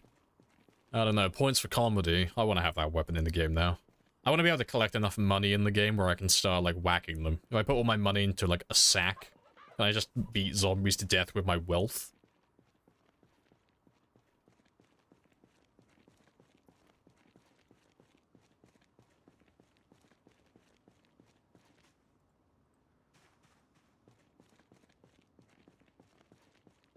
Bring back ammunition for purchase and carry. Sick of my hunter pulling arrows out of their ass. Never played World of Warcraft. I wouldn't know your struggles. I'm sorry. The fuck are you, a squirrel? Well, you've seen how I store my gear for the winter. I may be a squirrel. You can't prove otherwise. What are you leveling now? Axes? Nope. Foraging. But weapons, we're leveling everything at the moment. So we've done our axes to level 3, long blunts to level 3, and I'm currently doing my short blunts to level 3, and then when we're done with that, we'll do our short blades, and then that'll be it then. I'll be done with my miscellaneous weapons for the day, and we'll go back to using spears then. But at the moment, I'm trying to level my foraging. So I would like to get that one to level 10 today. We'll get it, at the very least, to level 8. But we're hunting for God King Jeremy at the moment. So I need to get to level 7, and then I can start looking for Jeremy.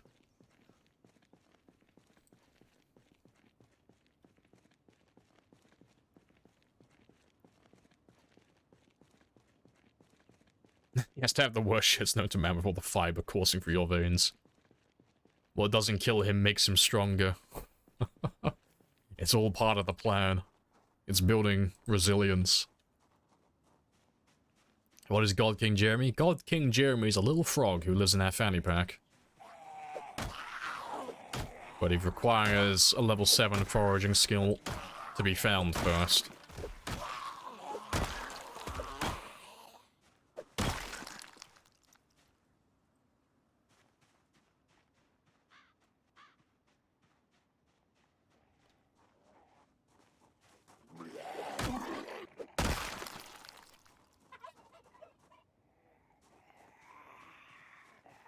What does he do? He spectates and boosts my morale. That's it. In real life, that is. No functioning game. There we go, level 7.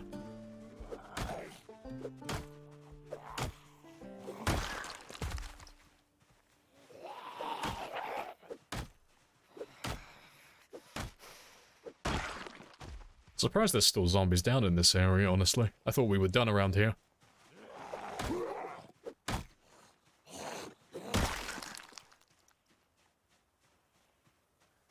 Oh, hello, Rose as well. Hello, hello.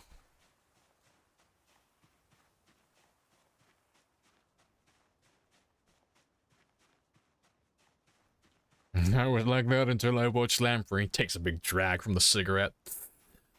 Everything changed when I joined the stream. I used to be like you.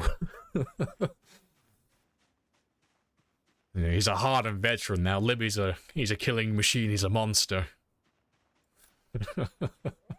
Oh, good stuff. Get to level 10 foraging. You can find a whole roasted duck on a boat. Yeah, just find everything. I can just unsheath an entire farm. Just unveil it. All the barnyard animals. He's a demon god of the skies. Jeremy is omnipresent and omnipotent. He knows everything and he's everywhere. So trying to, like, narrow him down to a specific area is kind of difficult. Jeremy will only let you find him when he wants.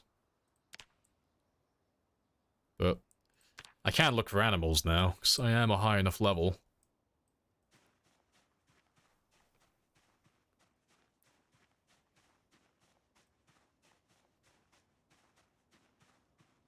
Lamprey's a dork.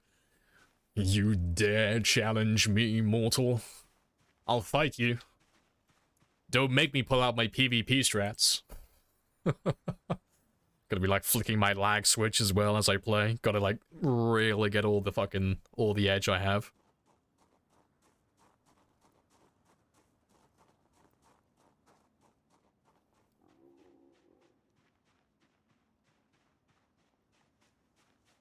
It's probably your helicopter, probably.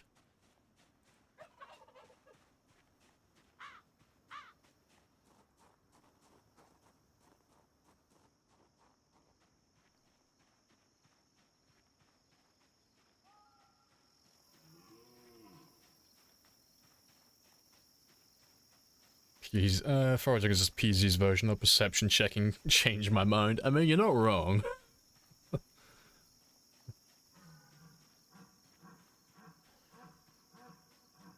Oh, hello.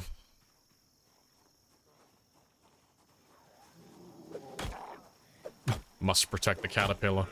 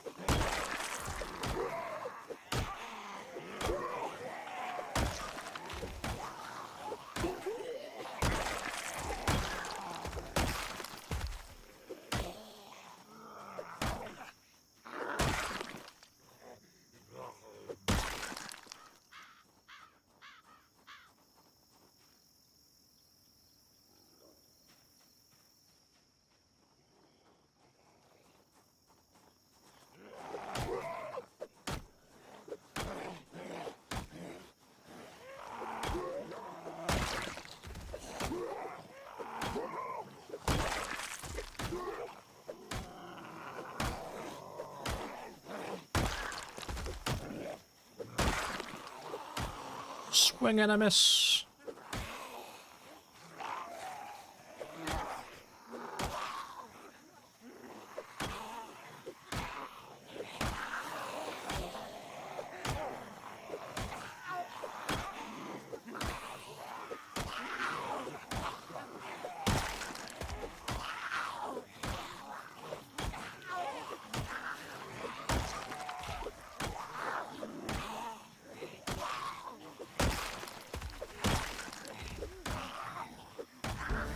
Appreciate the follow. Nefs, welcome on in. Just get rid of these last few.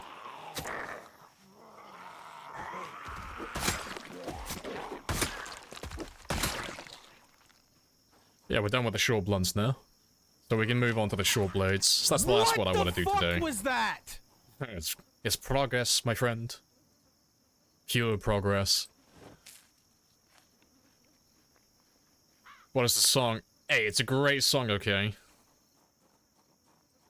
It's like the one song that plays in my head anytime we make a massive group of zombies. And we lead them down the road. Join our convoy, ain't nothing gonna get in our way. We're gonna roll this big old convoy across the USA. Convoy. Very calmly, very politely, tell the risk assessors to fuck off. Hey, it's a good song, okay? Don't disrespect. Oh, I have no short blades on me. Oh, that's fine.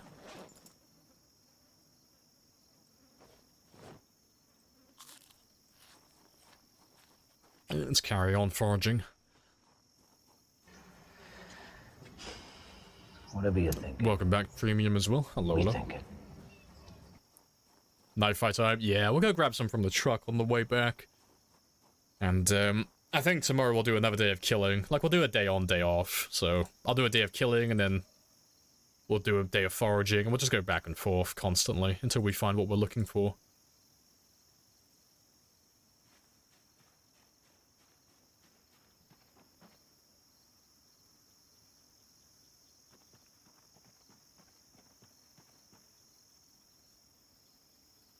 I have introduced myself. You Not gonna have grab the introduced nightstick? yourself. Nah. This is a very good Nah, conversation. I'll leave it there. 'Cause I've already got so many nightsticks and such in my base. I can afford to leave quite a lot of them behind. I don't need to pick up everything or drop everything on the road. 'Cause there's already a lot of nightsticks lying around West Point and on the highway that I need to go up, around and collect at some point.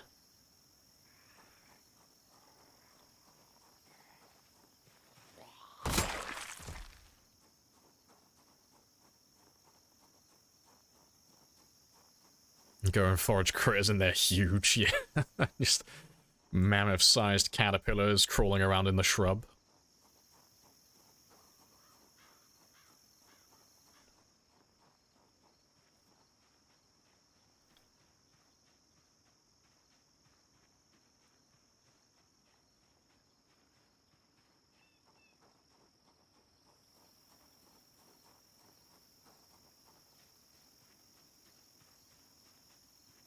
You're not gonna give me the item? I could have sworn you pointed to something.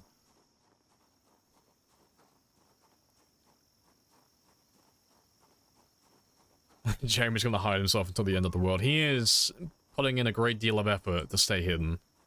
But the next time it rains, we'll do some, like, major foraging, and we'll go to, like, a deep forest area. Or at least, like, a forest area at the very least. So when it's raining, we'll have a little boost. We'll get a little bonus towards finding frogs and such, so I'll have a look for him then. But he may turn up randomly, just as we're foraging around now.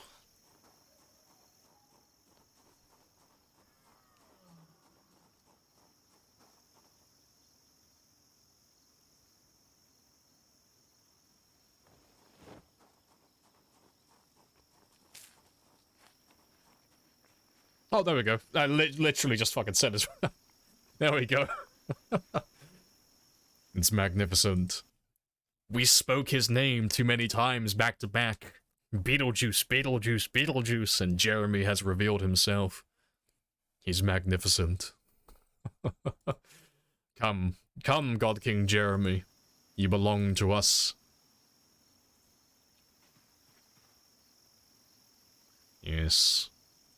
Let me make room for you in my little fanny pack. 0.04. Oh, I might have to get rid of Kevin the stick. Kevin's taking up too much room. I'm sorry, Kevin. You don't belong here. I'm kicking you off the team. I'm sorry. I have to make room for God King Jeremy. There's not enough room for both of you. I'm sorry, Kevin. I'm leaving you behind. Kevin has been ousted from the team. He doesn't belong here. It's good Jeremy. Jeremy's a very happy little frog now. He's living the good life. Yeah, let's get those believers paid. It's a big payday today as well. Let's have a look at the Gamba.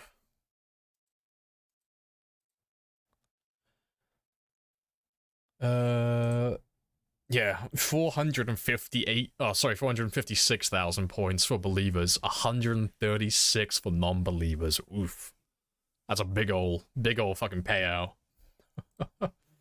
Yeah, we have found God King Jeremy. We have succeeded in our mission.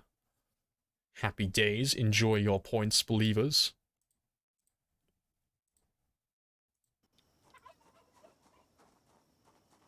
Sending Kevin back to the Shadow Realm. Yep, Kevin has been evicted. He hasn't been paying rent for my fanny pack.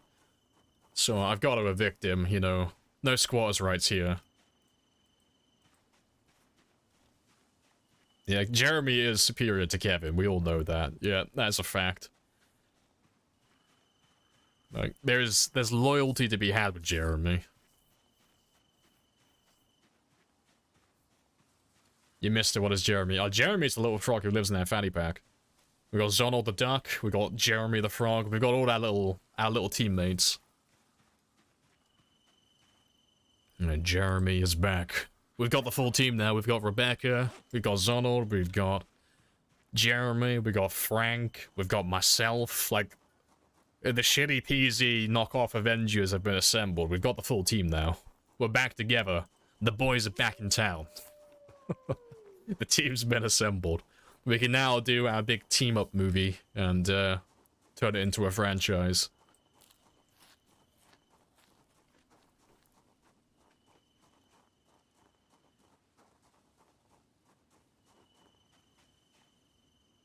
Toy bricks in the middle of nowhere.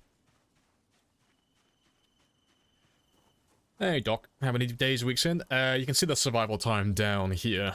So we're currently 10 months, 3 days, 9 hours. And it updates in real time. Every 10 minutes in game time, I think it updates. For that and the kill count down over this side.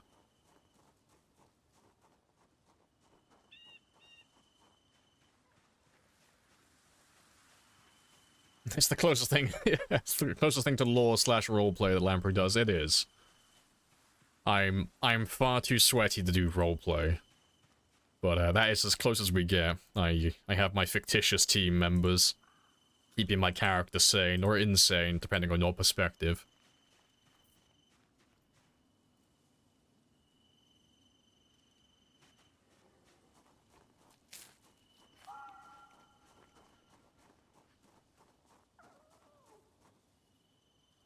Yeah, hopefully, like, I've still got plenty of time. I'll still go for the level 10 foraging today. We'll still try and max out that skill and get it ticked off the list. And I will probably set up my trapping soon as well. I need to get started on that. I'm leaving it a little bit too late. Well, not leaving it too late, I'm just being lazy. TLDR, don't want to do trapping, but I need the experience.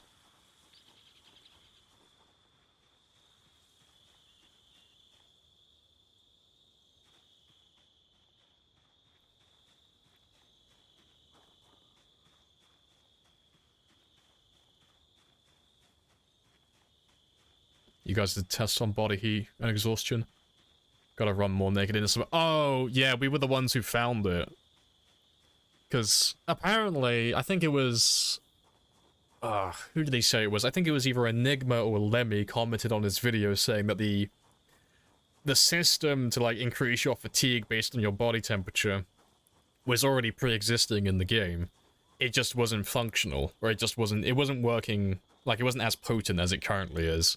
But then they updated the game, I think in December, and they changed something which kind of kicked it into full effect.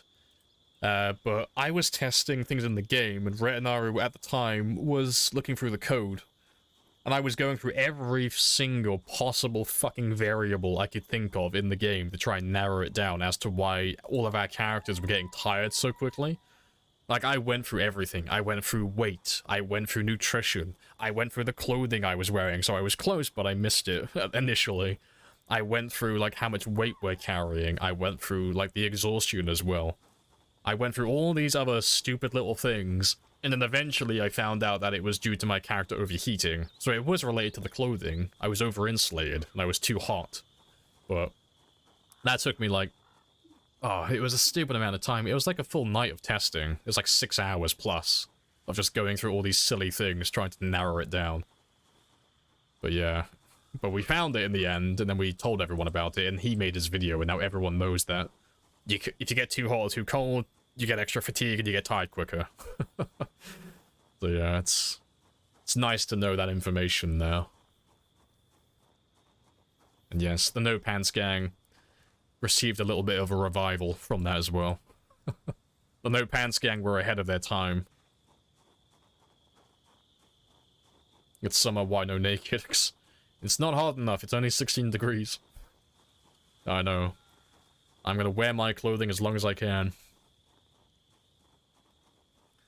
It's normally when I start fighting full-time again with the spears, and it gets to like 20 degrees plus, that's normally when I need to start stripping my clothes off completely.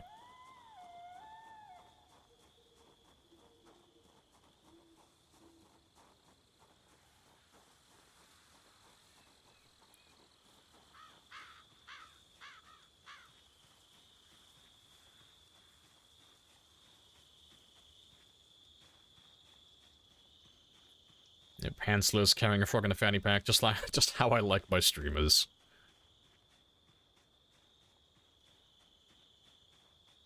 Yeah, we're gonna pop level 8 strength tomorrow as well.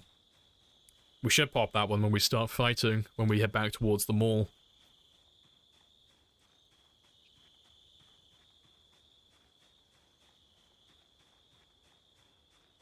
It's hard to lose the drip, I know. I've got that aesthetic. I have that look I like. I don't want to do any steps back. I've acquired the look I love. I don't want to abandon it, please. Don't make me go back. Yeah.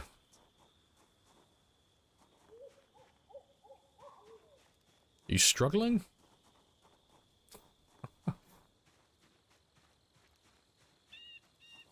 Okay.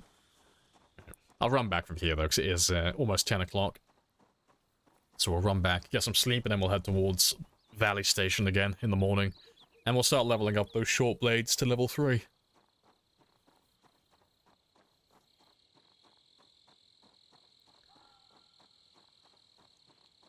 Second gamma free if you end up in your underwear in the stream.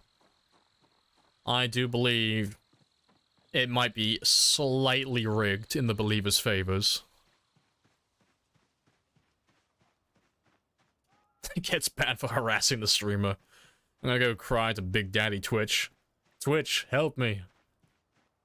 Ban all these people permanently. They were trying to get me to take my pants off live on stream. But I'm a good streamer. I obey the TOS. Can we find a welding mask? Yeah, I'm not doing a second gamba. Yeah. I don't even know where I would go to look for a welding mask at the moment. There's nowhere really close by I could go to get one. Because we've already gone through, like, the majority of West Point. There are still a few houses that have the closets on the ground floor that might spawn it, but I doubt it. So it's really heading all the way over to a new town, like Muldra or Riverside, in order to get one of those. I can't really think of anywhere around Valley Station or east around the mall that has a place that can spawn those ones, or spawn zombies that have them. Yeah, like you mentioned, well, it might not have been you, someone who was mentioning the train depot earlier. The zombies that, like the mechanic zombies, do they spawn around that area? 'Cause I don't really ever clear out the train depot. I never go there. I mean, like, I imagine the mechanic zombies spawn. Unless you're on about the one by Muldra. So yeah, the train depot by Muldra, that's not very, like, super high pop, but if I drove down there, all the zombies from Muldra would slowly start making their way over.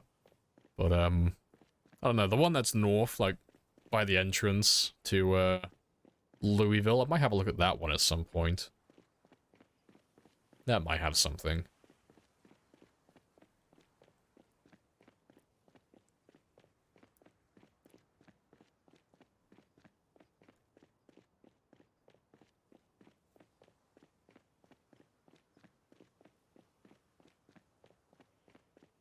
Almost there.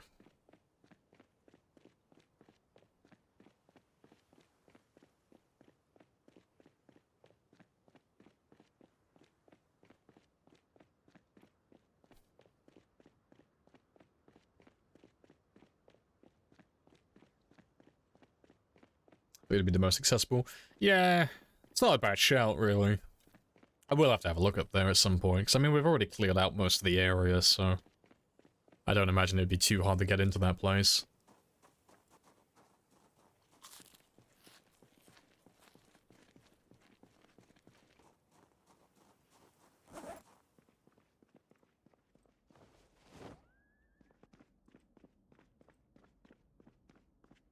But let's drop off all this stuff that we foraged. And then tomorrow we'll do another day of killing.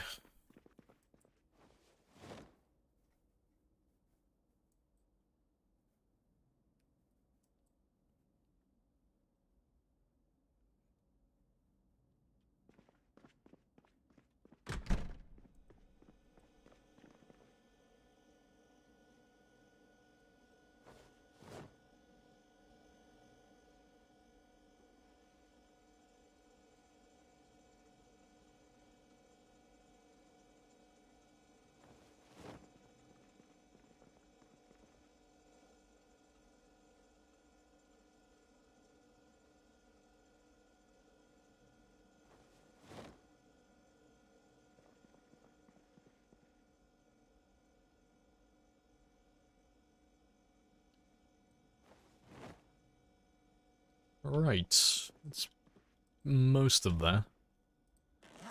Yeah, medical, medical, medical, medical.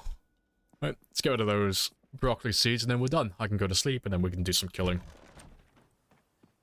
Let's make sure see if they're ready to harvest yet or not. Yeah, so I'll do the potatoes. I'll do the tomatoes in a moment. Or, I'll do them in the morning.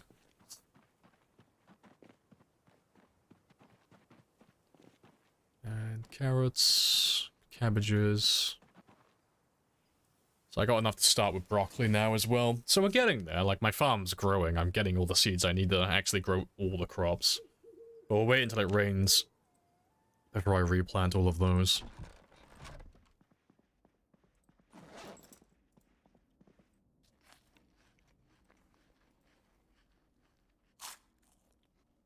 $51 kills, that's so low.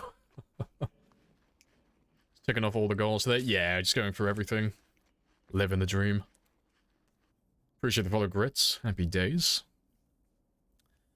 Pimp my right session season 2. No, like I said, I need to level up my metalworking before I do any of that.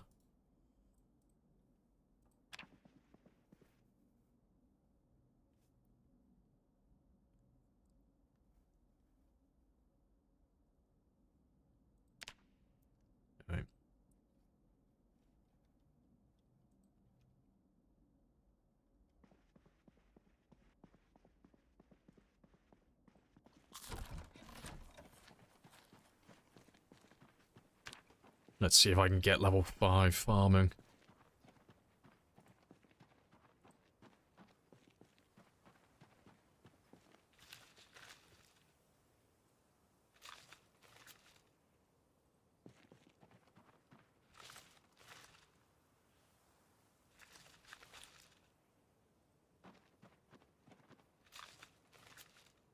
Yeah, it's not quite going to be enough.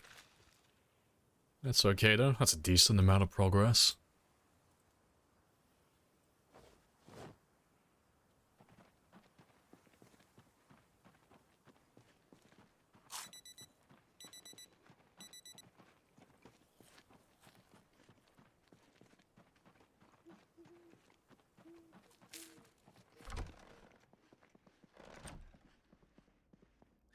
Any frogs found outside of... Yeah, they're just all evil copies now. We've got the one true Jeremy. Everything else is a fraud.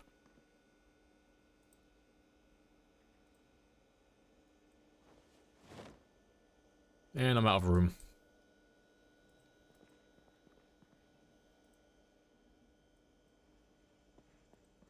Alright, let's go level up that short blade. And get some more kills. Once I get that, I'll be happy. Like, we've taken all of our other weapons from, like, level 1 and level 0 all the way up to 3 and, like, 3 and everything, so that's a decent amount.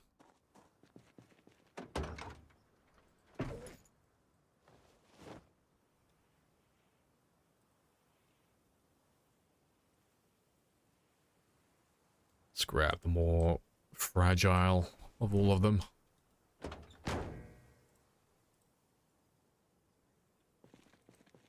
And I'll refuel all those gas cans on the way as well. 4, 3, 2, 1. Well spent. Yes, the victory horn has been fucking breached for Jeremy. Happy days, it's been rung. The bell has tolled.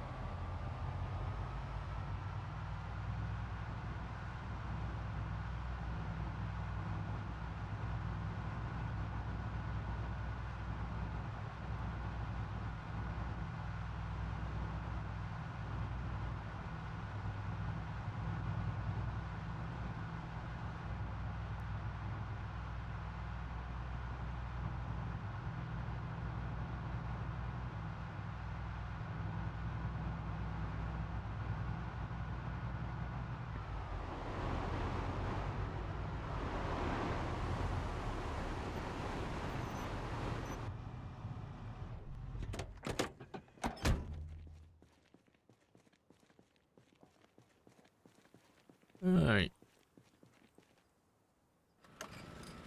Good stuff.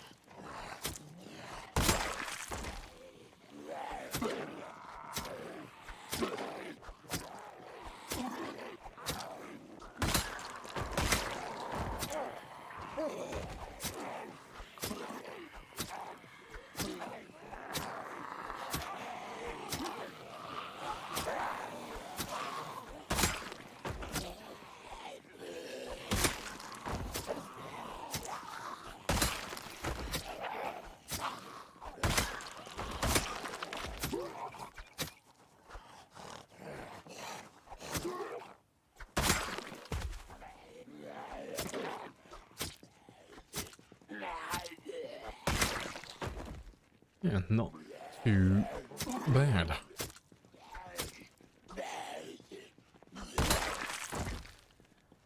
Did the gas stations run out of fuel? Yes. Unless you go into Sandbox and you set it to unlimited, they all have limited fuel. But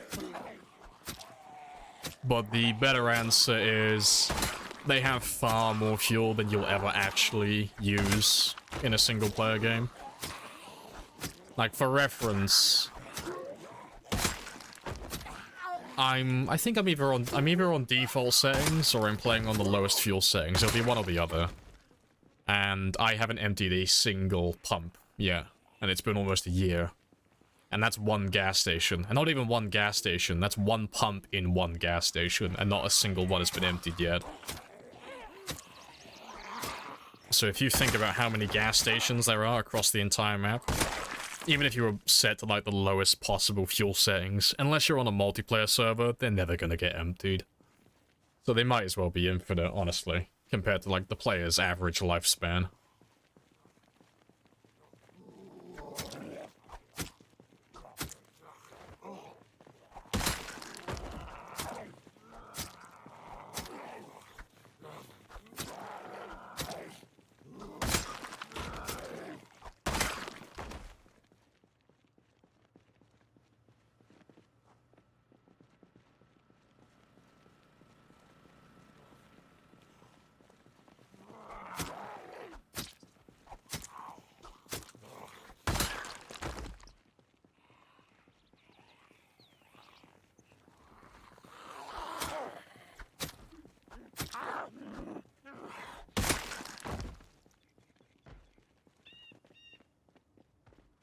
Right, let's get those jerry cans filled up.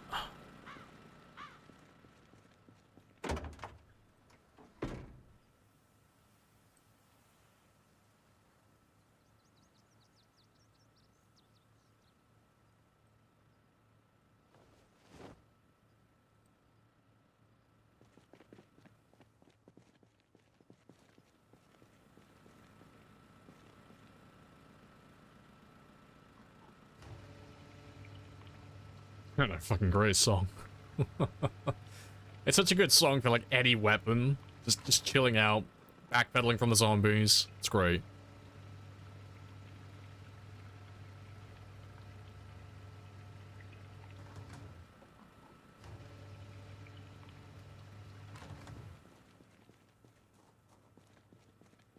Yes, they're all done.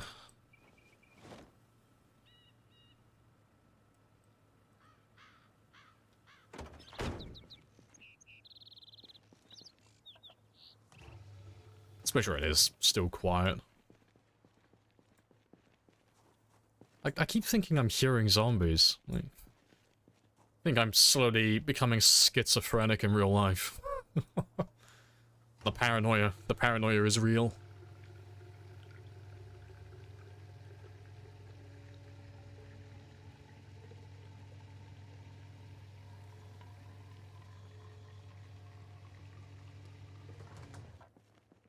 Yeah, I need to put some, like... to be fair, let me grab you. I'm gonna be using this gas station for a while. I might as well do this now. I just need to put a few things here just to stop anything from creeping around that corner. So yeah. So they have to walk around. They won't be able to get to me instantly then. I don't know. The paranoia is incredibly real.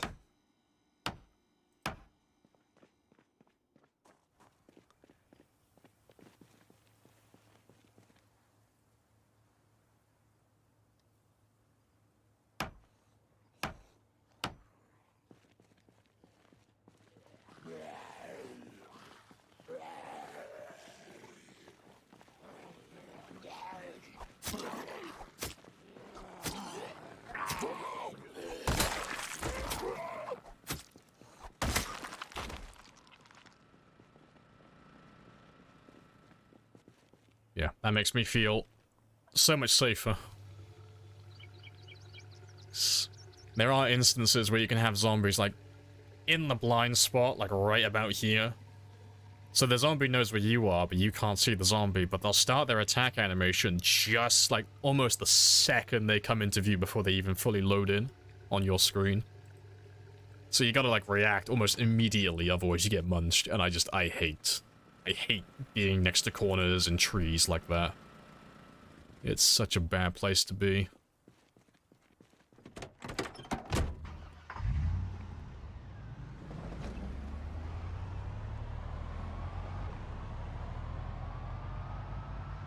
Alright, well, let's go pop that level 3 short blade and level 8 strength.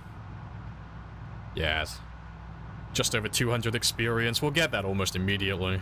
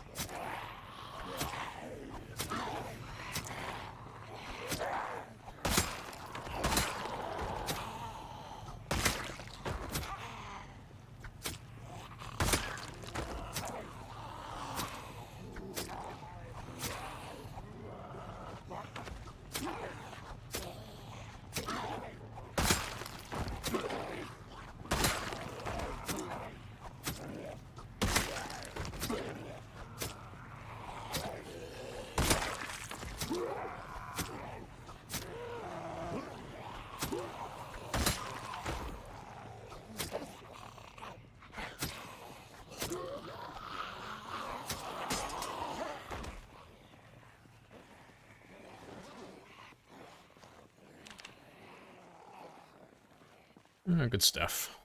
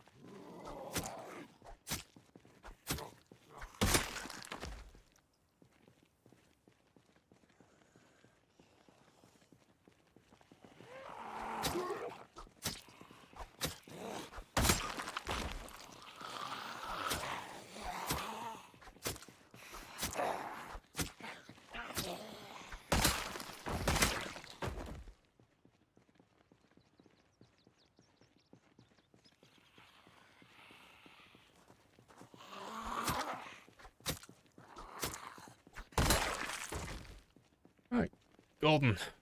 Right, before I fight anything that's around my car, or we drive on, let me just pour out another mug of coffee, because I'm thirsty as fuck, and I'm getting tired.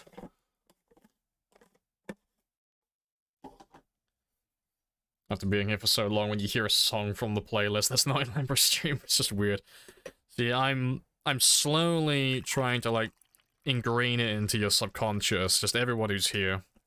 So anytime you hear one of these really noteworthy songs that have been around for decades, you know, they've at some point been like #1 in the charts, you'll think of me. You'll associate me with their talent and their greatness. Just subconsciously. That's the master plan. There's a guy, yes. I'm gonna hear Queen playing on the radio, and all of a sudden, they're gonna have a sudden epiphany, or a sudden realization that they're not watching my stream. Like, oh shit, I could be at home watching Lamprey right now, anytime they hear Bohemian Rhapsody.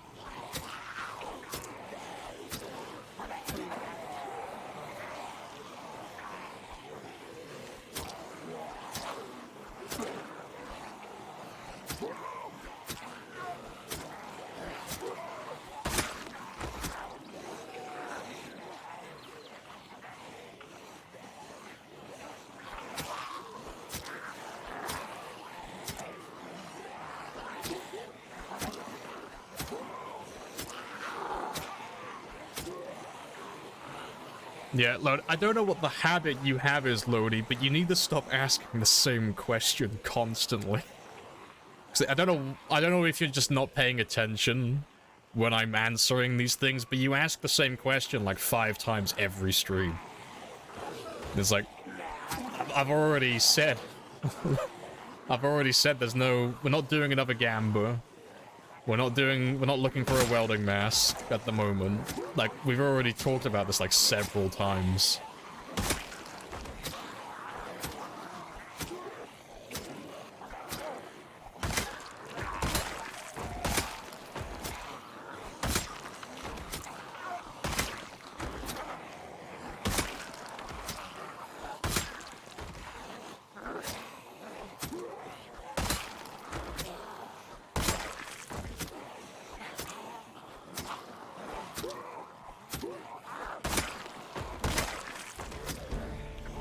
Here we go, that's level 8 strength.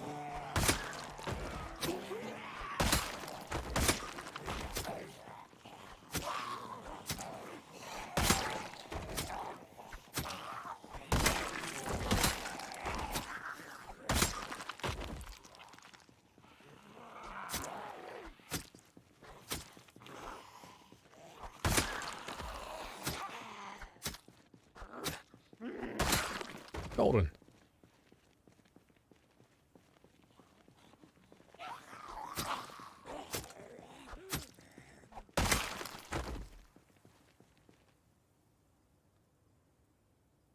Think you'll hit the mall today or tomorrow? I don't actually know. Oh, we don't even need any fucking rest. It's been great. I love short blades. But no, I don't know. 'Cause at the moment, like, across the bridge, there's still quite a few zombies. But we're pushing them back, like, steadily. Like, they're not putting up that much resistance. Even if we're using, like, the weapons that aren't as proficient at the moment. So it's surprising that we're pushing them back. But we are missing about, like, 20,000 zombies at the moment. And it's not like they've disappeared. They are somewhere. But the only place they could really be is along the river, like, further north. By Valley Station, that is. So... either we've already killed them, and they've made their way across the bridge in the past while we were fighting on the highway. Which is possible, but I doubt it. Or they're still on the east side of the river, near the mall, in which case there's about 20,000 of them hiding around the place somewhere, at the very least. And the closer we get to the mall, the more of those guys we'll run into, wherever they happen to be.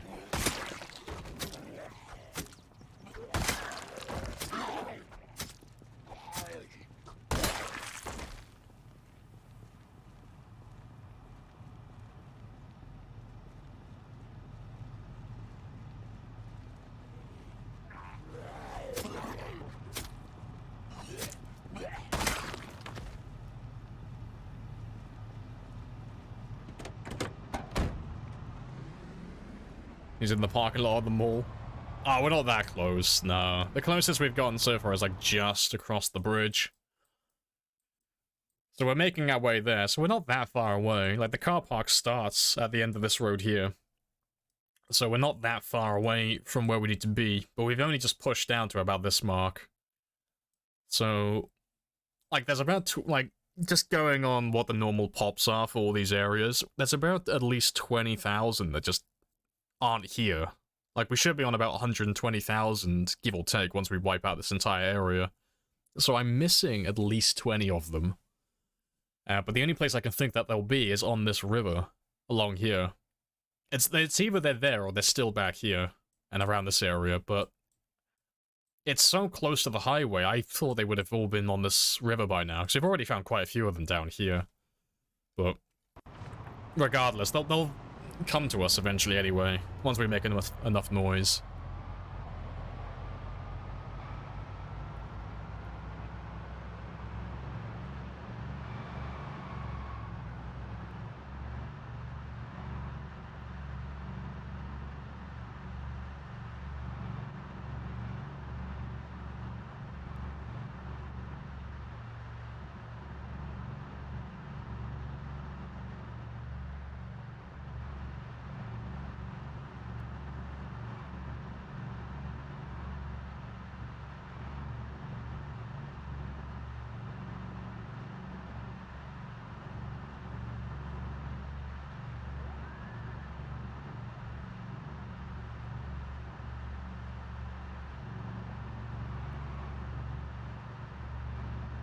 Hey, Marcos. Welcome on back.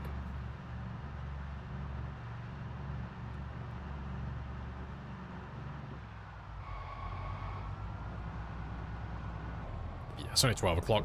Still got plenty of time to kill.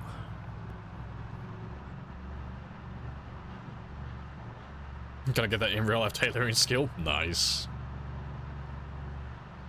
There's a few of you down there.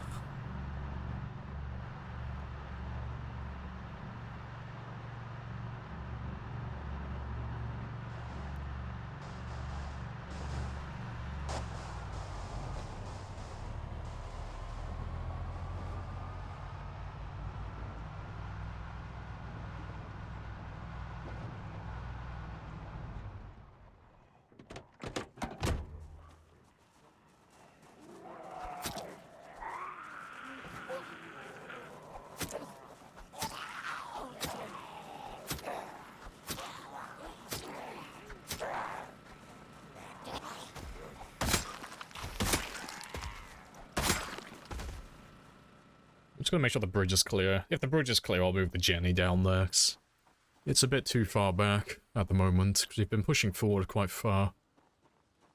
Yeah, let's get rid of those guys, and then I'll bring the jetty down here.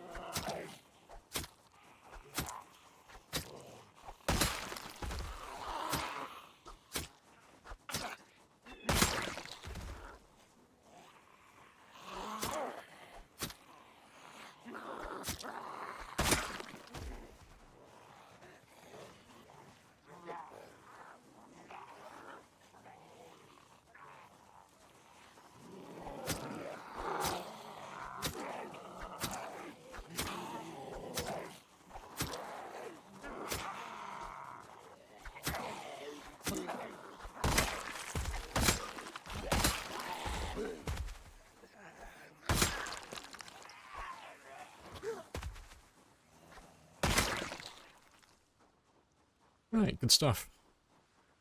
I'm gonna go grab that generator. Can you explain the sitting and resting without getting bitten from behind? What's happened to you today off? You just hold down shift, like that's the main part. So, there's two elements to it. You hold down shift to start with, but then you also have keen hearing on your character. So if I'm gonna sit down on the ground, well, to be fair, I don't need that. But if I'm sat down here, for example, and I'm resting, if I am not holding down shift, you can see how slowly my character stands back up. But if I hold shift while I'm sat down and resting, if something creeps up on me from behind and catches me off guard, if I'm holding down shift when I go to stand back up, he stands up instantly. There's no delay between it. It's not a slow animation. It's nice and fast. And then keen hearing just allows you to see behind you. It increases your search radius from behind. So if I'm fast-forwarding time, as long as it's within, like, 3 tiles of my character, and I can see them, like, so they are in proximity and I have line of sight on them, time will go back to normal. So if something creeps up behind me, it's about 3 tiles away. So holding down shift and fast-forwarding time is fine, because the second they come within range, which is about here, I can instantly stand up and walk away from them. So it's something that everyone should know, honestly. It makes resting when you're out in the open so much safer.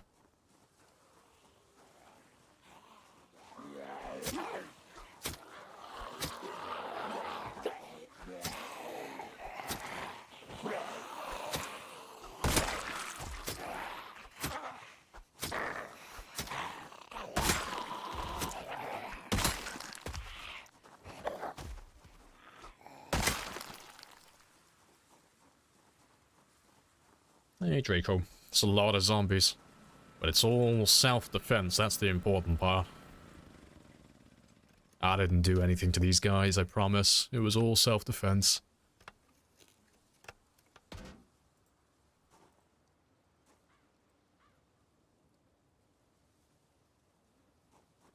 So wondering why I wasn't getting up so fast. Oh, yeah, that's fair. Yeah. I don't know why they haven't made it base kit, you know, so that you just get up at that speed normally. I don't know why you have to hold shift for it. Because there's really, like, no reason ever to not be holding shift while you're sat down. Like, why would I ever want to stand up slowly as opposed to standing up as quickly as possible? Like, there's no benefit to doing it slowly, so I don't really know the reason for that existing.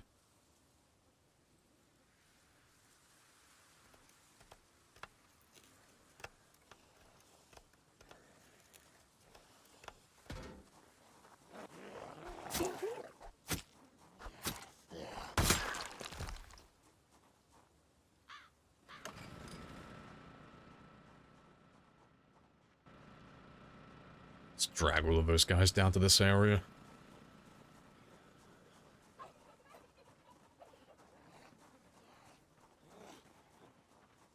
So 3 house alarms stay in Riverside. Nice. About ready to burn it down. It's the only way to be sure.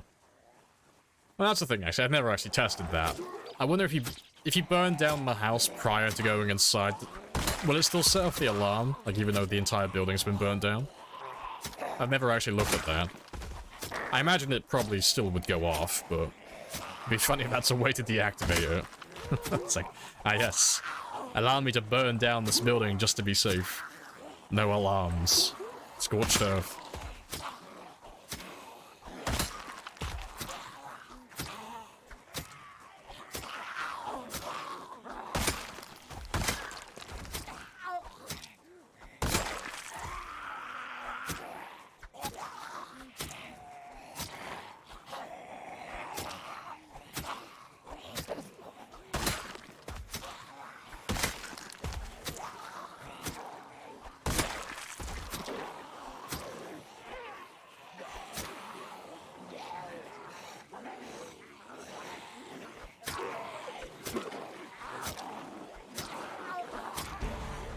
Hey, there we go.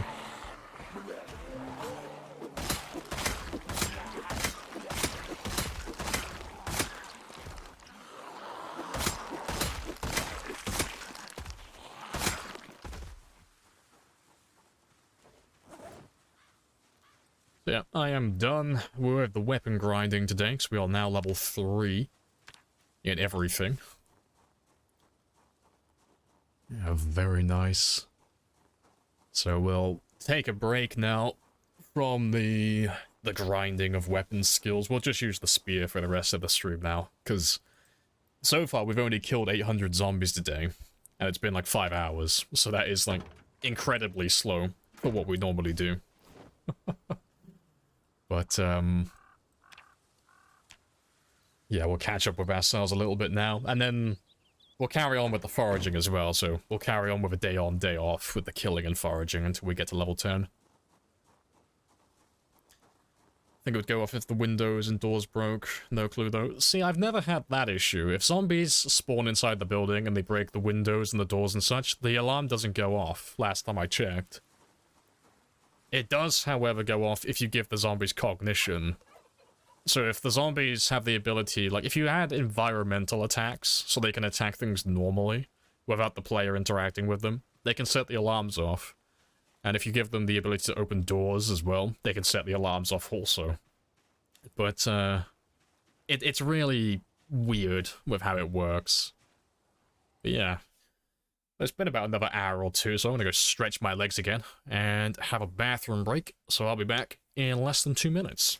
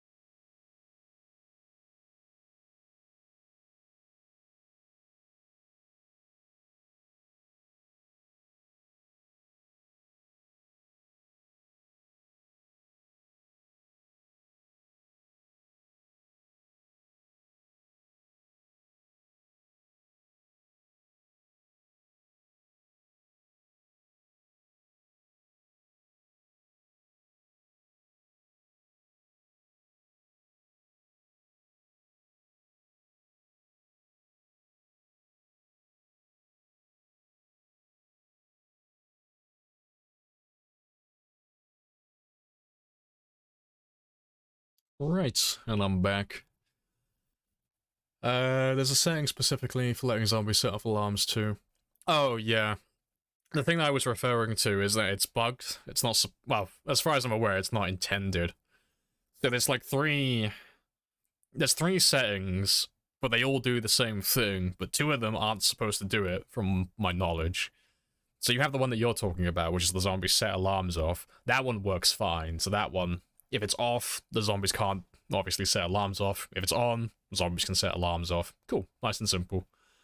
But if you have environmental attacks on, and for those of you who don't know what that is, it's just basically if the zombies aren't aggroed, so they don't see the player and they're not chasing anything actively, they can just randomly bump into things like windows and doors and just freely destroy things whenever they feel like it. If that's turned on, that also gives them the ability to set alarms off. Even if you set it so zombies can't set alarms off, they still get the ability to do it, which is strange. And then the other one is cognition. So if you give the zombies cognition so they can open doors and open windows and such, that also gives them the ability to set alarms off, even if you have that setting turned off, so they're not supposed to be able to do that. It's really weird. I don't know if that's intentional, or if it's just something that is just spaghetti code being spaghetti code. But, yeah, that it is what it is. But it is quite funny, because if you're doing, like, a high pop run, the second you go into a new area, you just hear all the alarms in the distance go off as the zombies spawn in. Oh, that's a good number.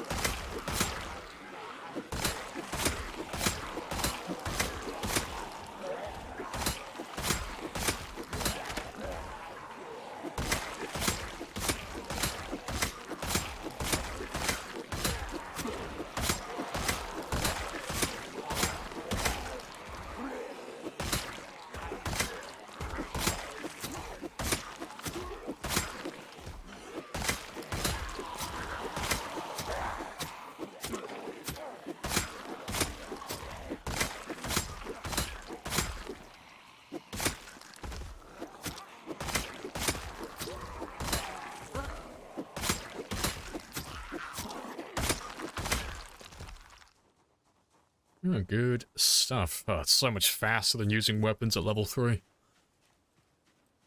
Yeah. Tomorrow when we're on, we'll probably go for level 4 and everything. Or at least I'll make a start on it anyway. Just try and chip away at them, get them all leveled up a little bit each time.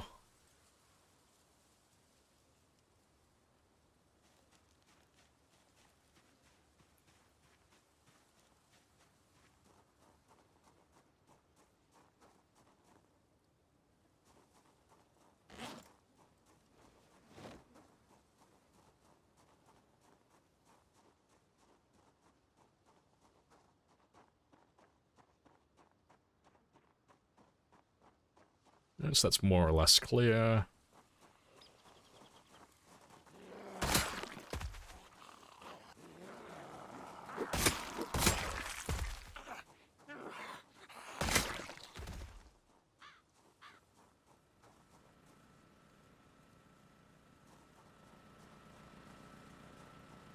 That's strange. Sounds like the generator's over there.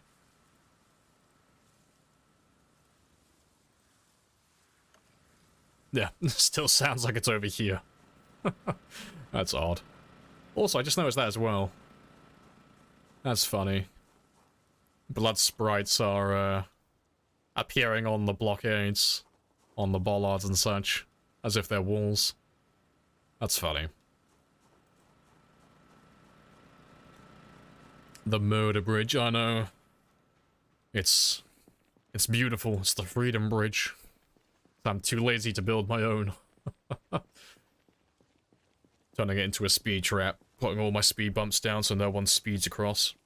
Oh, it's the real red arrow. Yeah, it's the official, real Red Naru creator of the Cursed CDA run. Yeah, his title just keeps expanding. We just keep adding little extra bits to it every now and then. It's haunted now, good job, I know. Shame on me.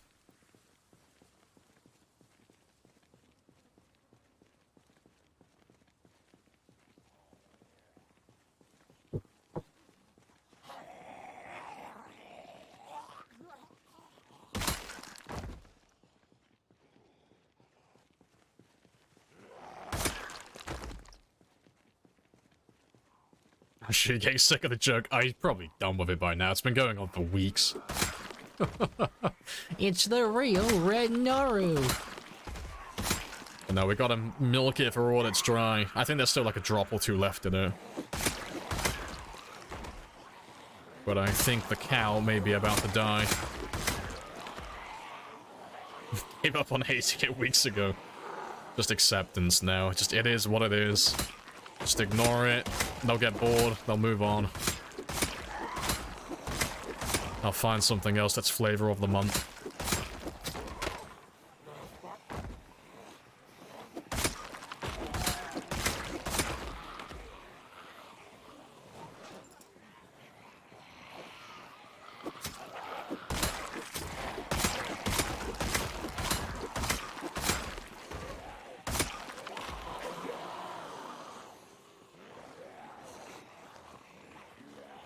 I forgot to give Lamprey the meme I made for it. Oh, send it to me on Discord. I'll have a quick look at it.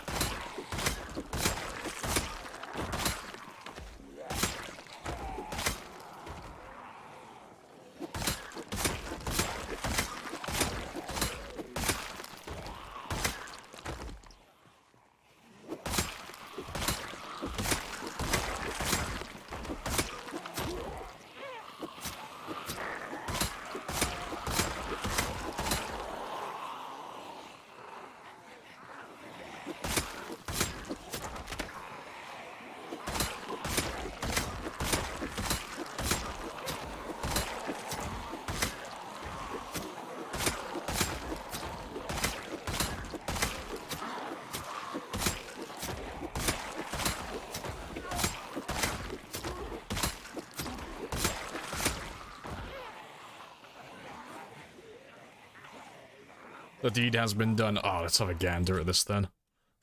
Let's have a look at what you made.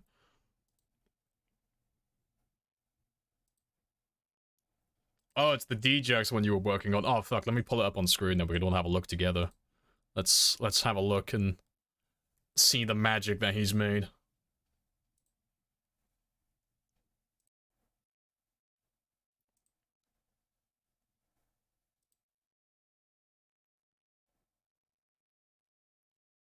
Where's the wait, is the audio coming through? I don't think the audio is coming through.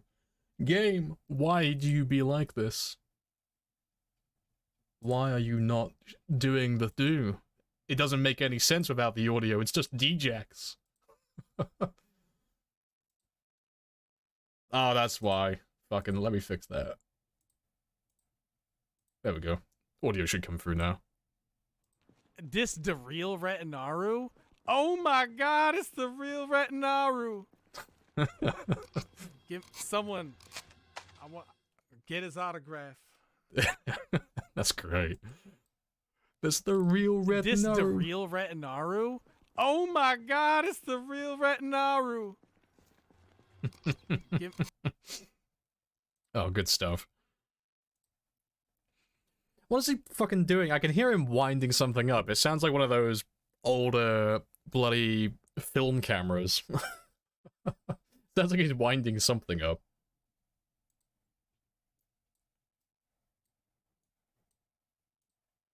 Oh, good stuff.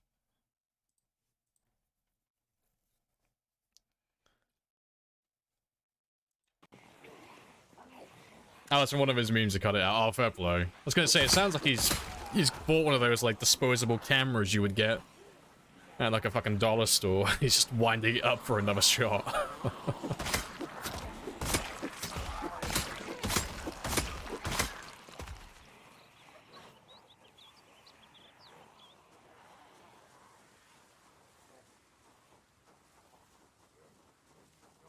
I see only greens. No, this is cursed. It's my green screen with no chroma key stream today. It's just gonna be pure bright green. It's gonna look really horrible, and we'll leave it like that.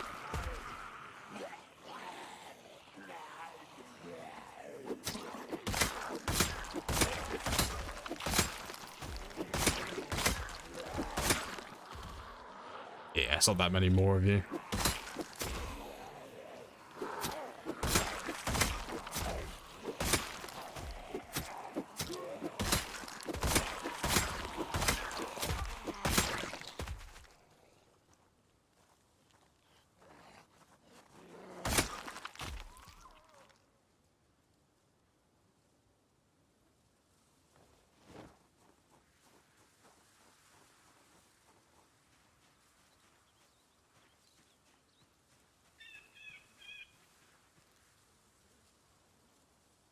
Thought it was you. I am the real DJX.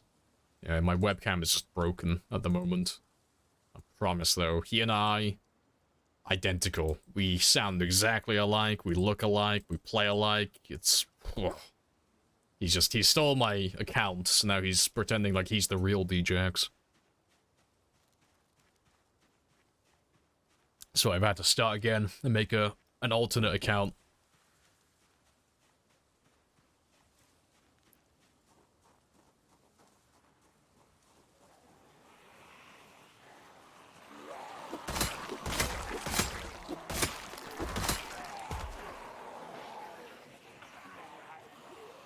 Stoner related.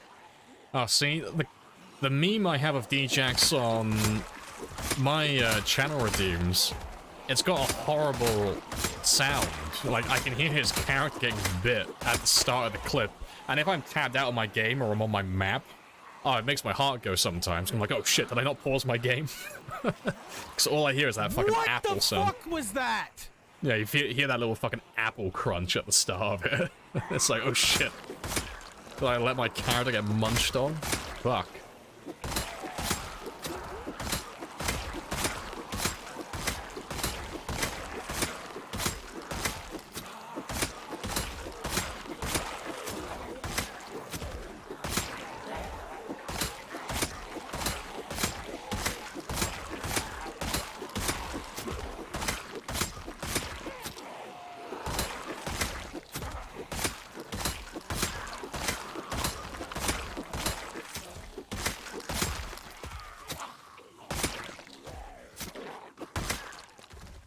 It is 8 o'clock though. That's my cue to head home.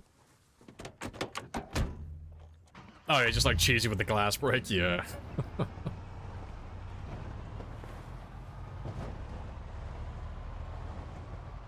The regime has triggered you so hard, it would have you in the background. Yeah, just hearing my character die.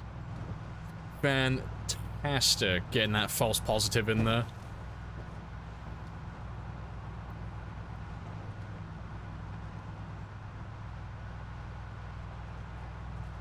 Why killing them in the same place with a lot of dead bodies? Don't you want to loot them? Not really. No, like at the start of the game, I'll loot them, you know, because zombies will have stuff I need at that point, you know, like everything's useful at the beginning of the game. But at this stage, there's nothing that you have really that I need. Yeah, like exactly, like Lamprey needs for nothing. Like, the only thing they have useful on their bodies at this point, that's actually useful and not just there for a gimmick, would be vitamins. Like, that's pretty much it, really. That's really the only thing they have in their inventory that's useful to me. Because the only other thing they have are knives, so hunting knives or kitchen knives, but I can see them before I kill them. So I know, just memorize where they drop, and then I'll search for them afterwards, so I can make more spears. And the only other thing I grab from them at this stage in the game would be the watches, to level up my electrical, to max that one out to level 10. But that one's easier done if I let them pile up into one giant pile of bodies, as opposed to spreading them out all over the place.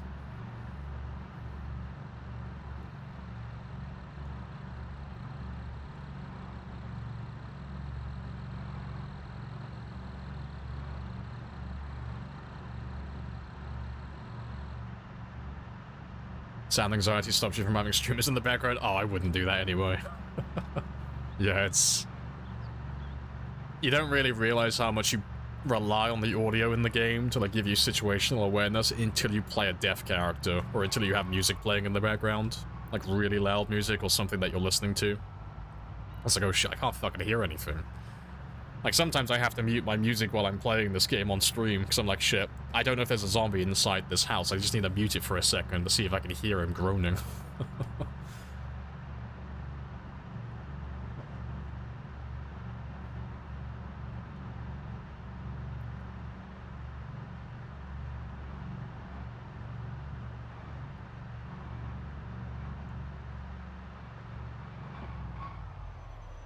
Rip. Yep.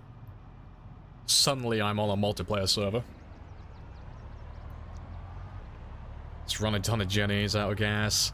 No, it's too time consuming, and it's a giant waste of gas as well. Like, I don't need the gas in, it's not as if I'm gonna run out, but it's like, with the watches, I can kill thousands of them in a big giant pile, and I can dismantle like hundreds of watches all at once. With the generators, I mean, how many do I have? Let me actually have a look. So let's just say I set them all outside my base. So I got one outside my base. And I got one there. That's 2. That's 3. 4. That's 5. 6, 7, 8, 9, 10. And 11 if we include the decoy one I have here as well. So it's like 11 generators. So it's like, okay, no, I could do that. But they take so long to degrade, and you don't get that much more experience for repairing them. Like, it's just quicker to do watches. And it doesn't cost anything extra on top of that.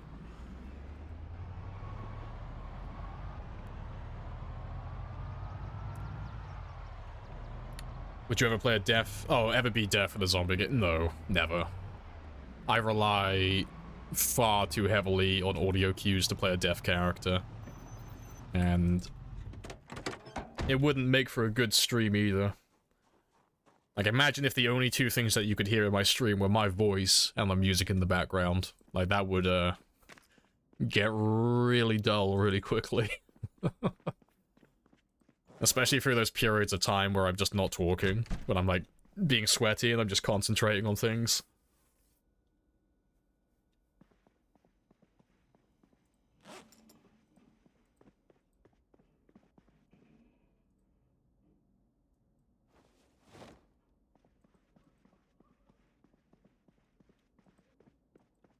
Yeah, single-player Black Wars, I know, right?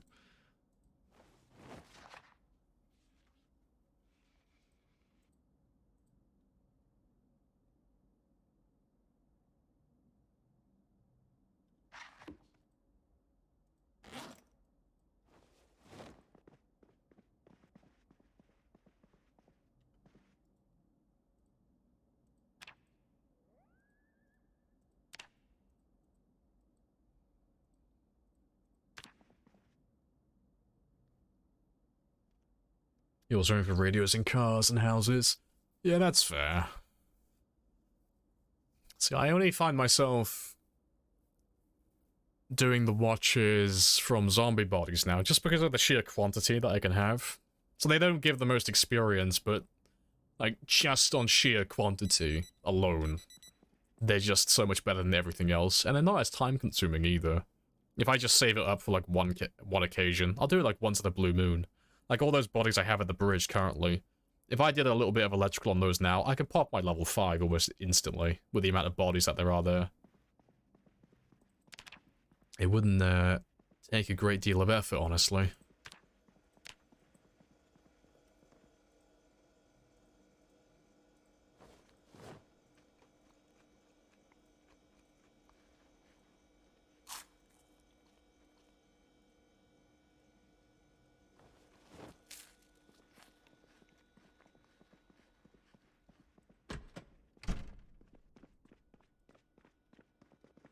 Right, but let's do a day of foraging now. Get that level 8 squared away. And I'll have a little walk through the town today. I'll go through the urban areas and see if I can find any good little knickknacks and stuff. It's very dark. Why did you read the book that you've already read? I haven't read it yet. Like, that was Carpentry 1, but he was saying that he already does, it's already redundant, he already understands the book, because I'm already level 10. But I don't have anything to do in that spare time, really. Nothing that I want to do anyway. So I just do it for the sake of doing it. It's just like to tick it off, really. Because once I read it, it'll say 220 out of 220 pages read. But there's no benefit to doing it. It's literally just completionist mentality. Just ticking all the boxes, doing everything I could possibly do in the game. And eventually there'll be nothing left. I'll have all the collectibles, I'll have listened to all the CDs, listened to all the VHS tapes, read all the books, read all the magazines, collected all the cars, killed all the zombies, loot all the buildings. A true finish. Finish everything. Either that or Build 42 is going to get released. Like, whichever one comes first, I don't mind which.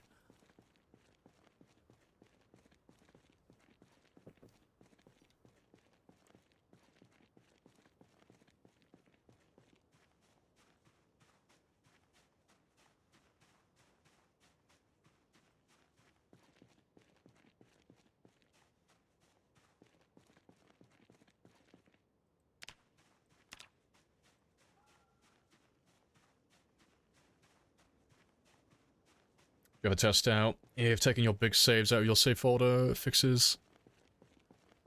Oh, the blackballing in multiplayer.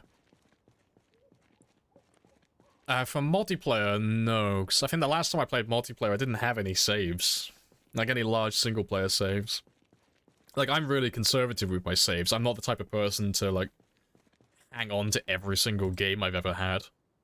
I delete them almost immediately. Like, right now, this is the only save I have in my folder, and I have no multiplayer data.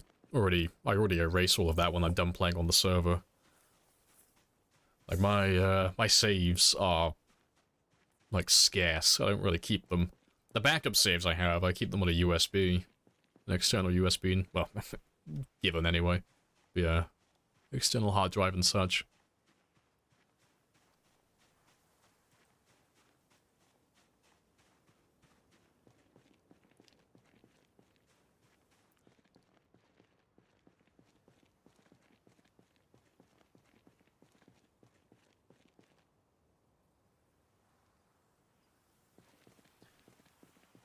Build 42k, you need to defecate and piss. If they added that to the game, I would install the first mod that gets rid of that. Like, I like higher difficulty, but when you start making the game more tedious, like, there is a limit to how long, like, how much you could extend something before it just becomes, well, more tedious than it already is. It's like, oh, no. If I'm grinding for the sake of grinding, I might as well just re-download EVE Online or sign up for World of Warcraft and start playing one of those MMO games.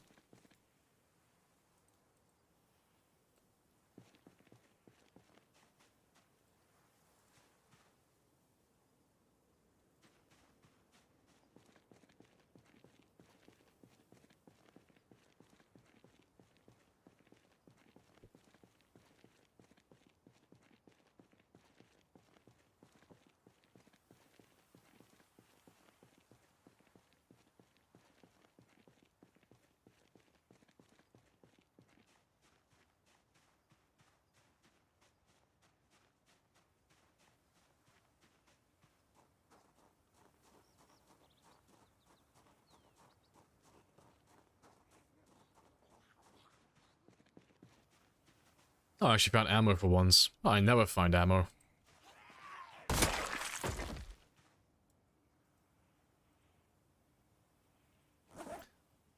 think that's the first time I've actually found ammo. Yeah. I got 3 whole rounds. Watch out, world.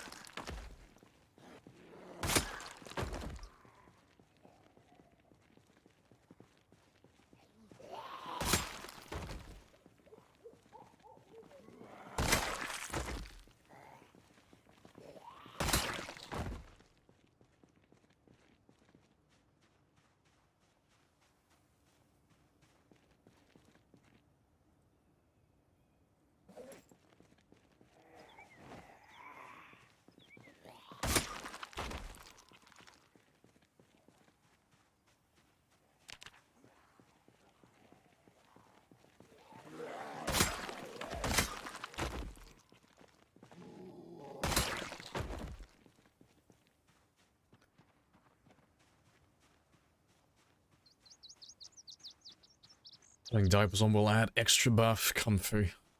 What am I, fucking 80? Is my character, it's like, is he a toddler or is he a pensioner?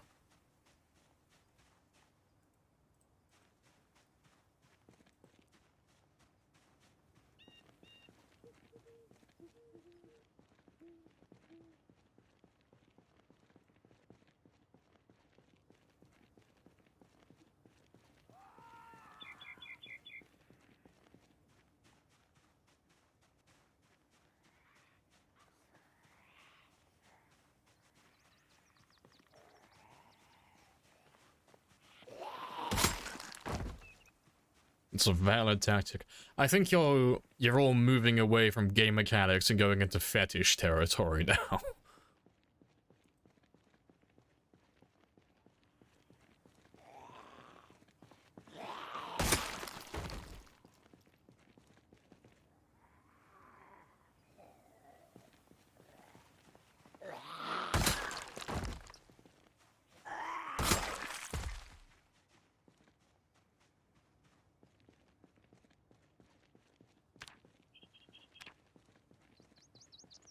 Yeah, I should hit level 8 today.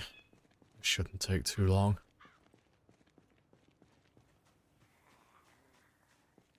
But I'll head back north in a minute so I can avoid some of these zombies. Just focus on the foraging.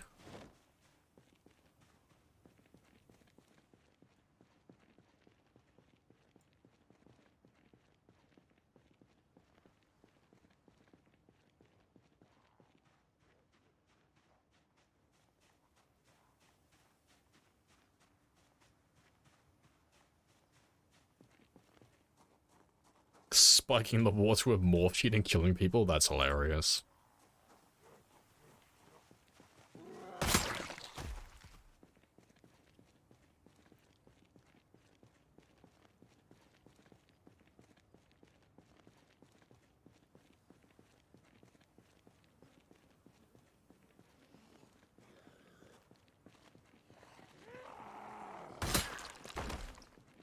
Think about it, who wants to interact with a dude who growls and poos himself while saying you can't see me? I imagine people who probably work on a psych ward, they'd probably be interested. Heavily invested in them, probably.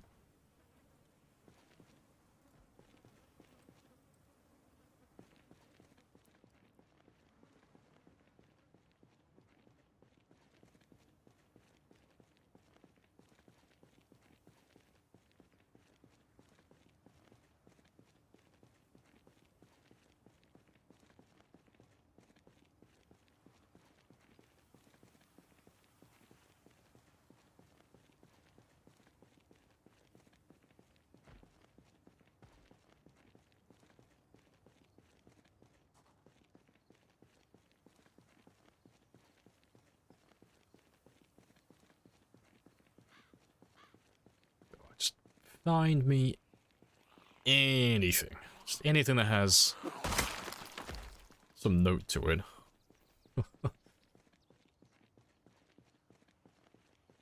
Also, yeah, seeing as I'm back to foraging again, let me take off that mask. Let's increase my search radius slightly. It's not a huge change, but it's a nice little bonus.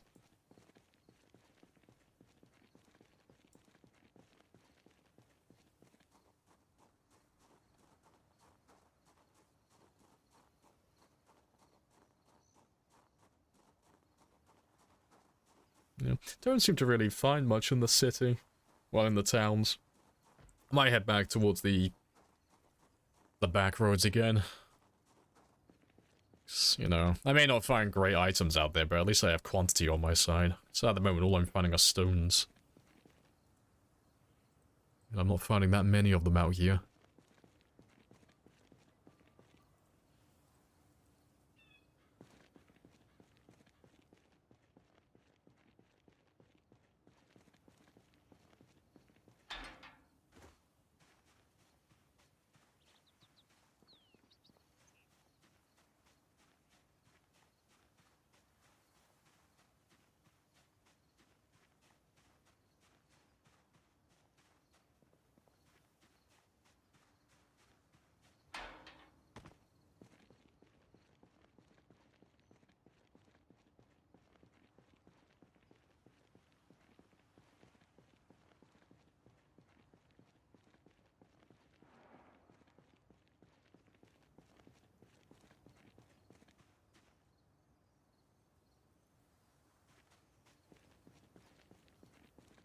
Hey, Artis.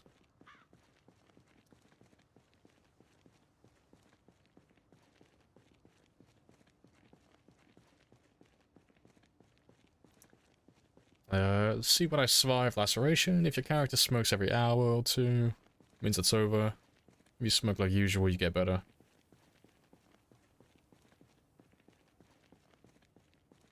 Oh, you have another laceration? Oh, fair enough. As long as you know what's going on in your game. Good stuff.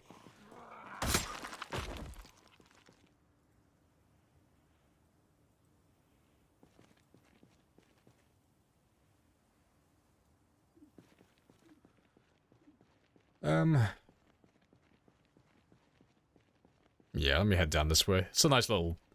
I think it's like light vegetation down there, so I'll have a little gander. The ambience is impeccable. Oh, it's very nice. Nice and chill. Nice and quiet. It looks really boring sometimes, but I like it when it's like this. It's like, oh, I remember how many zombies used to be around this area. It's nice seeing it empty. It's like, fuck yeah. Fuck those guys. Yeah, we are living the dream now.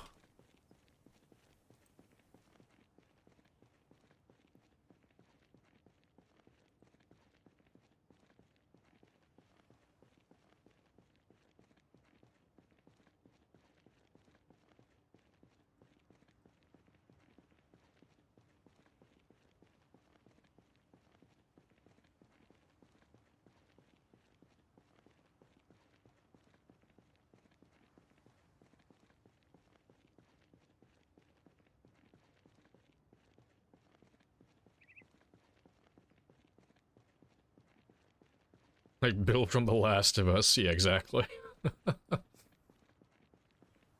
Living that good life.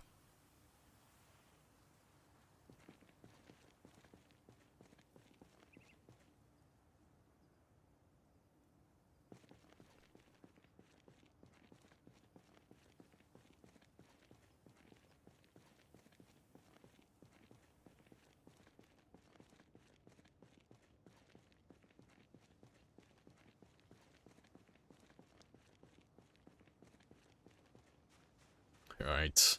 I'll just stay on the forest area now, just hang around here.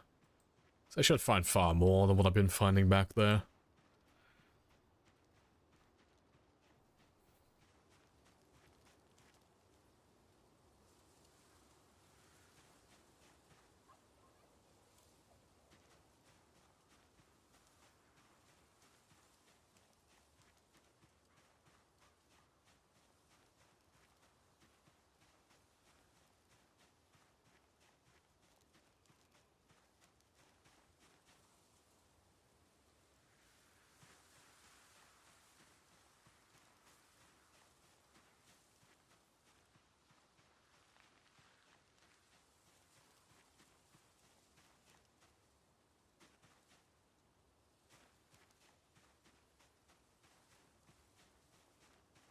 Just so many more items out here.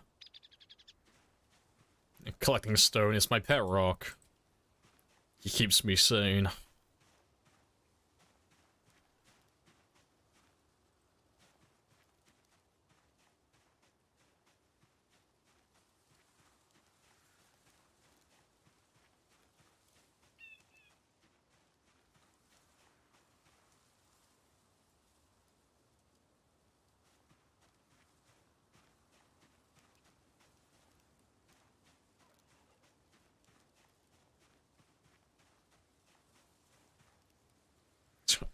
Just one nail. Perfect. That's a game changer now. Now that I have that one nail, everything is coming up Lamprey. It's all going according to plan now. That's another little survivor house. And a book.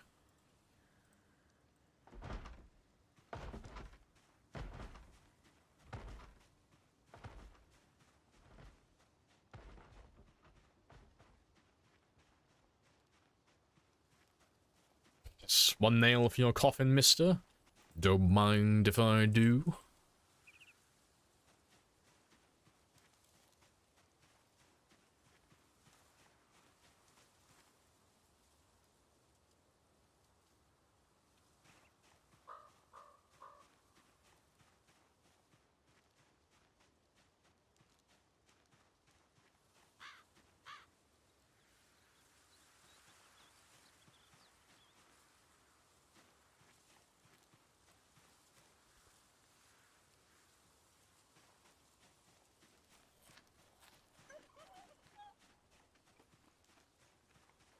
will he do a 12-month celebration? Yeah, we'll bake him a little cake. It's kind of like a little tradition. Every time we do 1 year survive, we normally bake him a cake. Even when we have like the worst possible loot settings, we still hunt around for the resources for that.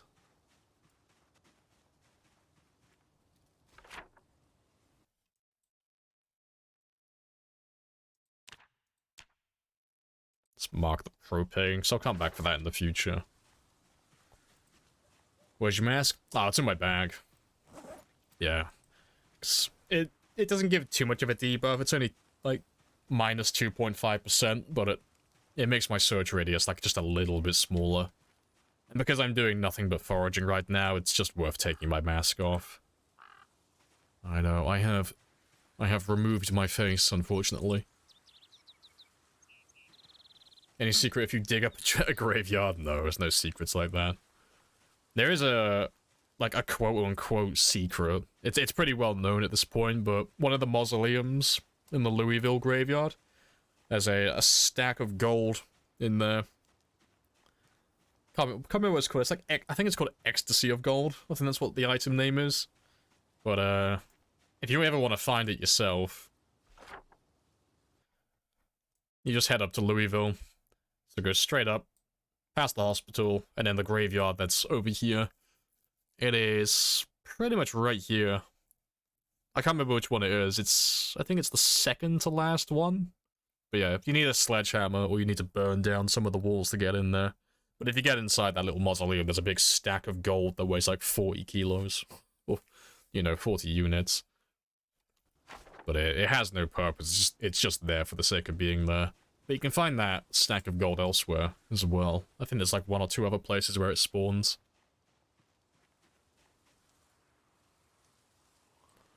Excited for Louisville, same. It's gonna take so long to get in there, but it'll be worth it. It'll be, it'll be good fun. Hey, ginseng. Don't see that very often.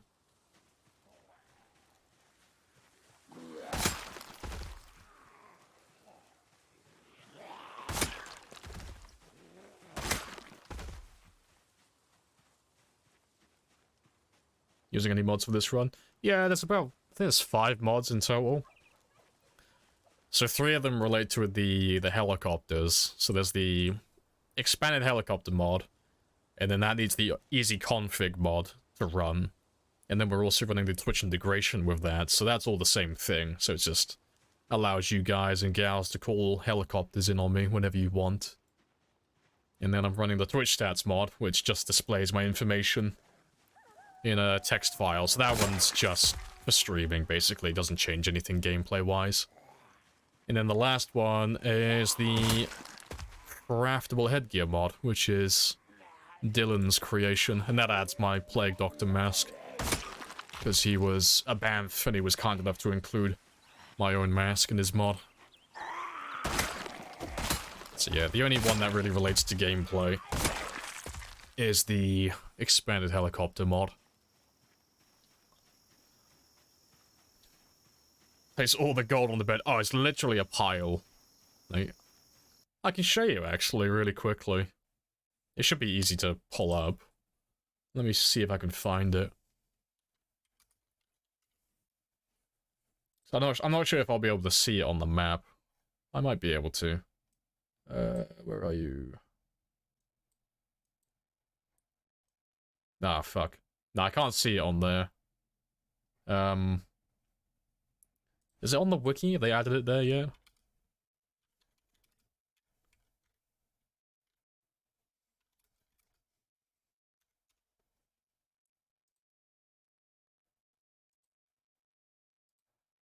No. Ah, well, fuck. I'll show you where it is anyway on the actual map. I can't find an actual image of it. It doesn't look like it's on the wiki. But yeah, when you get into Louisville, like, so when you go down the highway here, just all the way down there, and then in that little graveyard, it's just in the mausoleum right here. But if I remember rightly, it's this one right here, the second to last one. So you need a sledgehammer to break this down, or break down the wall in the back. But, You can't see it, but there is a pile of gold in there. It's not an item that you can equip or anything like that. It's literally a furniture item. It's chunky. It's like the same weight as a fridge. It's a big one.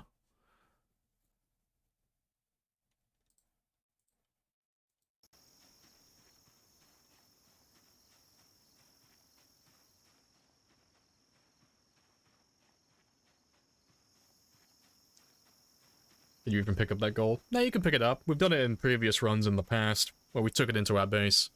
If I remember rightly, you need a crowbar. But I might be misremembering that part. It's been quite a while since we've done it. I'll wait till it's up on stream, those spoilers. Next, there are other places you can get it, but they're all in Louisville.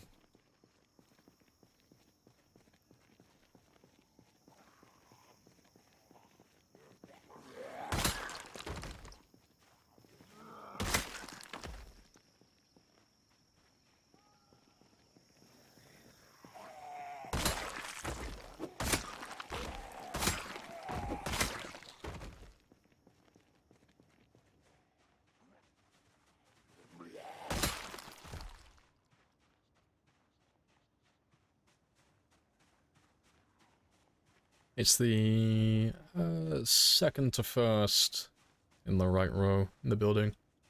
Oh, you went on, had a look at a YouTube video. Oh, fair play.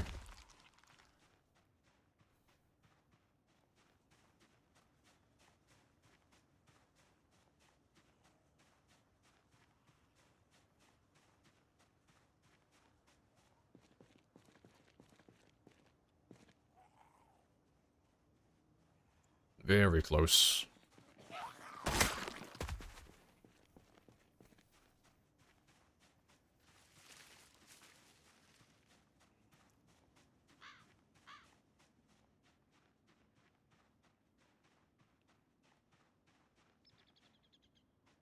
Appreciate the follow, Mush.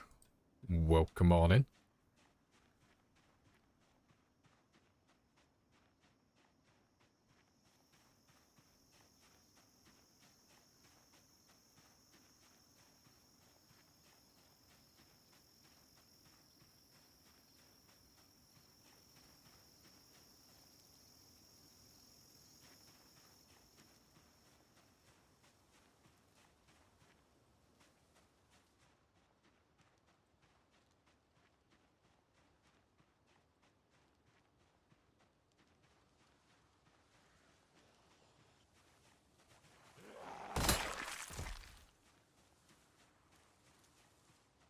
Alright, almost done. I want to take a little break from this in a second as well. Once I hit level 8, I'm gonna probably spend 2 days killing zombies, I think. Take a break from all of this. So as much as I do want to get to level 10, I don't have to.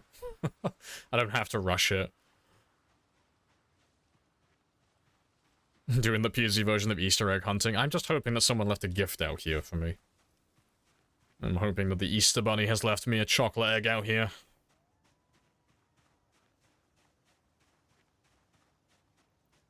As much as I don't like holidays, food is food.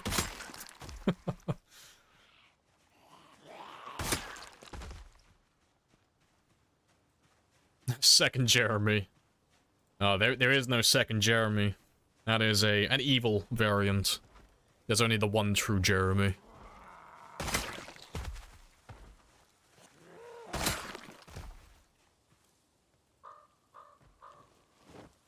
Perfect.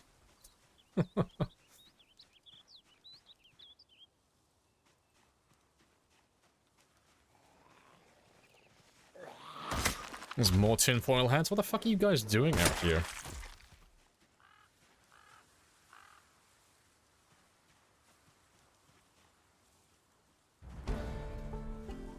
Alright, that's me done. Let's go and read the next chapter then. I'll run my way back home.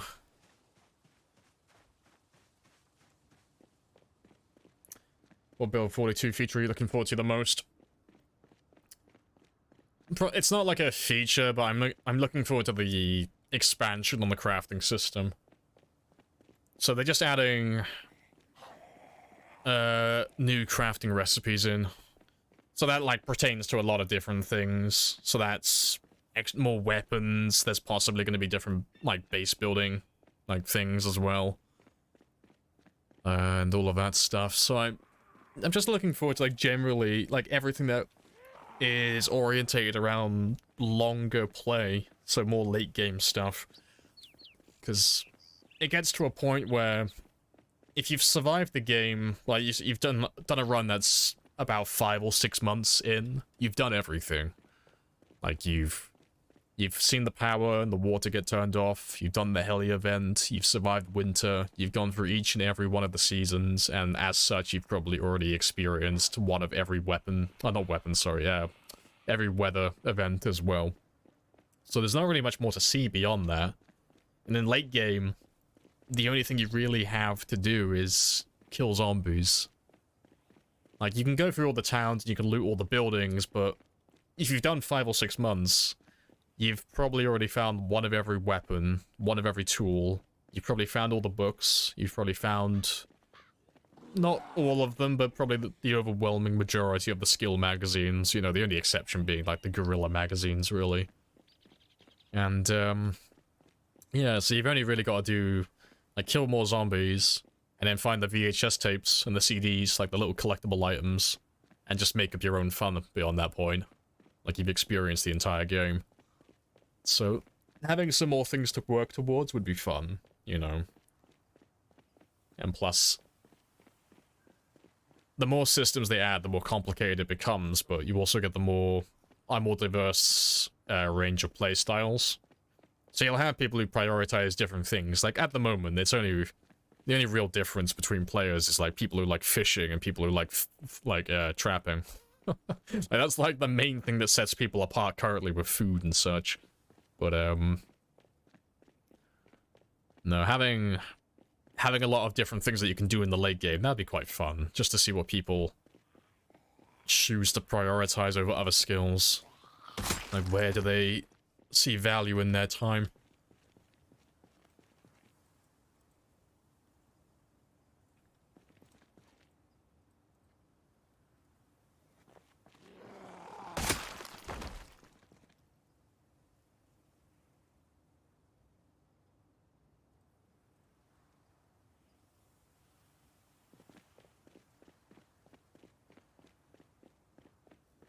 Appreciate the tinfoil hat. Yeah, we found a collective.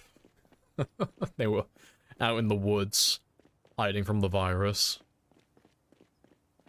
And welcome back from work, Devil Dog.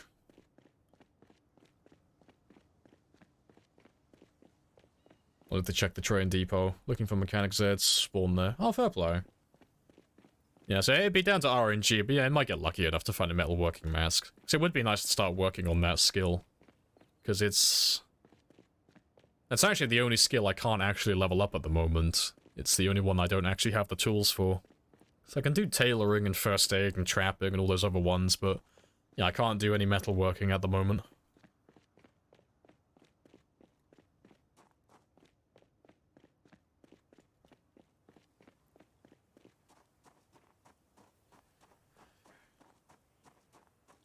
Yeah, who has the best? Yeah, gotta get the best furniture in the art. Basically, yeah, it just turns into base building. Base building and murder.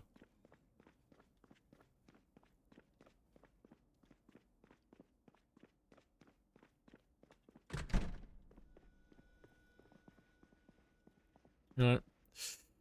Last foraging book. But I'm gonna go stretch my legs, and I'm also gonna grab myself a drink. And I'm not gonna pause my game, I'm just gonna let you enjoy him reading his book, nice and chill. So I'll be back in less than 2 minutes.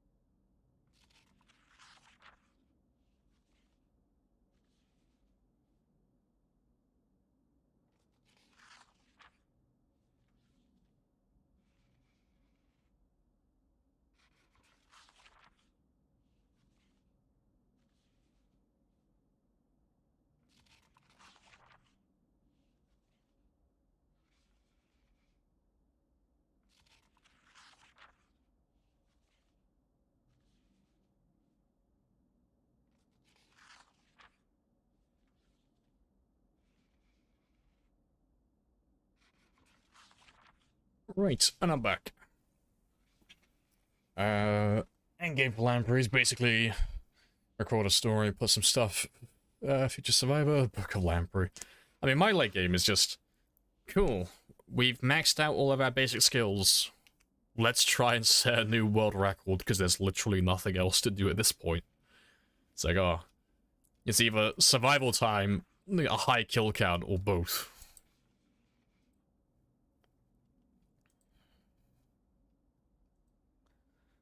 Super excited for the expanded crafting. Yeah, same. I'm looking forward to like the new weapons and such. I want to see if they add any new weapon types in the game, or if they just kind of revamp the weapons as a whole, like just rebalance things. But preferably they'll add some new types in, or at the very least some just new weapons in the existing categories. Because I love using spears, but I've been using spears for like a few years now, and nothing has really come close. I mean, the closest thing that got up, like, buffed was the axes when Lumberjack got fixed.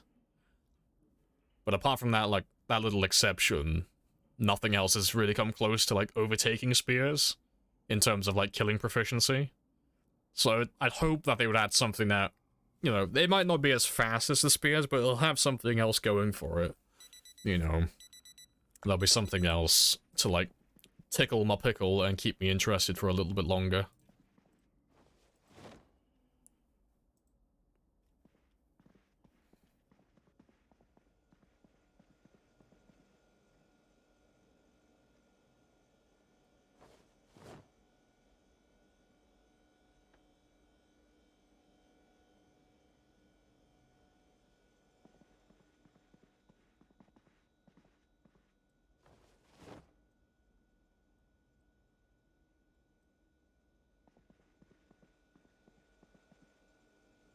Did I throw... I thought I had a centipede. Did I throw a centipede in there by mistake? Appreciate the follow, Poyas.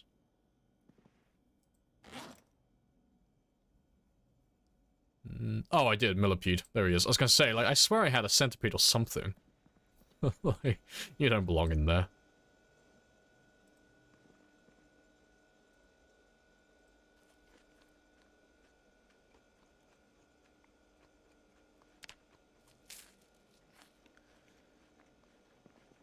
You just want a ballista. I don't want to kill zombies, I want to fucking delete them. There's a zombie outside. That's okay, I'll kill you in a moment. And I'll read that one some more later.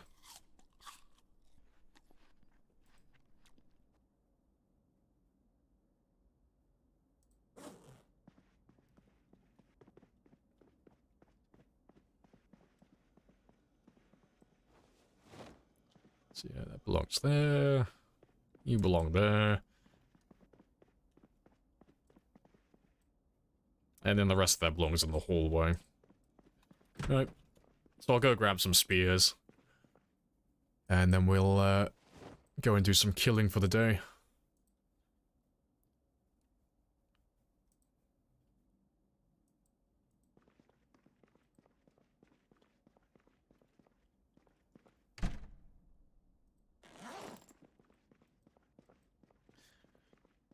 They mentioned the world is basically going back to the Dark Ages.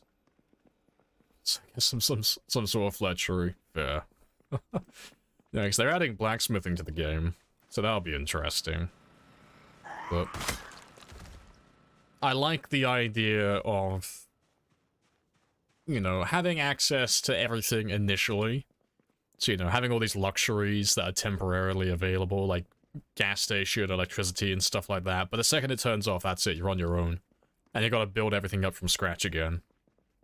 But you can actually work through that, you know, you can make your own clothing, you can make your own weapons, you can make your own, like, biofuel, stuff like that, possibly get solar panels or some other form of power, you know. You kind of have to, like, claw your way back up to having the same tech as you used to have. It gives you a reason to stay alive, then, and progress through the game.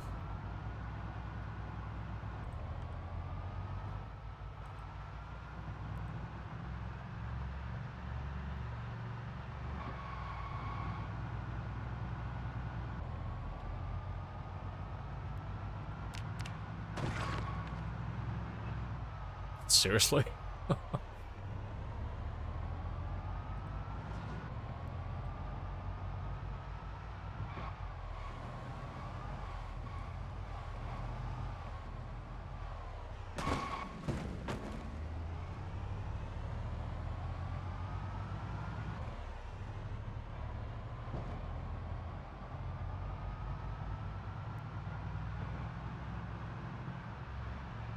Hey, cookies. Welcome on in.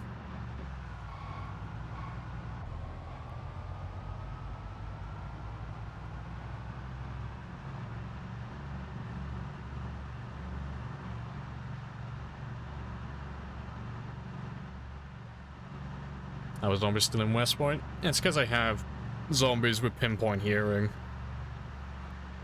So every time I'm driving like to and from West Point, oh, fuck's sake. Like every time I'm driving to and from West Point to Valley Station, my car is generating a lot of noise.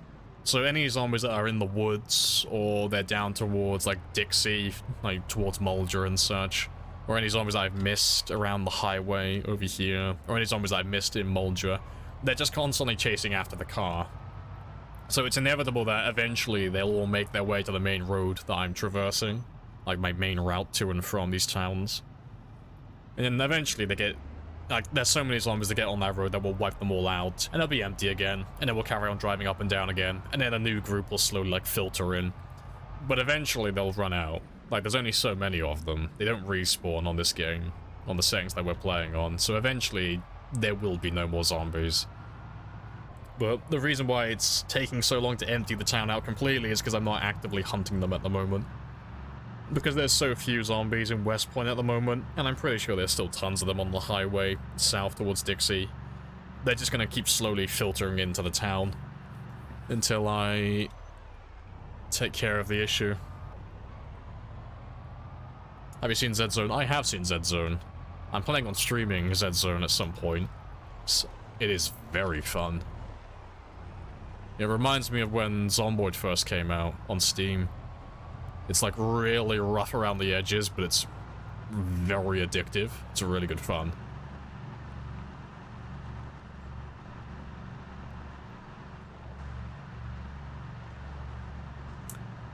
Appreciate all the follow as well, Die. Happy days.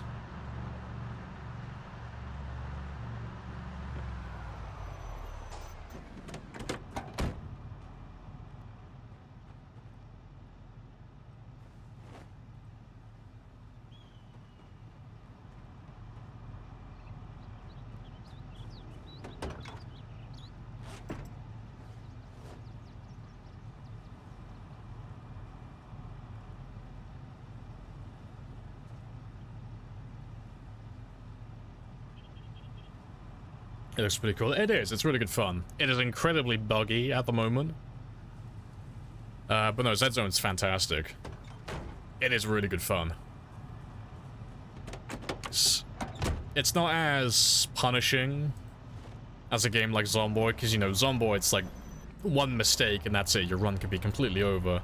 So Z Zone's more forgiving. You can take damage from...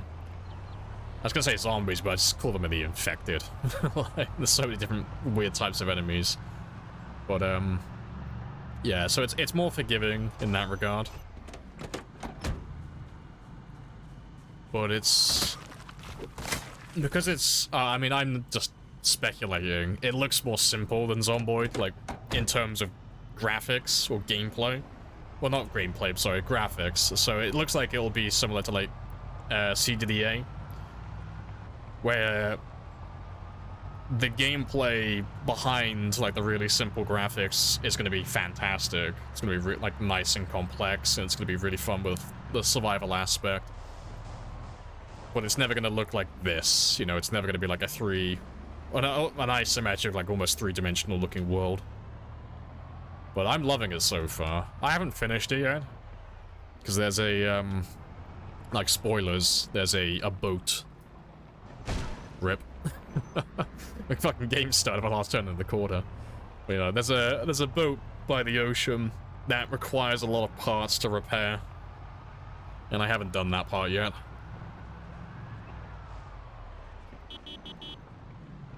I know, poor Frank, I'm abusing him today. My apologies, Frank. I will repair you when I have a metalworking mask. I promise.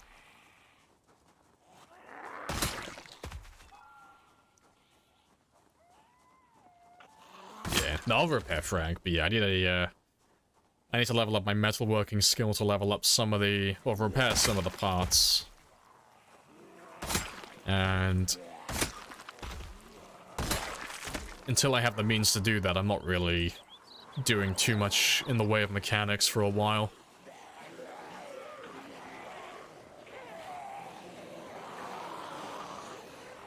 There's quite a lot of you hanging around this area.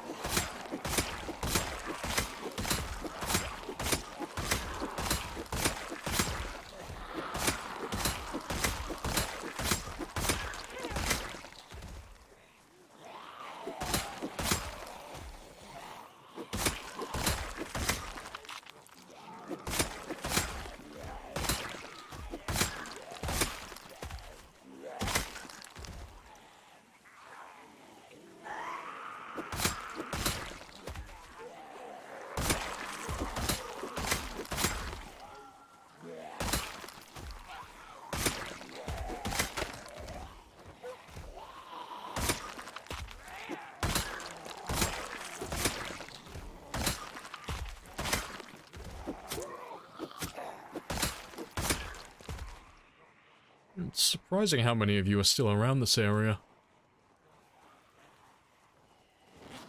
Wonder where they've all been hiding.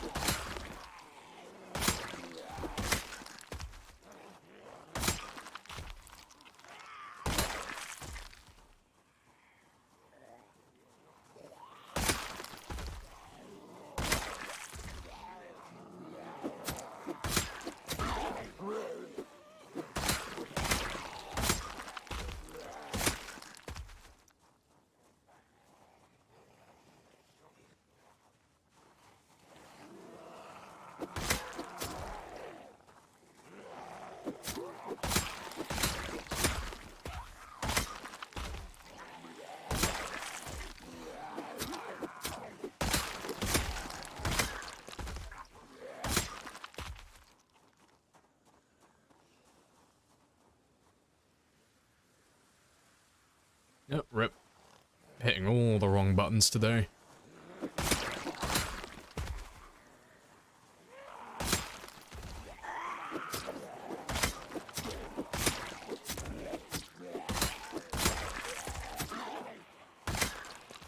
Yeah, where the fuck have all of you come from?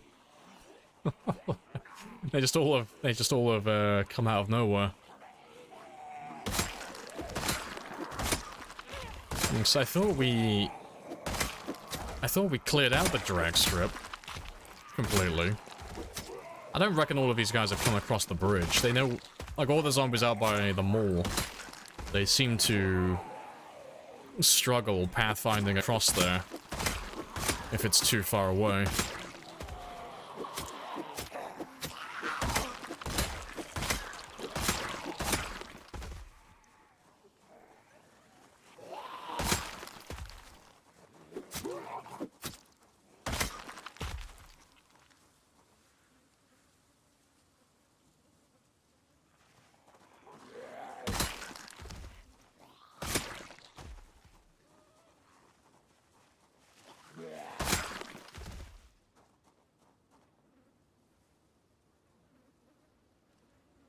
Good stuff. Alright, let's see if I can actually make it down to the bridge this time. I'll carry on shouting though, because I am curious if there's anyone else hiding close by. So they don't really mind where they come from, so long as they all die, because eventually they'll all be gone. So I'd rather they come out from hiding sooner rather than later. Just genuinely surprised there was as many as there are.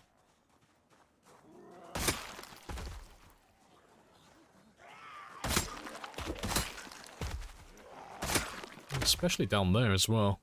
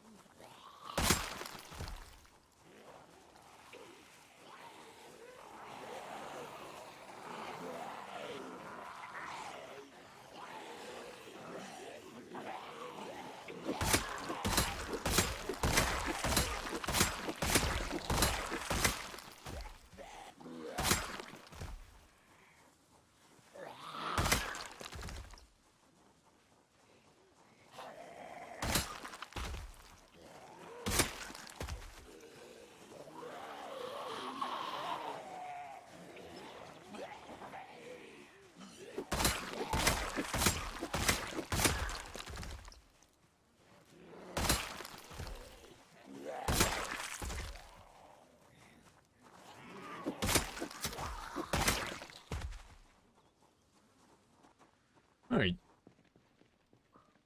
Cool. I think we're all caught up with ourselves. Yeah, that was a bit odd. There wasn't too many of them, but it's far more than I thought there would be.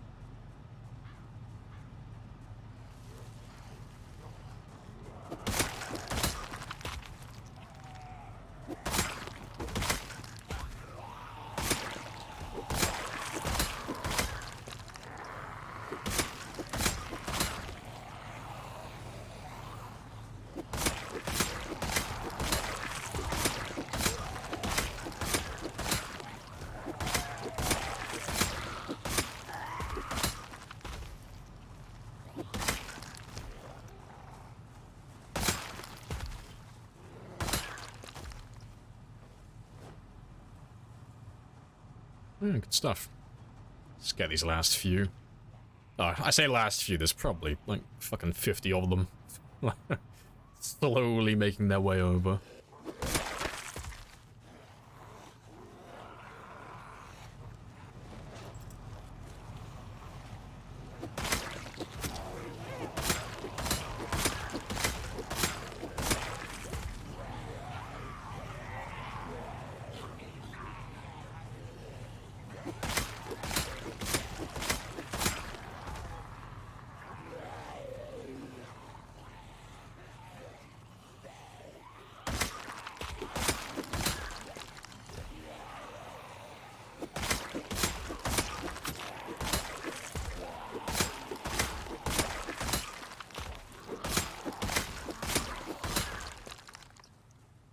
Good stuff.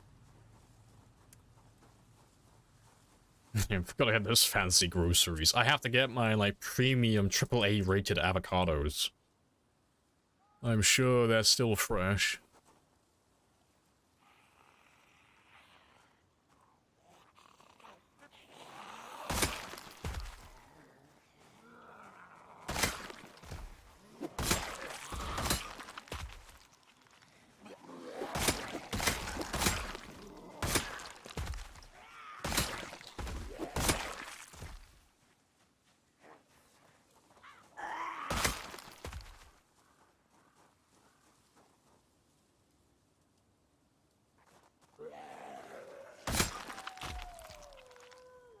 think there's another one. Yeah. I'm pretty much fully rested now anyway.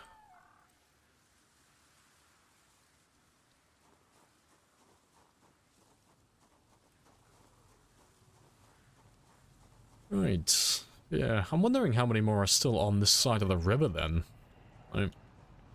I honestly thought we were done around here. I wonder if there's more of them. Like on the west side of the river, just further north, up here. I wonder if they're just like just out of range. Because there's gonna be so many trees down there.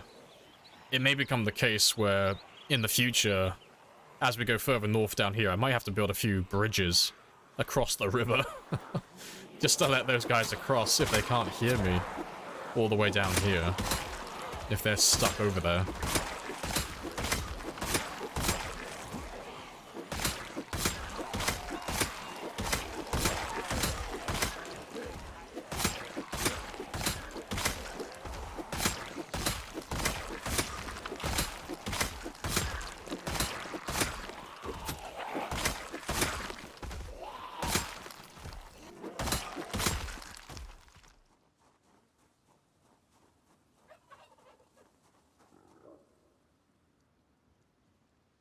I make my cake without gluten-free flour and organic free range, no pesticide, grade AAA, genuine dodo eggs, exactly. You know, I saw that episode of South Park. I can't have gluten in my food. I know what happens.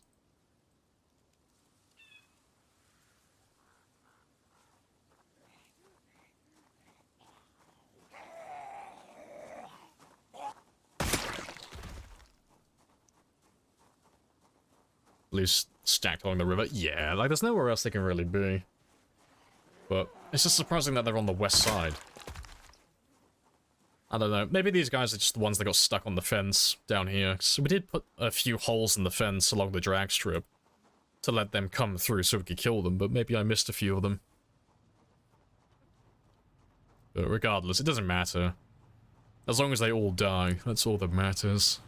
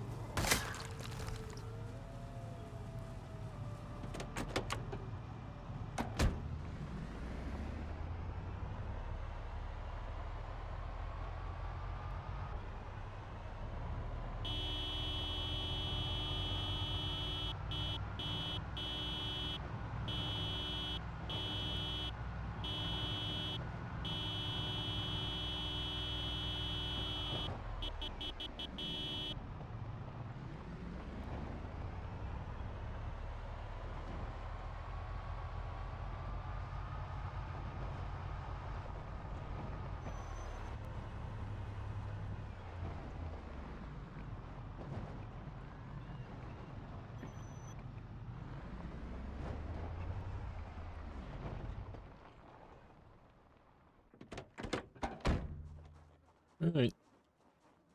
Yeah, I don't really see anyone down there. A few of them might come through here in a moment, but until they do, let's make a start on the ones by the generator.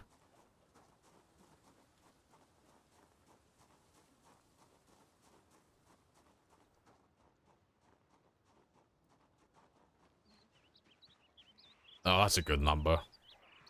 Oh, yeah. I'm gonna pull you further away, because I can already see how this is gonna end. I don't fancy running all the way back home today. Let me pull this one further forward so I don't lose my car.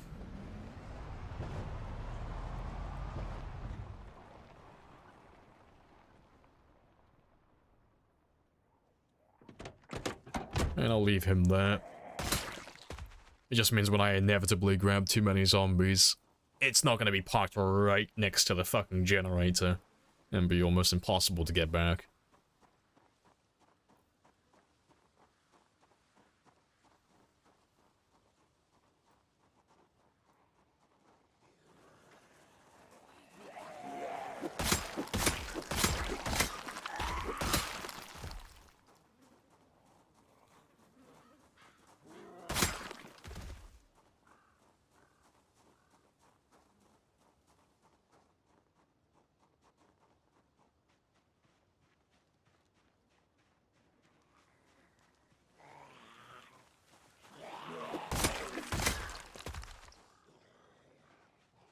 Just gotta make sure I stay out of range of the majority of them.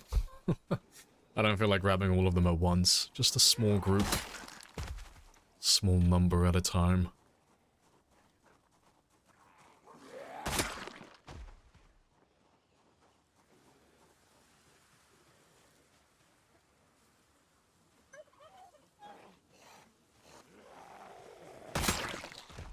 Alright, let's go grab a group then.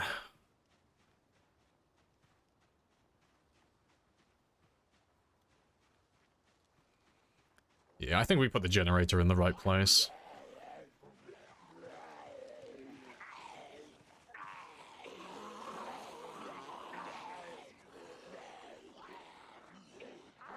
Magnificent.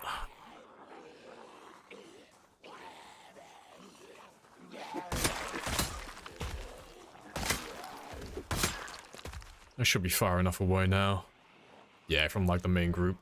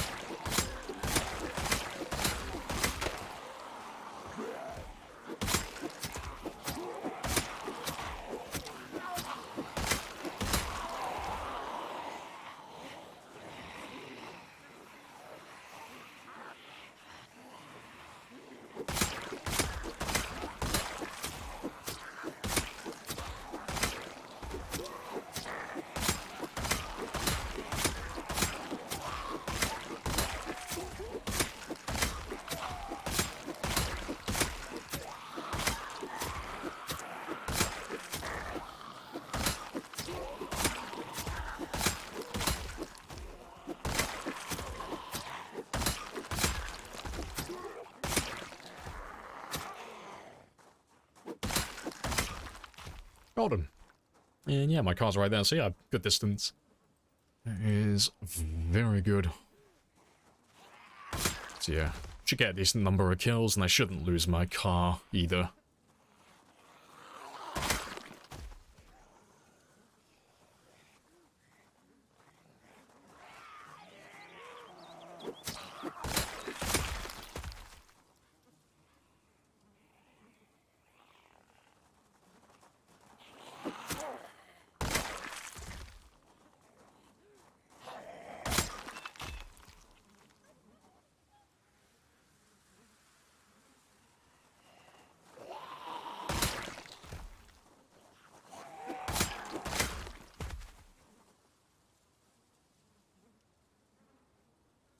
Golden.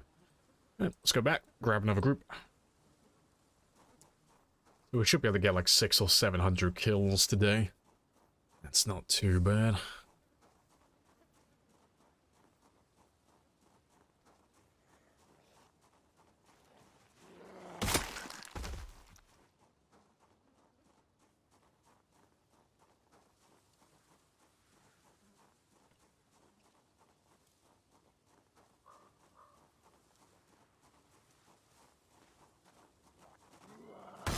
Hey, it's Twist.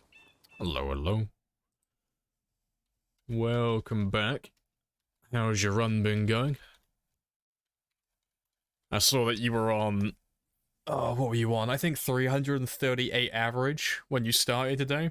So I expect you probably crossed the 340 mark average. Oh, very good. Yeah, if you haven't seen Twist before, definitely go check him out. Another person who streams Project Zomboid.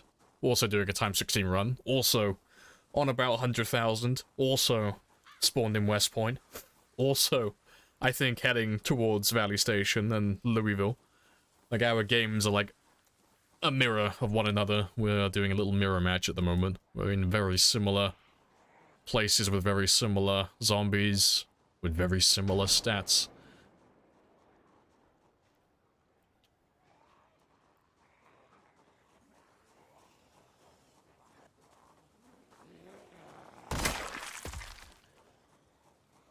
But yeah, we're almost even again. Yeah, because you're on... Oh god, what did you finish on today? Because I know you were on over 90,000, because we were talking about you yesterday.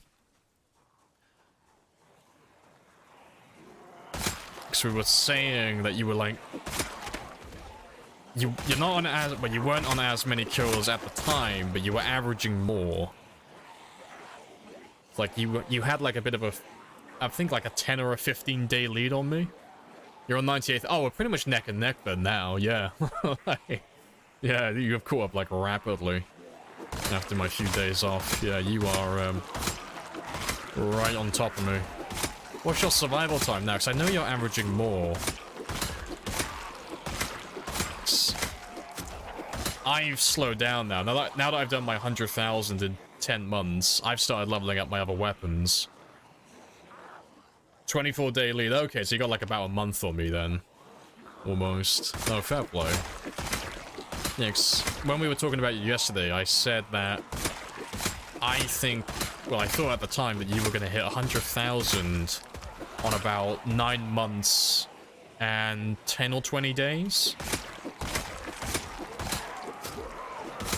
So you'd have like a bit of a 10 or 20 day lead on me from when I hit 100,000. And that seems to be the case as well. Like, I think a day 10, yeah. Like, you're on a really good pace. Really good pace.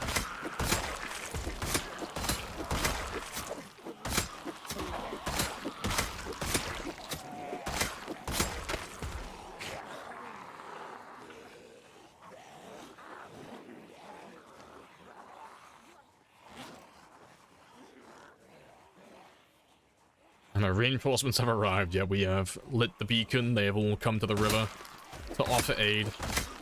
Alas, though, it is an ambush, and we are gonna murder everyone. It's not a war crime if there are no witnesses.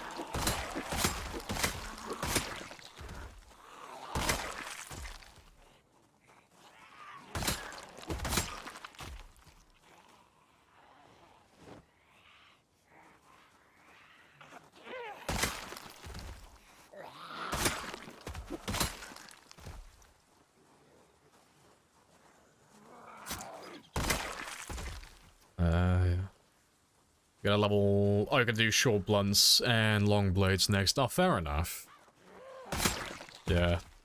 I'm trying not to go, I'm trying not to level them all, like, one at a time, because I did that before in the past, and it just... Oh, it drains my soul to go from, like, level 10 spears and, go back to using, like, level 1 or 2 short blunts or long blunts. It's like, oh, fuck, I can barely, like, scratch 200 kills per day.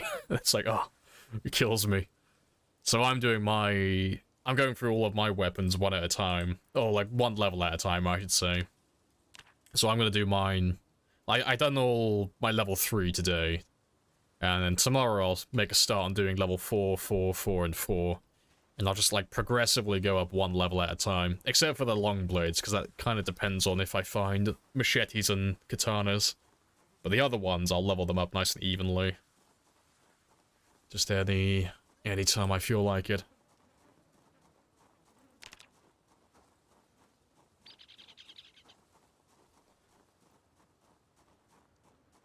Kinda want to start a time 16 run. Oh, do it. Do it, Preg. You'll love it. Won't even get past the 50 to 75 before Build 42 drops. I mean, there's no telling when it drops. And you could do 50 or 75,000 within, like, 3 weeks, real time. So you could, like, we'll round up and just say a month. About a month of playing, you'll have an entire town wiped out completely. And you'll be, you'll have moved on elsewhere. Because we've been playing this character for about a month, more or less. Like, it's surprising how quickly you can get through things.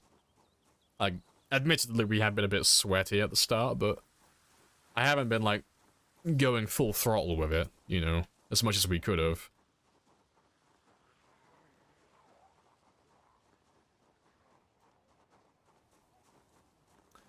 A single grave? Oh, yeah, that was number 100,000.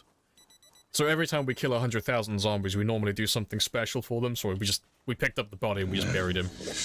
Got quite spicy.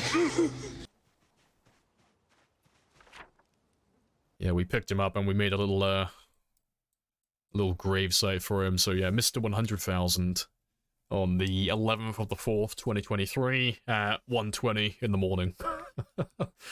Alas, he will be missed. You know, he was a great zombie. Many zombie friends. Great quotes as well.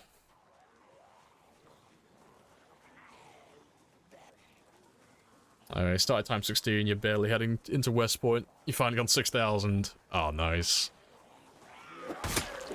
Once you cross over, like, the 20,000 mark, you've broken the back of it. You can make, like, really easy progress through the town. Like, once you get to that stage, like, there's a big chunk of the town that's wiped out then. But, like, 6 to 10,000, that's when you've got, like, a nice, comfortable, like, foothold in the town. It's like, okay, nice.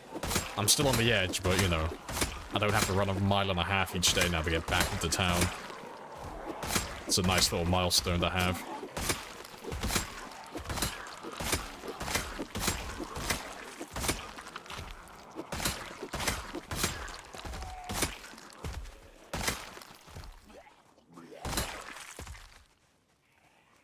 I think I'll do that too, yeah. Just have little grave sites everywhere.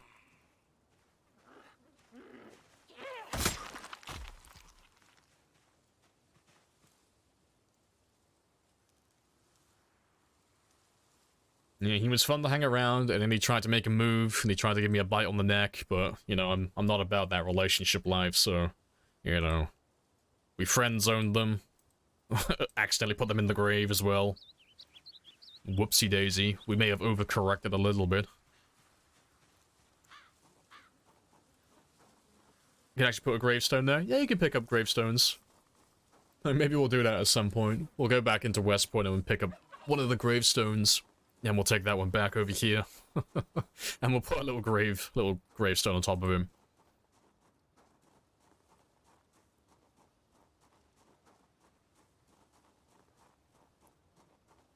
Yeah, yeah, exactly. Not hard, it's just slow when you're, like, less than, like, level 7 or 8 spears. Or, well, level 6 or 7 in... Well, 7 or 8, sorry, in whatever weapon you're using. It's always a little bit slower.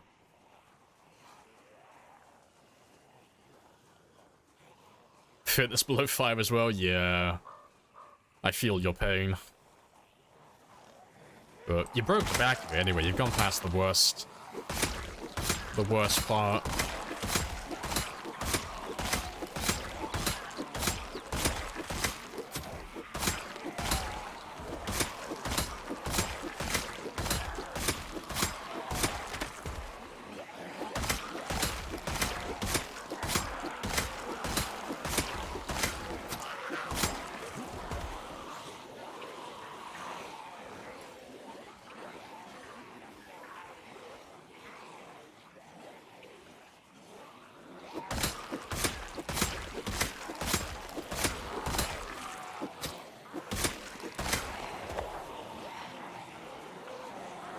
The one-shots are so satisfying. They are. I love it. It's incredibly satisfying.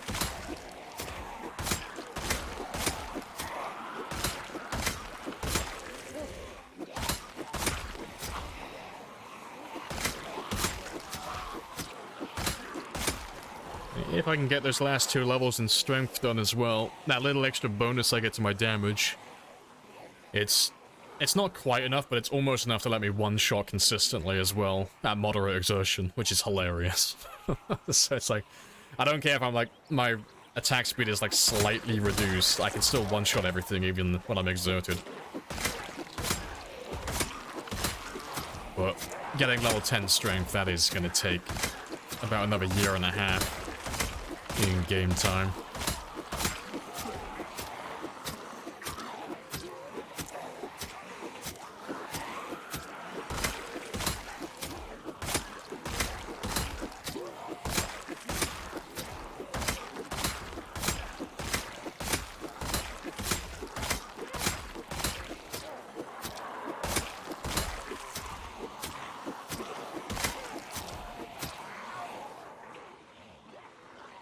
There's a few. I'm at high exertion now as well, so I'll have a quick rest.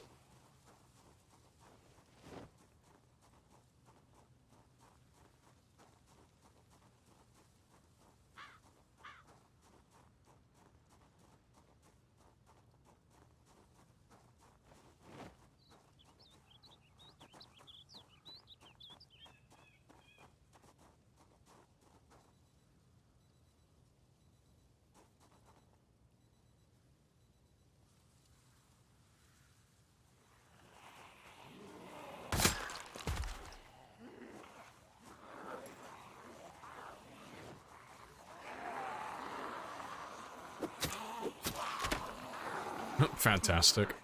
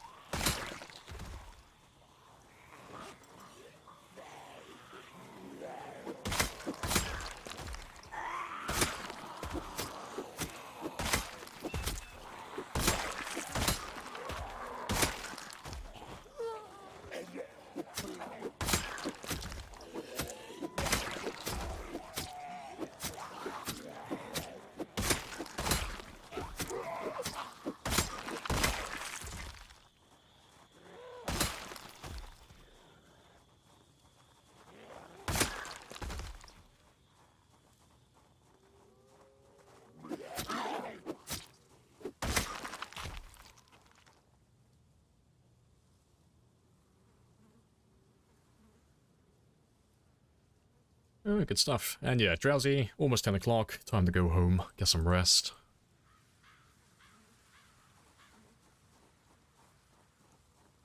Off to raise glass, have a good rest of the stream, no worries, Key, I'll catch you later. Appreciate you dropping by, as always.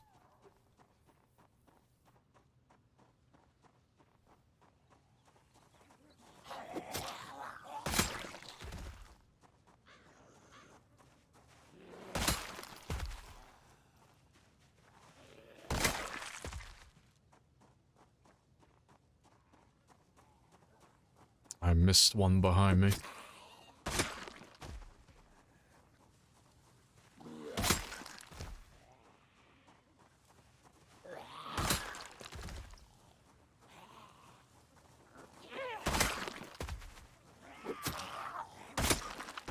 You're gonna start a time 16 run? Hey, good stuff.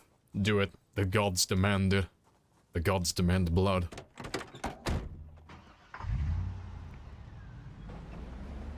Maybe with slightly easier loot spawns than what you have. Oh, that's fine. Yeah.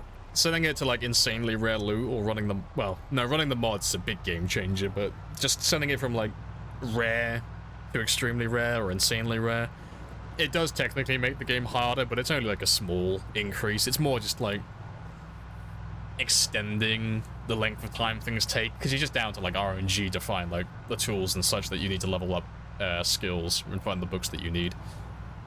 But it's honestly not that big of a change. So you're pretty much playing on the same difficulty that the rest of us are on. Ammo on Abundant though, that's a little bit different.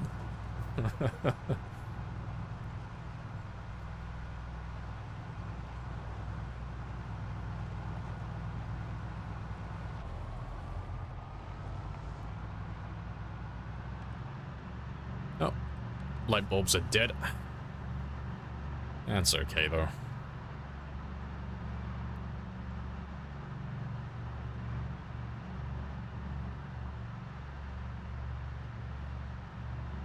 We just like to hoard ammo, we just want to have it all just in containers.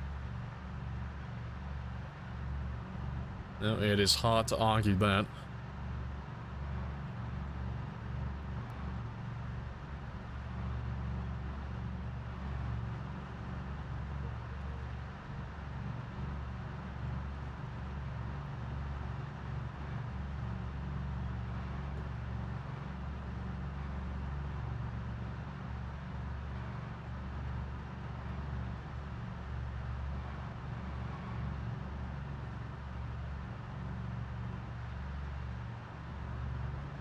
Yeah, exactly. Just in case the army turns up, you know, and they need to restock and they're desperate for, like, a resupply, you're just there, good Samaritan, being a patriotic Kentucky man, you know, just on standby just in case.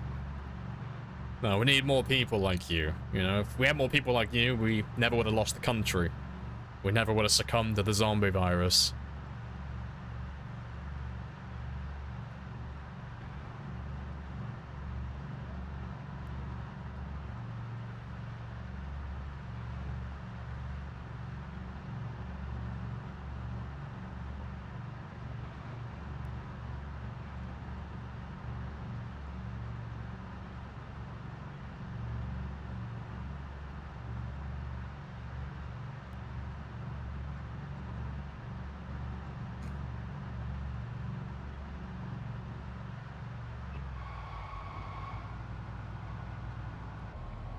Two months, 2 days in.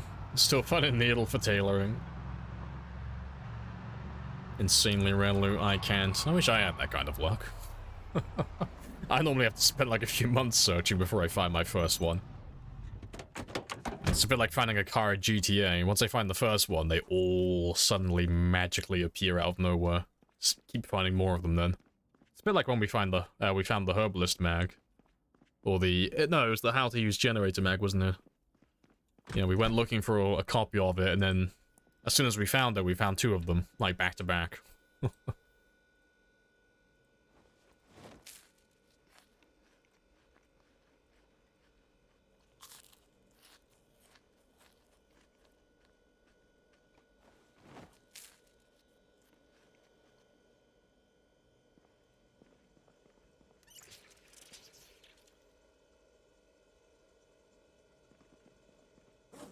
Yeah, good stuff. Yeah, just under 700 kills today. That's not too bad. It's not amazing, but it's not the worst we've ever done. But yeah, let me get my sleep now. He's been drowsy for a while though, so give him an extra 30 minutes.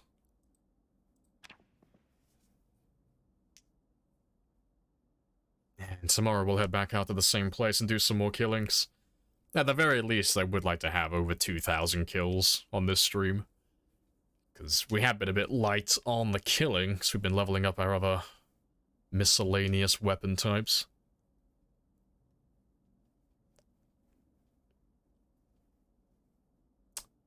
Please don't crash. My game seems to be frozen. Please don't crash. Not now.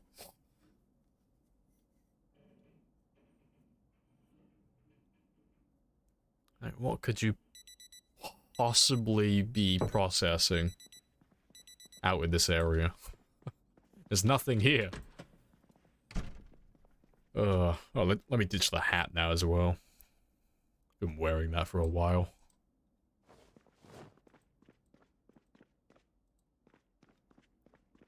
You got no needle either? Rip. 3 months. Yeah, between 1.5 and 2/3 of Riverside cleared.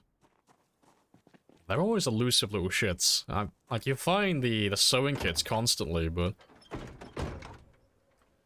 then I'll go looking for a, I'll go looking through them all, and I won't find any needles in them. And then when I do find one that has a needle, like, the next 5 that I find all have needles as well.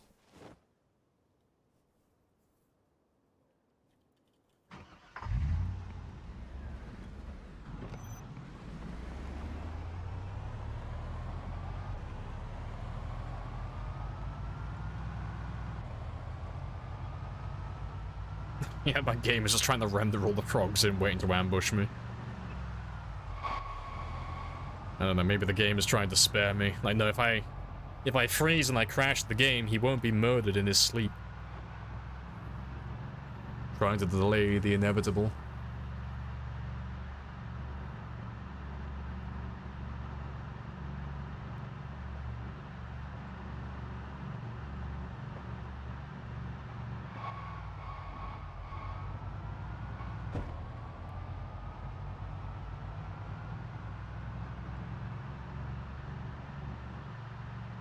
The trees are speaking ribbit.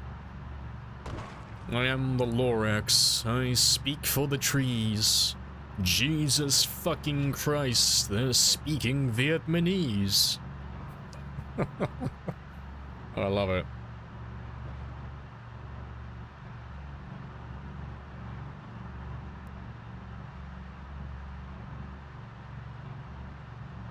You want a sub? Congrats, Mark. Happy days. Yeah, welcome back as well. RIP. And now we play the waiting game.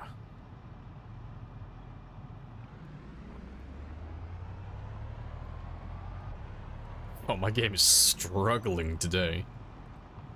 Yeah, let me just pause for a second. I managed to return to your spawn house after 2 months. Hey, good stuff. Next door neighbor. And a copy of How to Use a Generator is in the mailbox, just waiting on standby. Threatening croaks in the distance.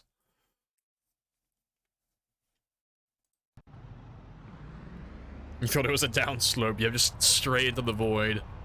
Straight into the abyss.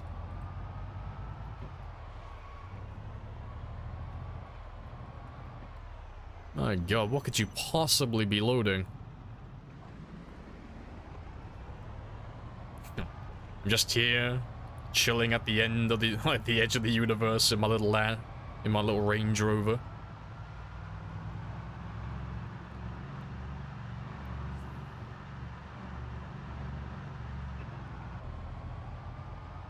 Highway to Broken Spears. Oh, I really want to know what causes this.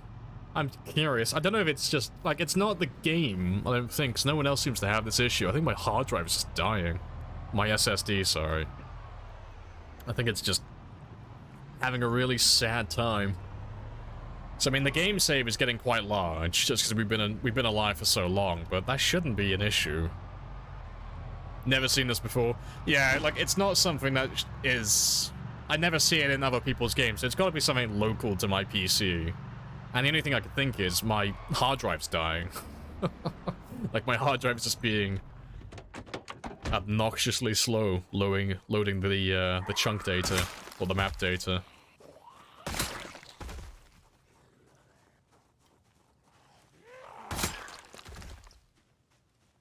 RAM? Nah, RAM wouldn't be an issue. It's all, yeah, it's all the Bitcoin I'm mining in the background.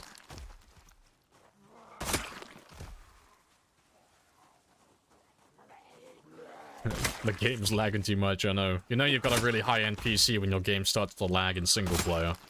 Like, oh shit, I blackboxed myself in a single player game. Somebody please send help.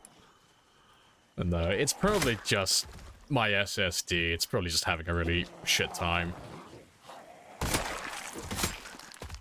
So I've had this issue in the past, but it's only ever been on this PC. I've never had it on any other PC I've had.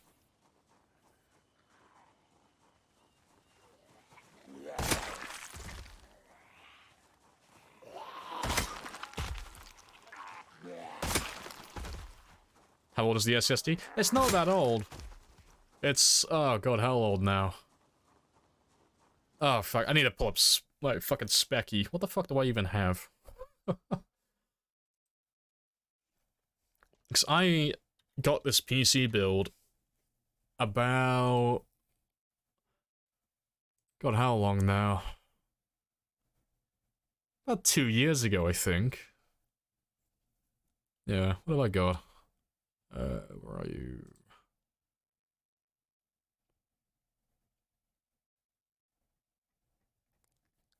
No, I was like, there's no errors on it. It's not overheating either. It's like holding it's nice and cool at 30 degrees Celsius. Like, more cool for a hard drive, whereas an SSD. Yep, no errors. 0, 0, 0. I don't know. Maybe I'll just buy a new hard drive, or a new SSD at some point. And just, because, I mean, they're not super expensive. And plus, little parts of my PC have been falling apart. Like tiny things. My mouse died yesterday, so I had to replace my mouse. So maybe it's time just to start swapping a few bits and pieces out. It's that time again.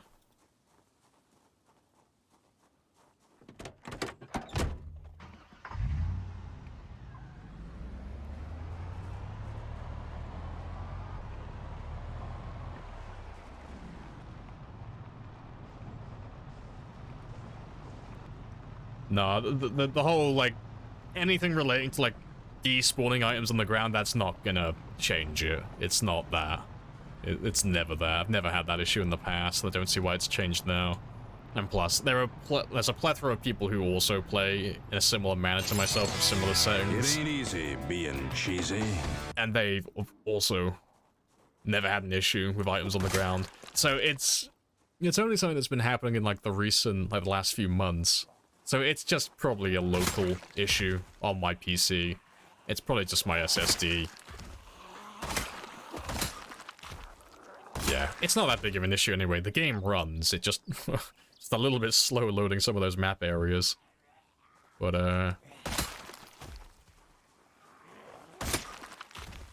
it's not a big issue.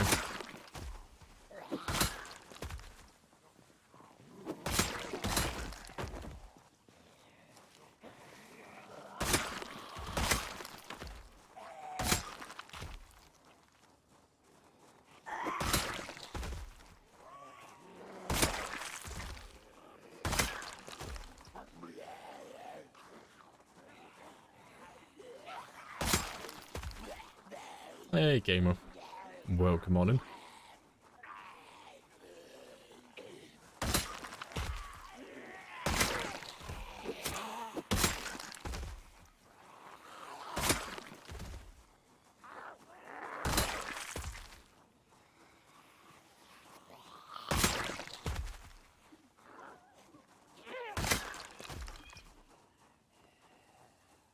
Not staying for long? Ah, no worries. Well, I appreciate you dropping by, even if it is only briefly.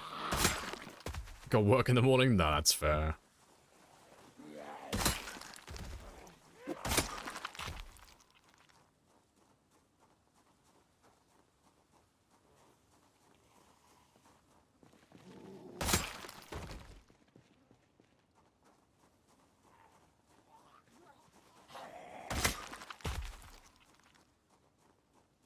I'll probably end up making this my last game day anyway.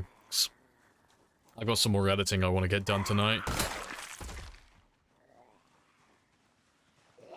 So we'll try and get over the 102,000 mark, and I think that'll be a good place to wrap it up. But we'll see how big that group is formed by the bridge now.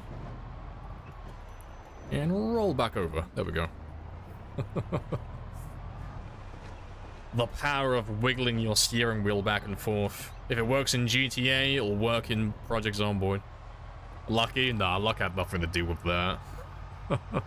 If your car rolls over like that, it's just a matter of wiggling your steering wheel. As long as you're quick with it, it's like guaranteed to flip back every time. Sometimes I'm too slow and I miss it, but that's a skill issue. That's on me. But the physics are a bit janky in regards to your car rolling over with dead bodies, but it's not that bad.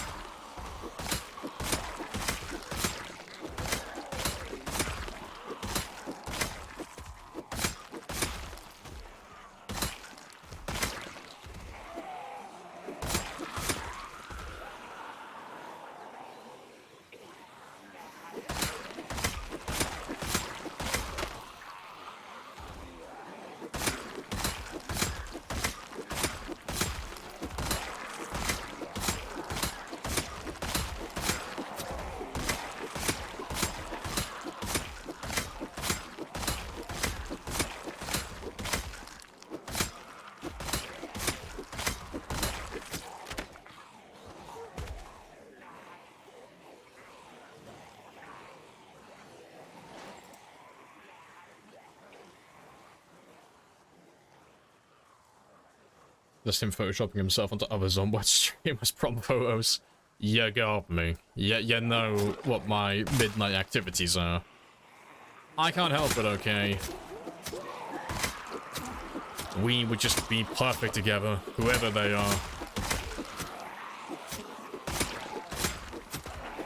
It's because I never went to my prom, so I'm just trying to fill that void in my heart.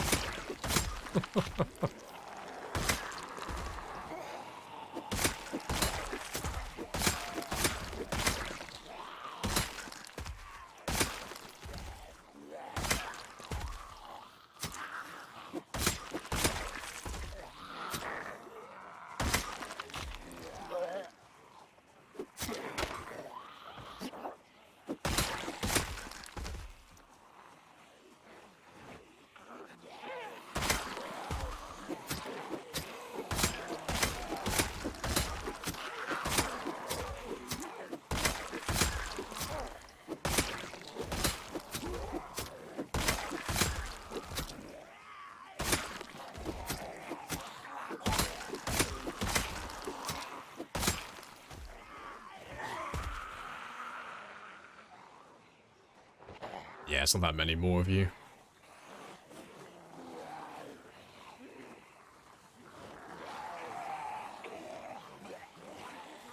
Although I could be wrong. Alright, let me ditch you so I can have a quick rest. I'll come back for you in a moment.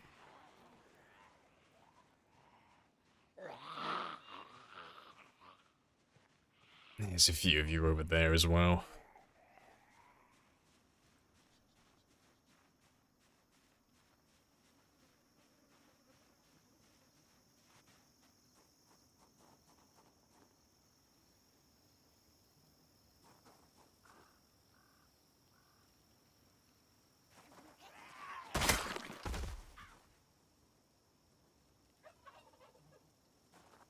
Golden, and you are too late. Fully recovered.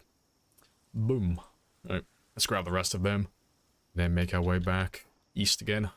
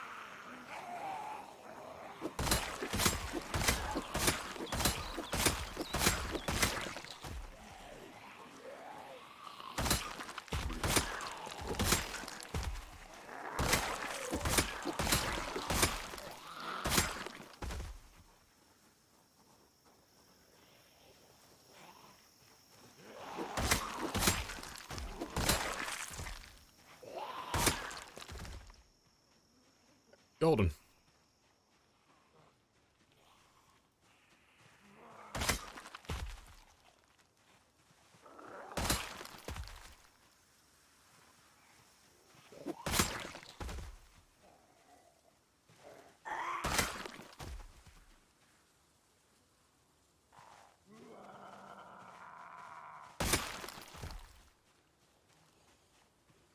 Raid party in the woods. Apparently so. They all realized, everyone in Kentucky, just the second they got the first whiff of information that the world was ending, grab all the sledgehammers, throw them in the river, meet at the woods, orgy, alcohol, done. End of the world party. Live the dream.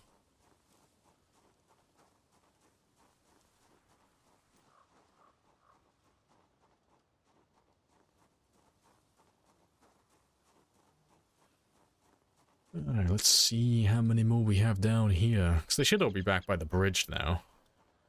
Most of them, at least.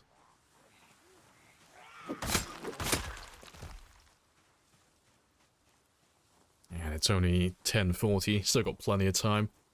And we've crossed over the 102,000 mark now, so I'm happy with that. That's like my little minimum I had in my head.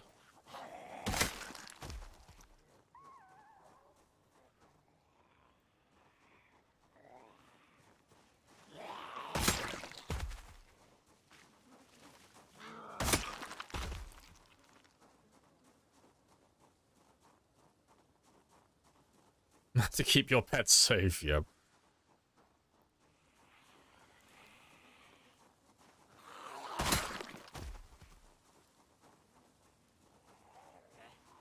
Hey, super serious, man.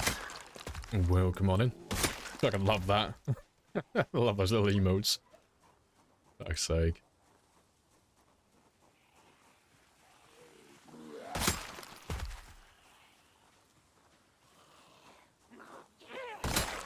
Every missing shoe has a story to tell.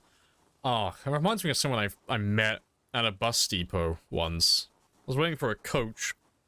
That's when I was going up to Scotland. So I was going up to Scotland. 'Cause this was when I was working at Butlins on bars. But we had, like, I think 2 weeks off. And so I did a bit of hitchhiking up there. And it was taking too long, so I was like, oh, fuck it, I'll buy a coach for, like, the last stretch, because it's, like, the middle of nowhere. So I bought a coach to go to... Oh, fuck, what's it called? It's Fort something. It's, like, right at the base of the quote-unquote mountain. But, no, I met this Scottish guy there. He was just chilling out, he had no fucking shoes on. He was really chilled out as well.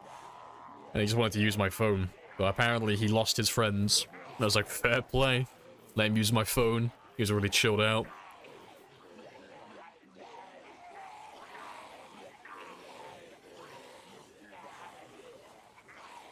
Emergency food supply? No. You got it the wrong way around. My dogs aren't my emergency food supply. I am my dog's emergency food supply. I will execute myself on the spot. Even if it only buys them a little bit of extra time. Protect the dogs, always.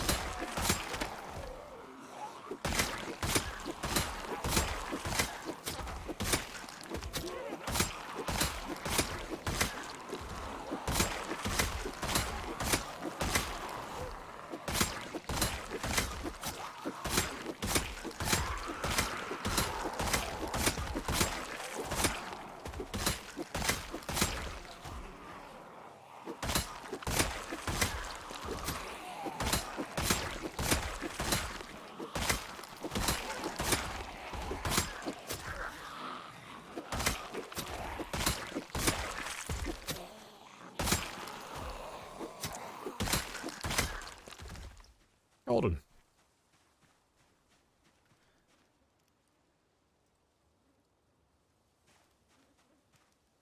First run is a bust. Random spawns put you in Louisville. Ah, you can make that work. Time 16, right in the middle of Louisville. That's fine. It's only a couple of zombies. So there can't be that many.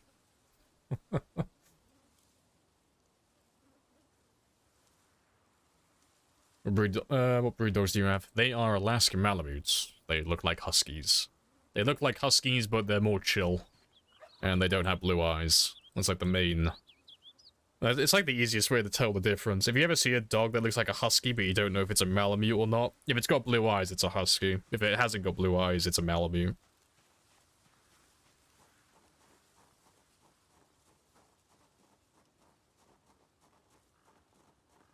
Jeremy has indoctrinated you as well. Well, I dare not disobey the orders of a god.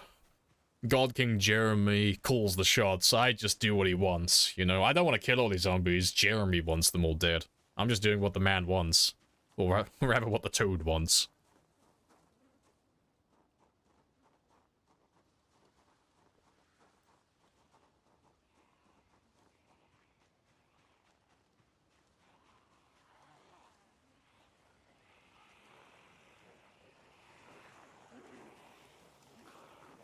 Very nice dog. Yeah, there's pictures of them on the Discord. I found one on my phone from like 3 years ago. And one of those little notifications pop up like, oh, have a look at this photo from 3 years ago. And I had a look and it's my dog when they got themselves stuck under the bed. It is hilarious. She looks very sheepish. She managed to crawl her way under a double bed and she couldn't get out. So I was like looking around for her for a while. And I eventually found her, and she's like right under the bed, right in the back, and she just looks incredibly fucking guilty because she can't get out. So, I had to like fucking lift the bed up and lean it against the wall just so she could claw her way out. It was hilarious. I don't know what she was doing under there. I don't know what she went after. But she didn't make a single peep. But I'll upload that picture onto the Discord later. Just in case I lose it. I have to immortalize my dog's questionable decisions.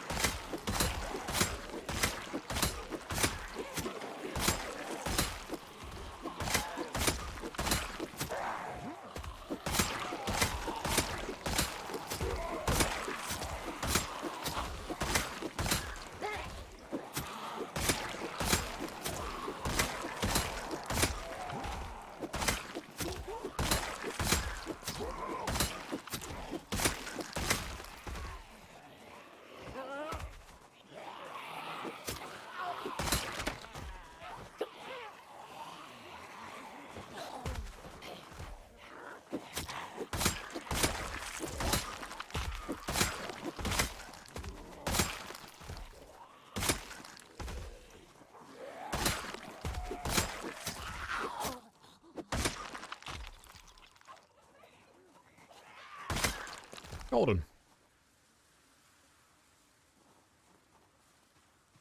Mission survive. Confused as fucking Louisville. Well, it's just that objective you get at the end of Halo Reach. It's like, ah, yes, last mission in Halo Reach. I wonder what I'm gonna do now. It just pops up in the top. Objective. Survive. I'm like, oh. Oh.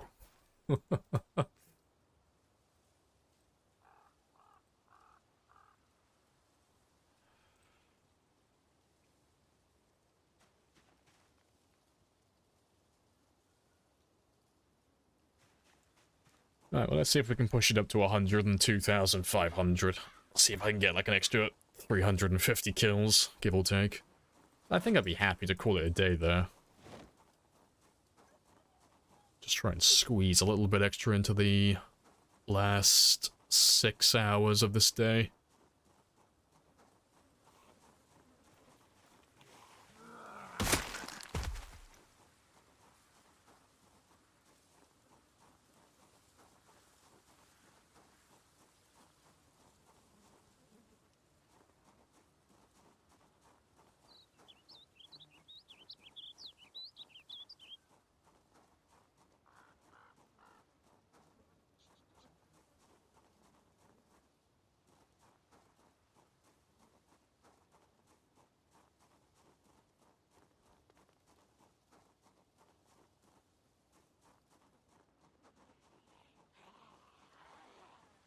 Grab a little chunk from you. I reckon if I do like 3 or 4 more pulls, I think we'll be done.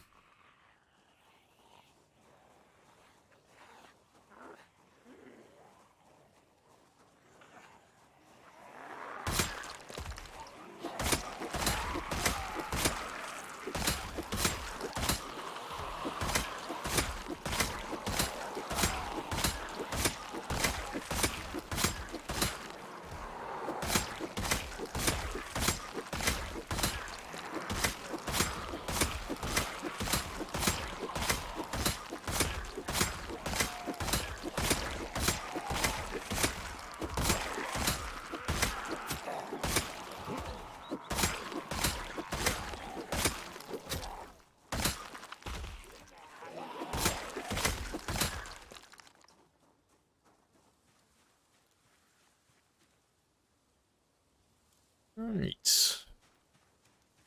Give me another 300.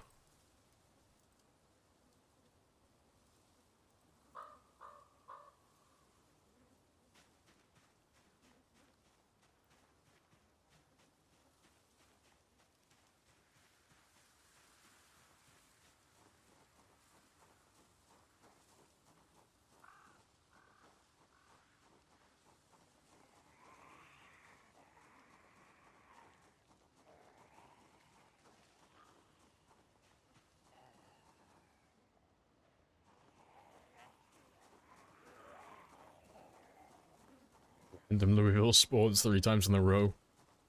I mean, I suppose it's probably, like, the majority of the spawns are probably in that city, since it's the most popular. You probably statistically have a more likely chance of appearing there. And I'm assuming you're using, like, pillows spawns.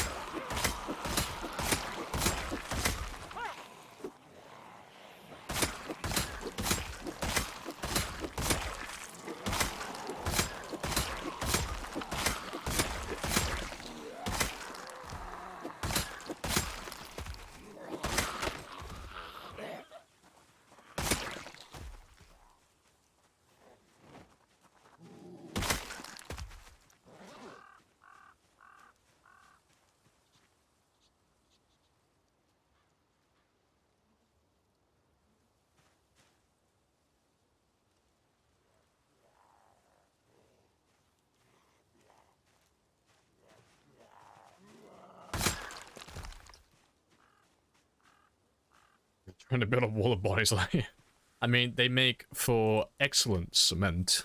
And I'm gonna build my little wall of dead bodies, close off the pass. Stay down here with my personal guard, just Jeremy and I. Hold off the Persian Empire, you know, weekend things.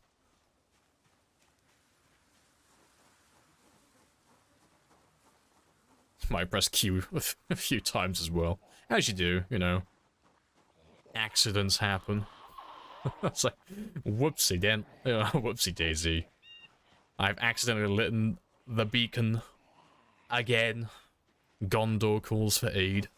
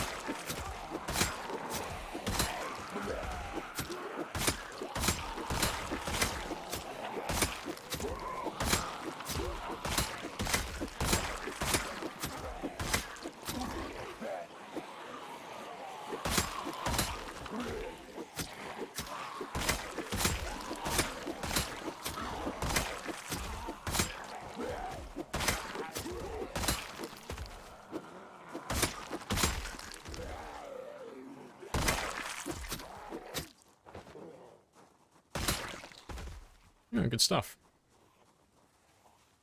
And I've still got time for like 2 or 3 more groups, I think.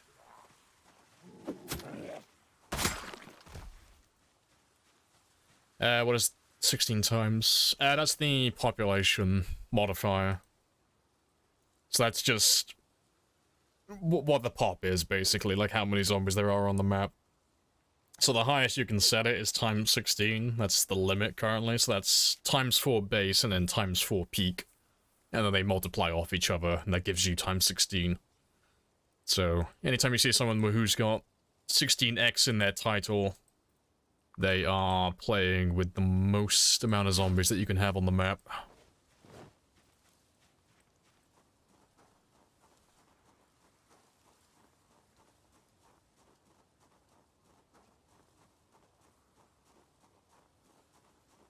You finally got a West Point spawn. Hey, good stuff.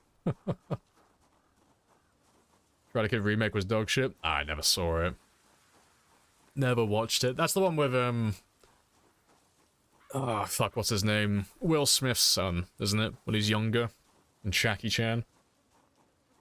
I might be thinking of the wrong one. I'm sure that was him, though. Like, before he started making all those really weird shower thought tweets. That is him, is it? Yeah, okay, yeah. I've seen clips of it. I haven't watched the movie, though.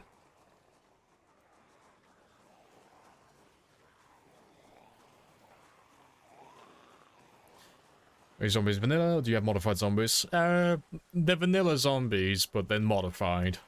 So there's no mods to alter them. No workshop mods, but they are pinpoint hearing zombies, so... They can hear things from a much greater distance, as opposed to normal zombies. So whereas, you know, if I press Q a few times, I might attract stuff, like, across the street. If I press Q on this, they'll hear me, like, a block or two over. Like, they'll hear me from quite far away. And as such, if I'm driving cars, instead of just hearing me throughout the town, they'll hear me from the other town over as well. They can hear everything.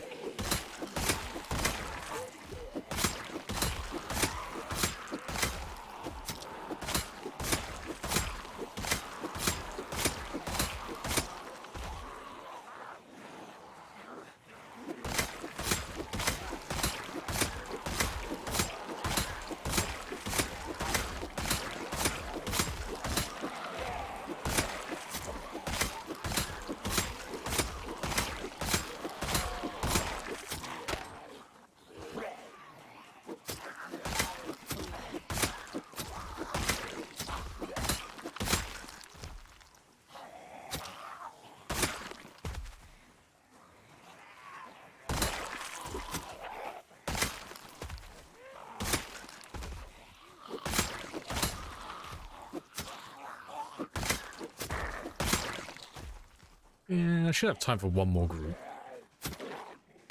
Maybe two.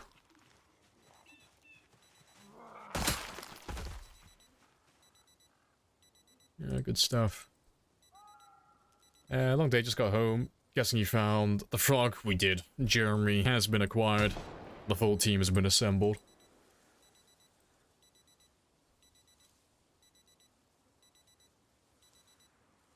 Did you see the Mario Bros. Movie? I watched it yesterday. Like, I want to go see it in the theater, but I was watching it while I was editing. Yes, I am that type of person. When I want to go see the movie, like, actually see the movie, I'll probably take my niece or my nephew. But no, I had it playing in the background, so I didn't so much watch the movie as I listened to it while I was, chilling out in After Effects and Photoshop, messing around with things. Don't press Q while spawning in Louisville. That is a solid bit of advice. Change Q to something else. No, don't be that guy. Just keep it as default. Just don't fat finger it. Train the muscle memory. Really be setting their ass on fire just to feel how it first felt. I mean, it's an acquired taste, but it is ours. Masochist life, always.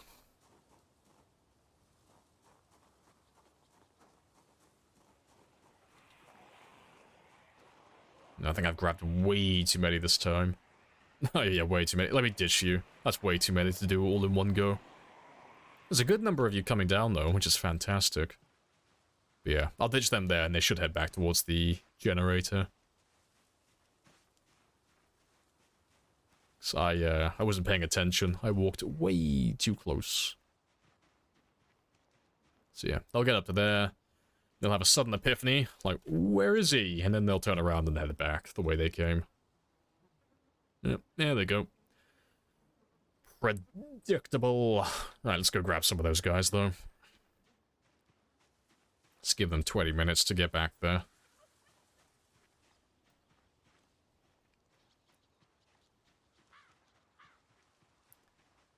That is, it's far more than there were earlier. That generator is a tad loud. I love it.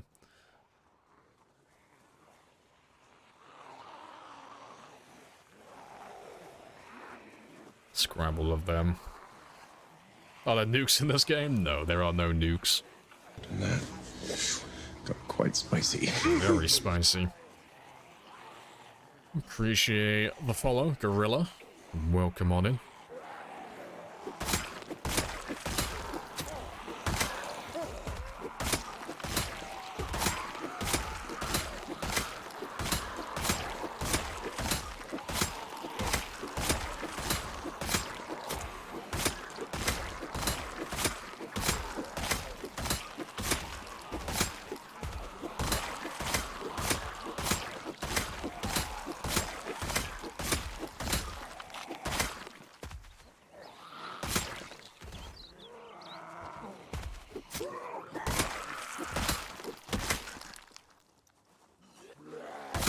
Yeah, I'll do one last one, then we'll call it a day.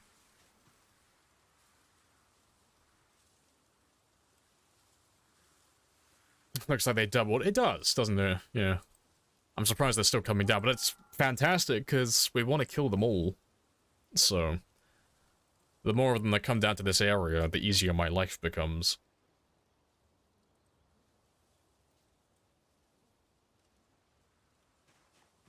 You said one... I know, I'm like a fucking fat kid at, like, Thanksgiving. I'm a fat kid at Christmas. Like, it's okay, just one more cheeky pig in a blanket. It'll be fine, you know? Cholesterol? Pfft, never heard of it. Oh, that is... Oh, that is... That is beautiful. That is magnificent. So there's probably about 1,000-ish. It's gonna be somewhere between like 1,000 and 1,500, because when they rendered in like this, that's like 500 zombies. When they go black, like silhouetted, like this, you know you have a good amount. Like, that's exceeding 500 zombies. But it looks like it's almost like, not quite double the size, but getting close to double the size of that. It's magnificent. Nuke a whole 100,000 zombies. I can already hear my CPU crying out with a thought like that.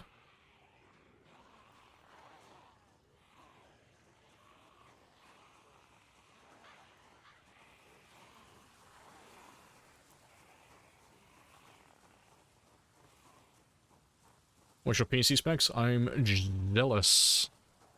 GTX 2060, 32 gigs DDR4 RAM.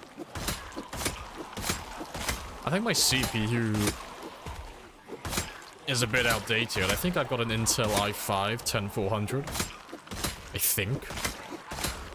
So it's a bit outdated compared to my graphics card. And I cannot remember anything else.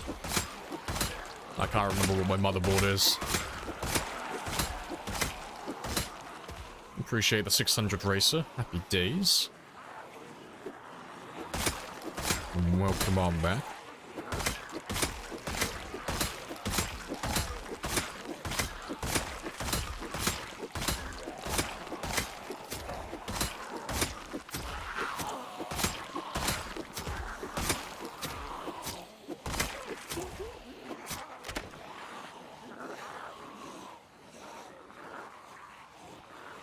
But it feels weird having my frame rate so smooth all of a sudden.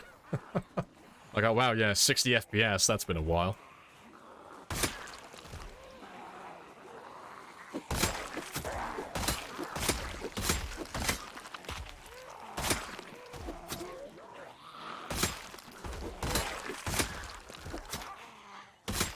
Yeah, it is 9 o'clock though. It is time to head back home. Place your bets for zombie amounts. That would be a pretty good. That would be a pretty good gamble if I can actually get the actual number.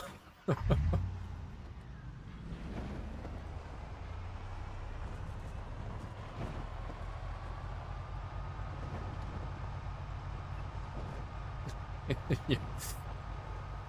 Like the 1 or 2 goths that are in chat right now, they fucking love that view. Like, yes, it's perfect.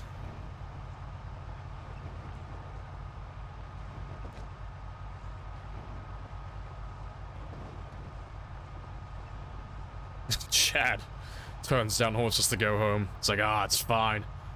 Like, my character is that middle-aged man who's been working a 9-to-5 job for like the last 30 years, and he's kind of like had enough of it. He's in the routine of it. I go there, I'll kill my quota, I'll punch my time card, I'll head home. No overtime, don't need that. You know, I make enough. I got my kills, I'm content. Gotta go back to the wife and kids. And I'll come back to work in the morning, you know, I'll chip away at the horde some more. Living that good life.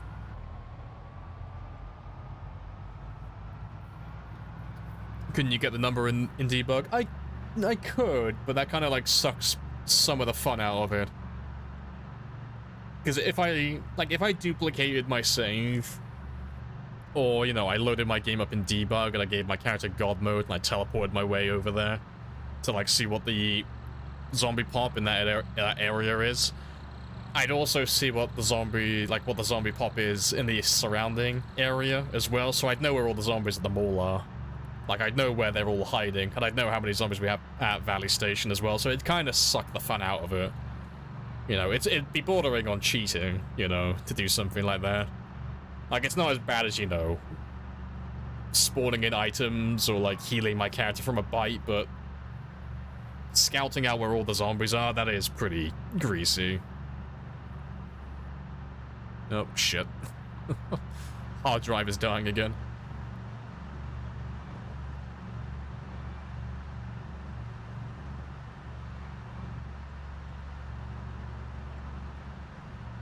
As a programmer, that's what your jobs become. Yep, just no overtime, just clock in, do my job, fuck off home, I'll be back tomorrow. Nothing more, nothing less, nice and simple, perfectly balanced. I can't believe this car still kicks. I don't really crash it that often. Like, I give him a little love tap on a few zombies and an odd tree here and there, but he doesn't really require much maintenance to it. No repairs, 'cause don't really ever do anything to it. And I'm still waiting until I find a metalworking mask before I actually repair it fully, because until I get that metalworking mask and I can actually repair the hoods and the trunks fully, I'm just putting it off.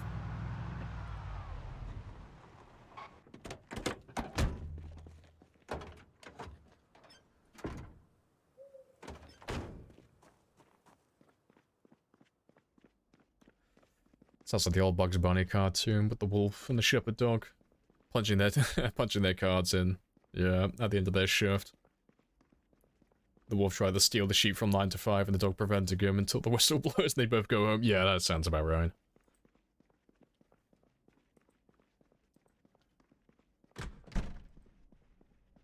Nice. It's always nice when you have, like, if you have a job like that, but your boss understands. It's always the worst when they don't get that part, but it's like, no, the second it hits that fucking time, you know, as long as my job's done and there's nothing left to do for this day, I'll see you fuckers tomorrow, you know. I used to hate, like, the job I had on bars, that fucking sucked, because sometimes you'd be there, like, stuck a lot later than you actually had to be there, just because the clean down would take so long. But HR were fucking assholes. They were always trying to round down your time to, like, the nearest, like, 30 minutes or the nearest 15 minutes, and it's like, no, fuck you, you can pay me for the time I was here. You round up, okay? You're not rounding down. Fucking give me my time. Give me my money. Oh, good stuff. Gotta fix that hood. Yeah, I gotta fix it at some point. I need that metalworking, though. Did you lose it? Or have you not found one yet? Oh, the metalworking mask? No, I haven't found one. We've found a propane torch, but no metalworking mask. But yeah, we'll get to it at some point, though. We'll find one, eventually. But yeah, that is going to be the end of the stream today, though. Because I'm going to probably start ending the stream around 12 o'clock my time from now on, just so I have more time to, like, get things done after the stream. But I'm not going to drag it out. We'll start a raid. I'll throw you into another stream. But I appreciate you guys dropping by. I appreciate the hype train earlier as well. All the gifted subs, the helicopters, the biddies, and the conversation, and all the lurkers as well. Love you guys. Live in the dream. But yeah, let's see who's online. But yeah, for those of you who are new, I will be back tomorrow. I'm always on at 1600, and that is Monday to Friday. And at 4 o'clock is British time, so GMT +1. Oh, Wickhammer's online. Wickhammer doesn't usually stay on this late, I don't think. We'll go raid him. We'll go see what he's up to, 'cause he's doing a time 16 run as well. He's doing like a... He's calling it an insurgent run. So he's doing a time 16 nomad style run. So he's got like a little RV that he lives out of and stuff like that. So I'll throw you to Wick, and I'll catch you all tomorrow at 4. Happy days.